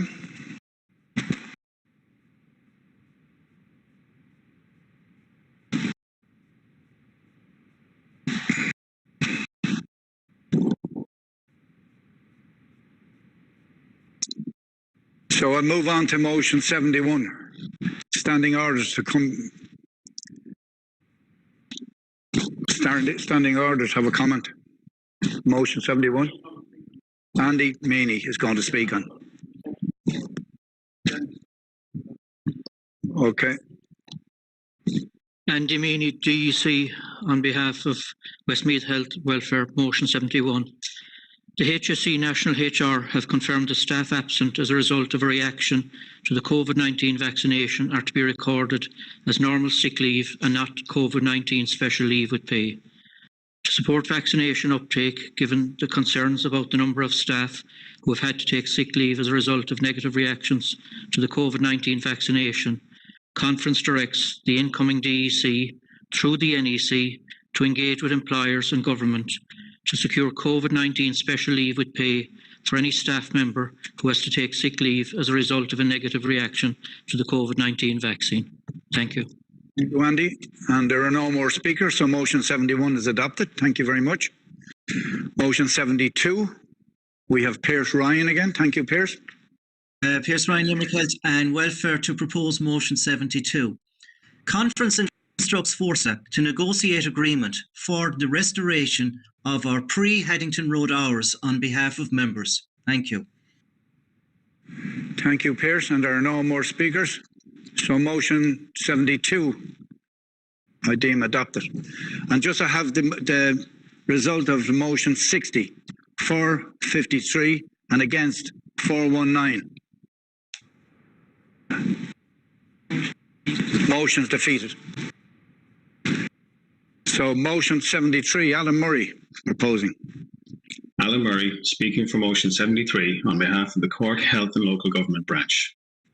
For a few years now, I've been stepping up to podiums seeking action from Fórsa to increase and standardise conditions of employment for frontline healthcare workers. And here I am again. We're all familiar with the professional grading system applied to clerical workers, so this is nothing new.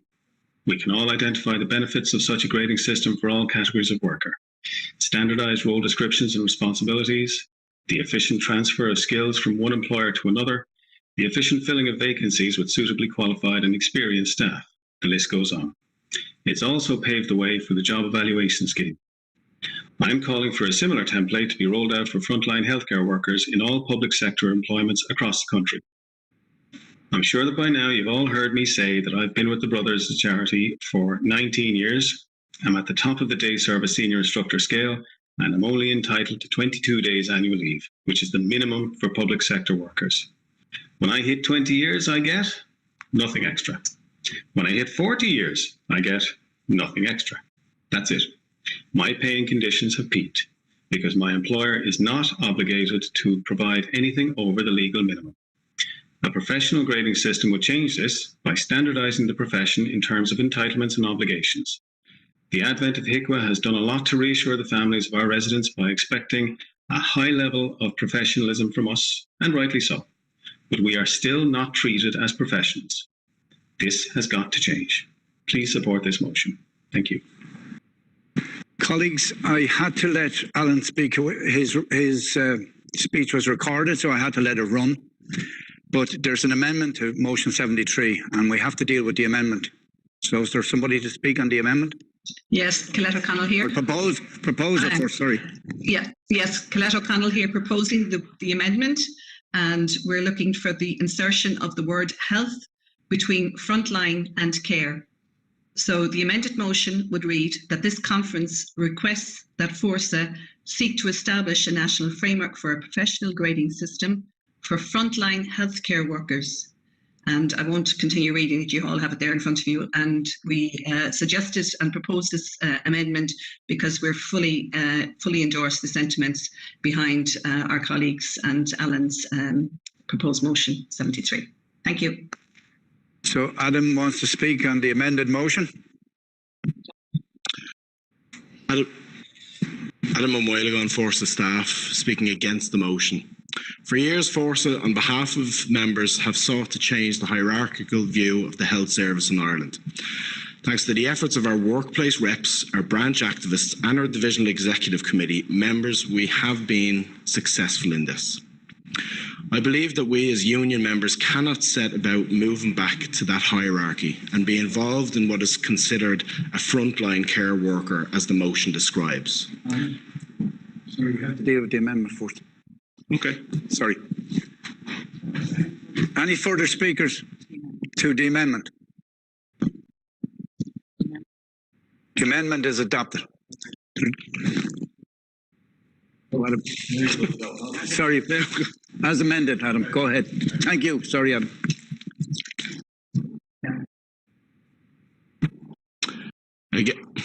Adam O'Moyligan, Fórsa staff, once again speaking against the motion with the amendment.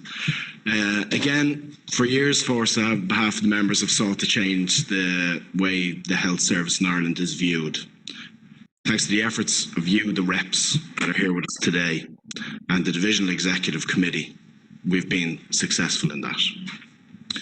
I believe that we as union members cannot set about moving back to that hierarchy and be involved in what is and what is not considered a frontline healthcare worker, as the motion describes. There is currently a review ongoing in relation to a national framework for care workers, which is in keeping with a number of the points made in the motion, which we agree is a priority for this union. But we cannot begin raising one group of our members at the expense of another. I ask conference to vote against this motion. So there's a right to reply. Colette?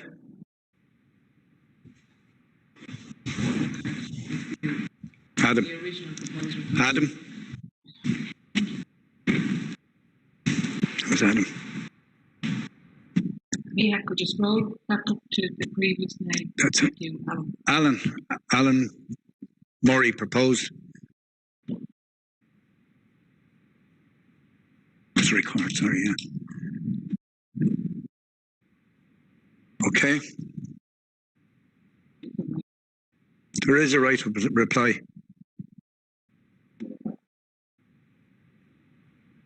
No, not there. You have to put it to a vote, so there's nobody to reply. So on the motion as amended, motion 73 as amended, we're putting it to a vote. And we move on to motion 74, and I'll let you know when the voting is open. So Chris Harrison is proposing motion 74.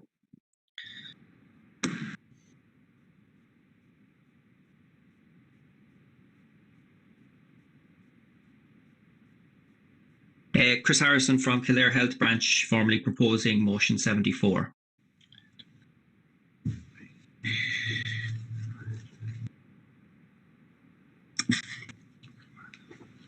There's no more speakers, Chris.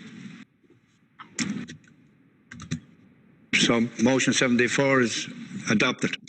Motion 75, Colette O'Connell proposing. Thank you. Colette O'Connell proposing this motion.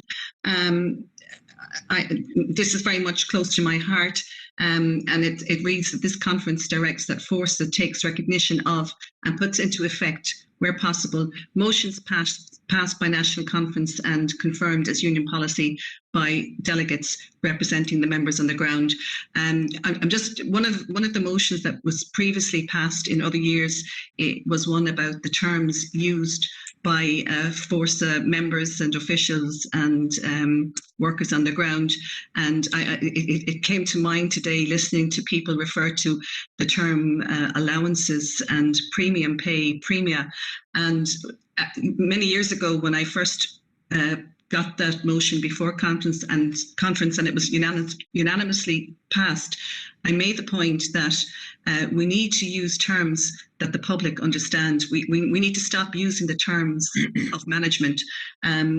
Basically, like if we use the word Saturday pay, shift pay, Sunday pay, members of the public will understand that we actually give up our time at home on Saturdays and at night and on Sundays to do our job. And they will not resent us getting that extra money. So, I mean, that's just one motion that came to light. There's others, like bringing back tax-free allowances for children and stuff, which have we've lost the way on several years ago. So look, it's just basically these motions were passed before by conference, and that maybe we do more to actually put them into effect to benefit our members.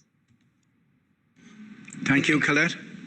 There are no more speakers on motion 75, so I deem motion 75 adopted. So motion 76, Kerry Murray proposing. Kerry Murray, Longford Health and Local Government, proposing motion 76. The conference calls on Fórsa Health and Welfare DEC to prioritise union training for all its members. Thank you, Kerry. There are no more speakers, so motion 76 is adopted. Thank you very much. Motion 77. Dwayne.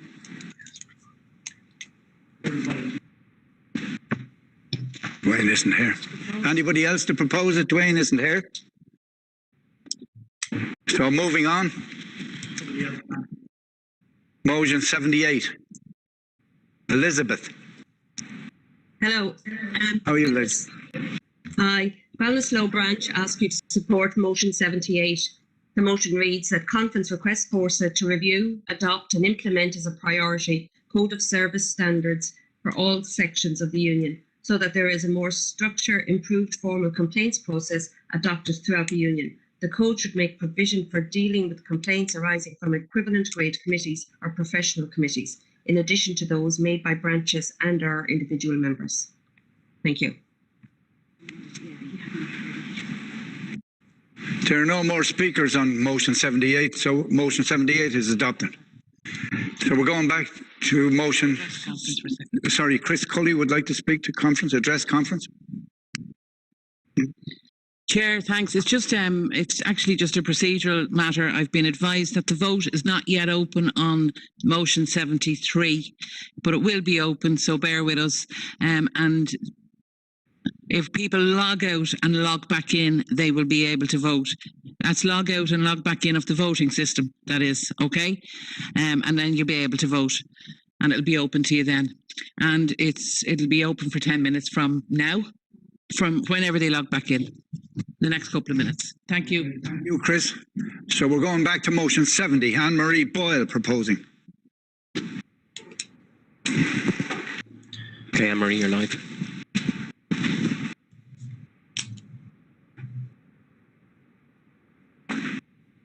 Anne-Marie Boyle? No, Anne-Marie still appears to be having technical difficulties. Okay. So we've technical problems there, so. Hello? How you doing, Anne-Marie? We're waiting for you here. Can you hear me now? Yes, go ahead. Anne-Marie Boyle proposing motion 70 for Donegal Health and Welfare. Conference directs Fórsa to ensure that employees who contract an illness through work, including COVID-19, are paid in full for the duration of their illness, and also to ensure that this leave does not impact on their existing sick leave entitlements. Thank you. Thank you, Anne-Marie. And there are no more speakers, so motion 70 is adopted. Thank you. Thank you. Motion 79, Pierce Ryan proposing.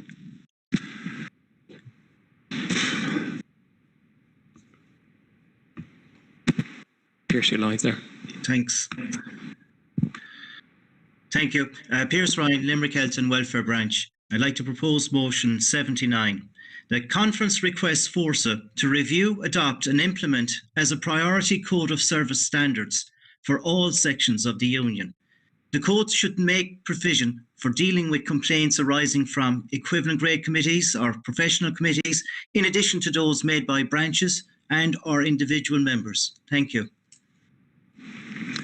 Thank you, Pierce. And there are no more speakers, so motion 79 is adopted. And vote for the amended motion 73 is now open. Please go to part 4 of the voting site. Thank you, colleagues. And we're moving to Distinguished Service Award.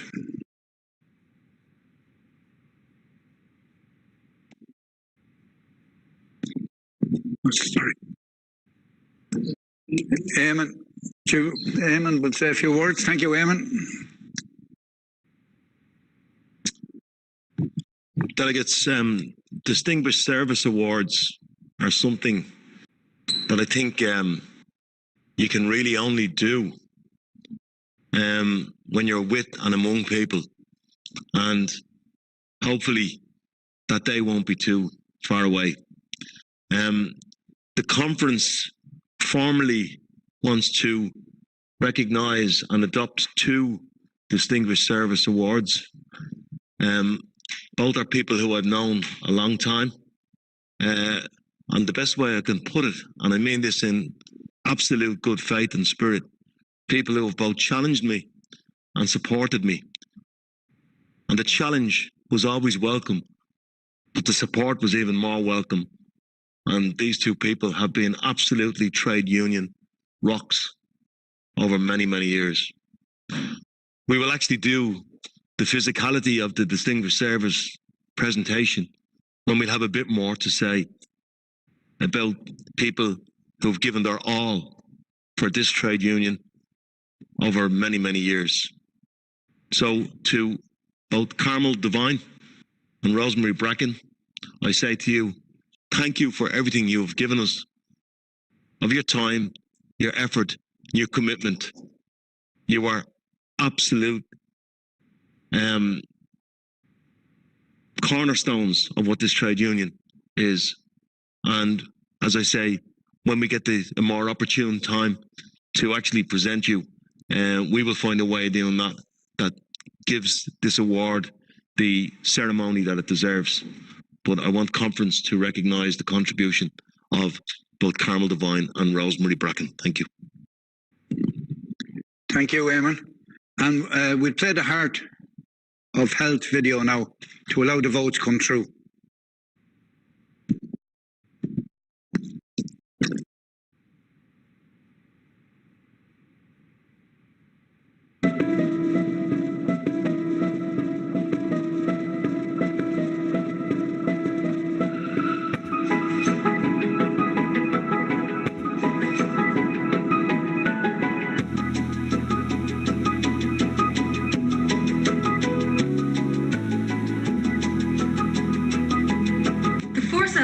Health and Welfare graphic and explainer is a really brilliant initiative.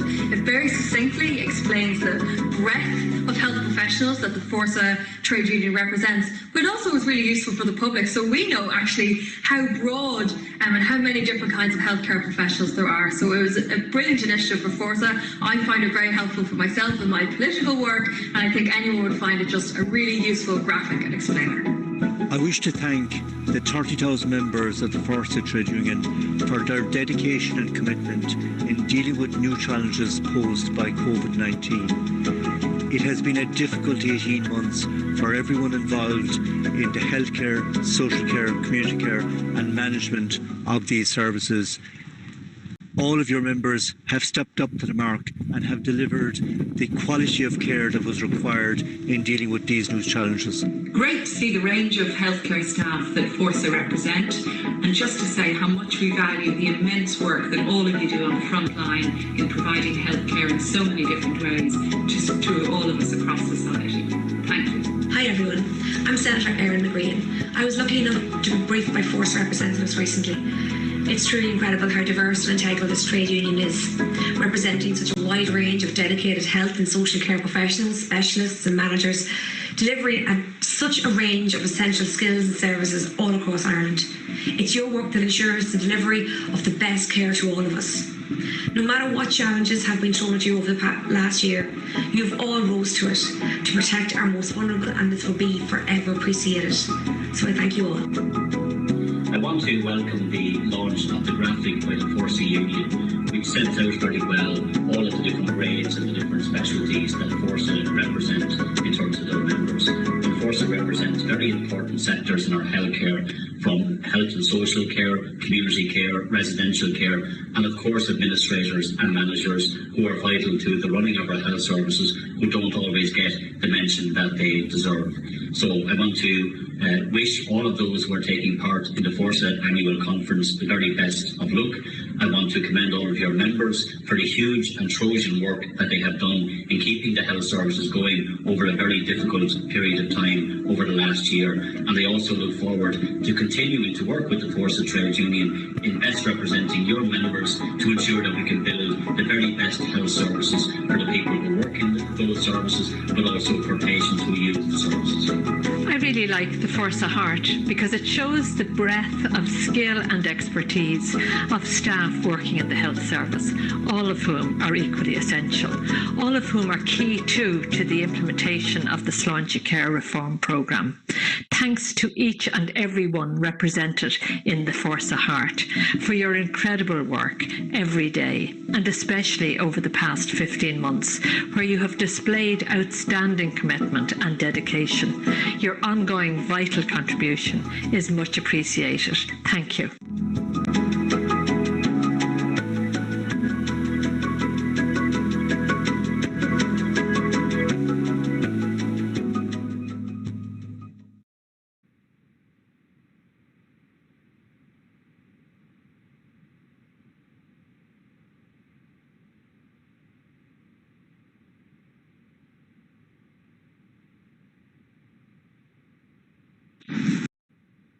Hello, colleagues. I just have to bring in Andy Meany to propose motion 77. There was no speaker on it, but it has to be proposed.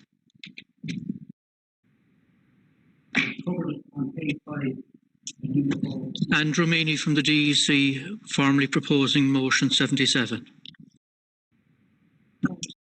No other speakers, no opposition, so motion 77 adopted. So we're still waiting on the results of the vote on motion 73. So we might listen to the ministers again telling us how good we are. 20 minutes. Okay. I tell you, we can call Jerry Foley standing orders to say a few words. Thanks, colleagues. Mr. Chairman and delegates, can I just say a few words?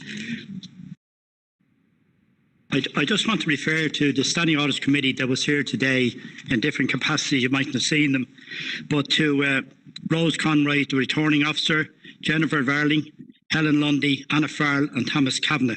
I'd like to thank them for their work that they've done behind the scenes. I also just like to relate to Jennifer Farrelling from the Cork branch is actually stepping down from standing audit, and I would like to congratulate her on 2 years of great work that she did. I would also like to make a comment as well that Eamon gave us Eddie Walsh to work with the standing auditors, and I'd like to thank him for the work that he did with us, and thank him very much. On a personal matter and a personal note, I'd like to just say to the branches, I appreciate your support to me for my last 2 years. I suppose Pat Fallon using up in Sligo will be saying he's saying that for the last 10 years, but be truthful, it is my last 2 years, and I'd want to thank you so much for the support that you gave me on standing orders, and I can guarantee you I will do my best over the next 2 years. Thank you so much. Okay, I'd like to Eamon Donnelly, please, to say a few words. Okay, delegates. First of all, we're coming to a close. We've got one more vote to take, and that'll be with us in a couple of minutes. So I thought I might use the time to populate the space to do what I would have wanted to do. And that's just acknowledge a few people. First of all, the communications unit within Fórsa, through a series of conferences. Divisional conference years are difficult because they come one after the other. But each and every one of the communications team have been absolutely phenomenal.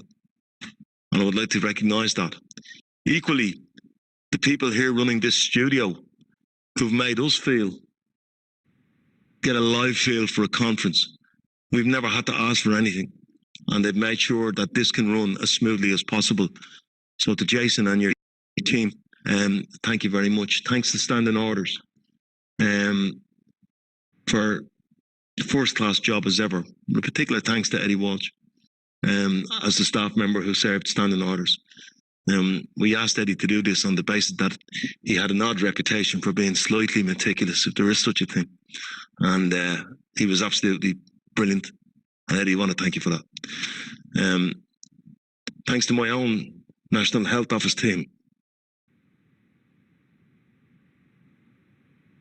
for the support that they've given to me in 16 very difficult months trying to lead the health division through a national health pandemic against the greatest of challenges. I couldn't think of a better group of people and the wider staff team in health over the last 16 months have been brilliant. Couldn't ask for any better.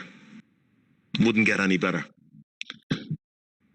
Lastly, I just want to say our chair, Don, is departing. And I remember Don, every time you mention a pub in Dublin, Don says, I did bouncer on the door there one time. Don, how many bouncer jobs did you do? Because every time I go up to a pub now, there's a statue of Don at the door. It's like the Oscars. There's a little Don Oscar with a tuxedo. But let me tell you this: Don and I came across each other about nearly 20 years ago. When I trained him on how not to be a rep, and he succeeded in all of those things. Don came along that day on the training course, and he was pretty, I would say, this might be an odd word for Don, he was a bit intimidated by the surroundings, and I'd like to think that day Don helped bring you out of it, a little bit out of your shell, because what you developed into was an absolutely unbelievable rep who always cared about the members, who had the members' interests at heart, at a time when nobody else wanted to do it, at a time when your own branch was struggling, right? And you kept it together, and then you rose through the representative ranks to chair this conference, for which you've also done a brilliant job. You've retired from work.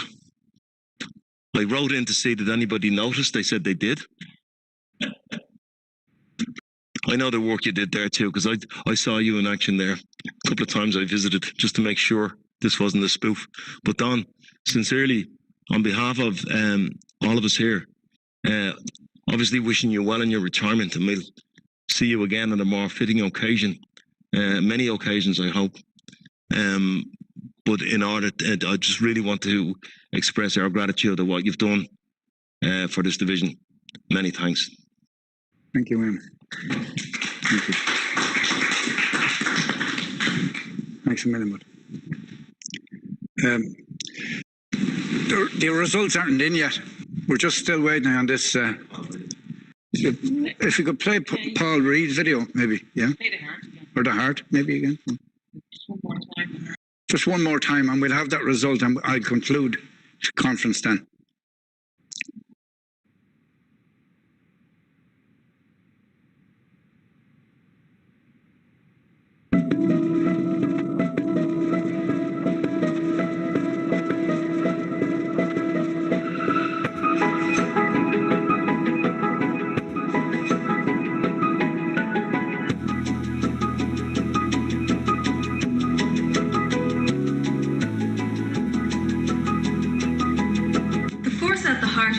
welfare graphic and explainer is a really brilliant initiative. It very succinctly explains the breadth of health professionals that the Fórsa trade union represents, but it also is really useful for the public, so we know actually how broad and how many different kinds of healthcare professionals there are. So it was a brilliant initiative for Fórsa. I find it very helpful for myself in my political work, and I think anyone would find it just a really useful graphic and explainer. I wish to thank the 30,000 members of the Fórsa Trade Union for their dedication and commitment in dealing with new challenges posed by COVID-19. It has been a difficult 18 months for everyone involved in the healthcare, social care, community care and management of these services. All of your members have stepped up to the mark and have delivered the quality of care that was required in dealing with these new challenges. Great to see the range of healthcare staff that Fórsa represent, and just to say how much we value the immense work that all of you do on the front line in providing healthcare in so many different ways to all of us across society. Thank you. Hi everyone, I'm Senator Erin McGreen. I was lucky enough to be briefed by Fórsa representatives recently. It's truly incredible how diverse and integral this trade union is, representing such a wide range of dedicated health and social care professionals, specialists and managers, delivering such a range of essential skills and services all across Ireland. It's your work that ensures the delivery of the best care to all of us. No matter what challenges have been thrown at you over the last year, you have all rose to it to protect our most vulnerable, and this will be forever appreciated. So I thank you all. I want to welcome the launch of the graphic by the Fórsa Union, which sets out very well all of the different grades and the different specialties. Hello colleagues, and so we've received the voting for the final motion, 73 we were waiting for. So for 113 and against 378. So the motion is defeated. That deals with all the motions, and we just have to conclude. And we've come to the end of our 2021 Biennial Delegate Conference. I want to thank the staff of the Killashee House Hotel who have looked after us today. This studio production has been brilliantly delivered by Jason Thompson and his team from Fastlane Audio Visual, and we thank you very much indeed. Jerry Fogarty of Covasol provided antigen tests for everyone present here in the studio. This was an important element of the COVID safety measures we have in place for all the divisional conferences. Thanks are also due to My Voice, who provided the electronic voting platform for conference, and for the executive elections. Our appreciation also goes to Nicky O'Brien, who designed and produced the conference documentation. Turning to Fórsa, let me acknowledge the hard work and commitment of Jerry Foley, Rosemary Conroy, and all their colleagues on the Standing Orders Committee. I also want to thank Niall Shanahan from the Fórsa Communications team for his efforts in producing the excellent Heart of Health and Welfare video, and for handling the media in relation to the conference. His colleagues Roisin McCain and Mahak Dugal, also from the Communications, have put in an incredible amount of work in the studio today, and have organised and facilitated the pre-recorded and live inputs into this conference. We are very grateful to you. I want to thank Eamon, Chris, Catherine and Adam from the National Health Team, and Dermot for his clerical skills. And you know, if you ever have any worries or thoughts about how much the national team do or don't do, just watch the Oireachtas report on the first one. And I saw them explain their remit on that, and it was unbelievable. It's amazing the work they do, really. And all the Fórsa officials who do so much for our health branches each and every day, for their help in making this conference a success and for their work over recent months and years. I also thank my DEC colleagues, particularly Das Coherlock Andy Meany and Coherlock Clodagh Kavanagh. Our appreciation also goes to all the guest speakers, particularly Minister Donnelly and Paul Reid of the HSE, who took time to record their appreciation and admiration for the dedication, skill and commitment of Fórsa members in our health and welfare service. Most of all, delegates, I want to thank you for your participation in conference today and for all the work you put in, day in and day out. on behalf of Fórsa members across the country. And most of all, I want to acknowledge all of our members in the health service for their loyalty to this union and for the amazing commitment, dynamism and sacrifice you have shown during the pandemic and beyond. I hope you all found this conference enjoyable and rewarding. Let's all look forward to seeing each other in person next time. So I sign off. Don Gibney, thank you.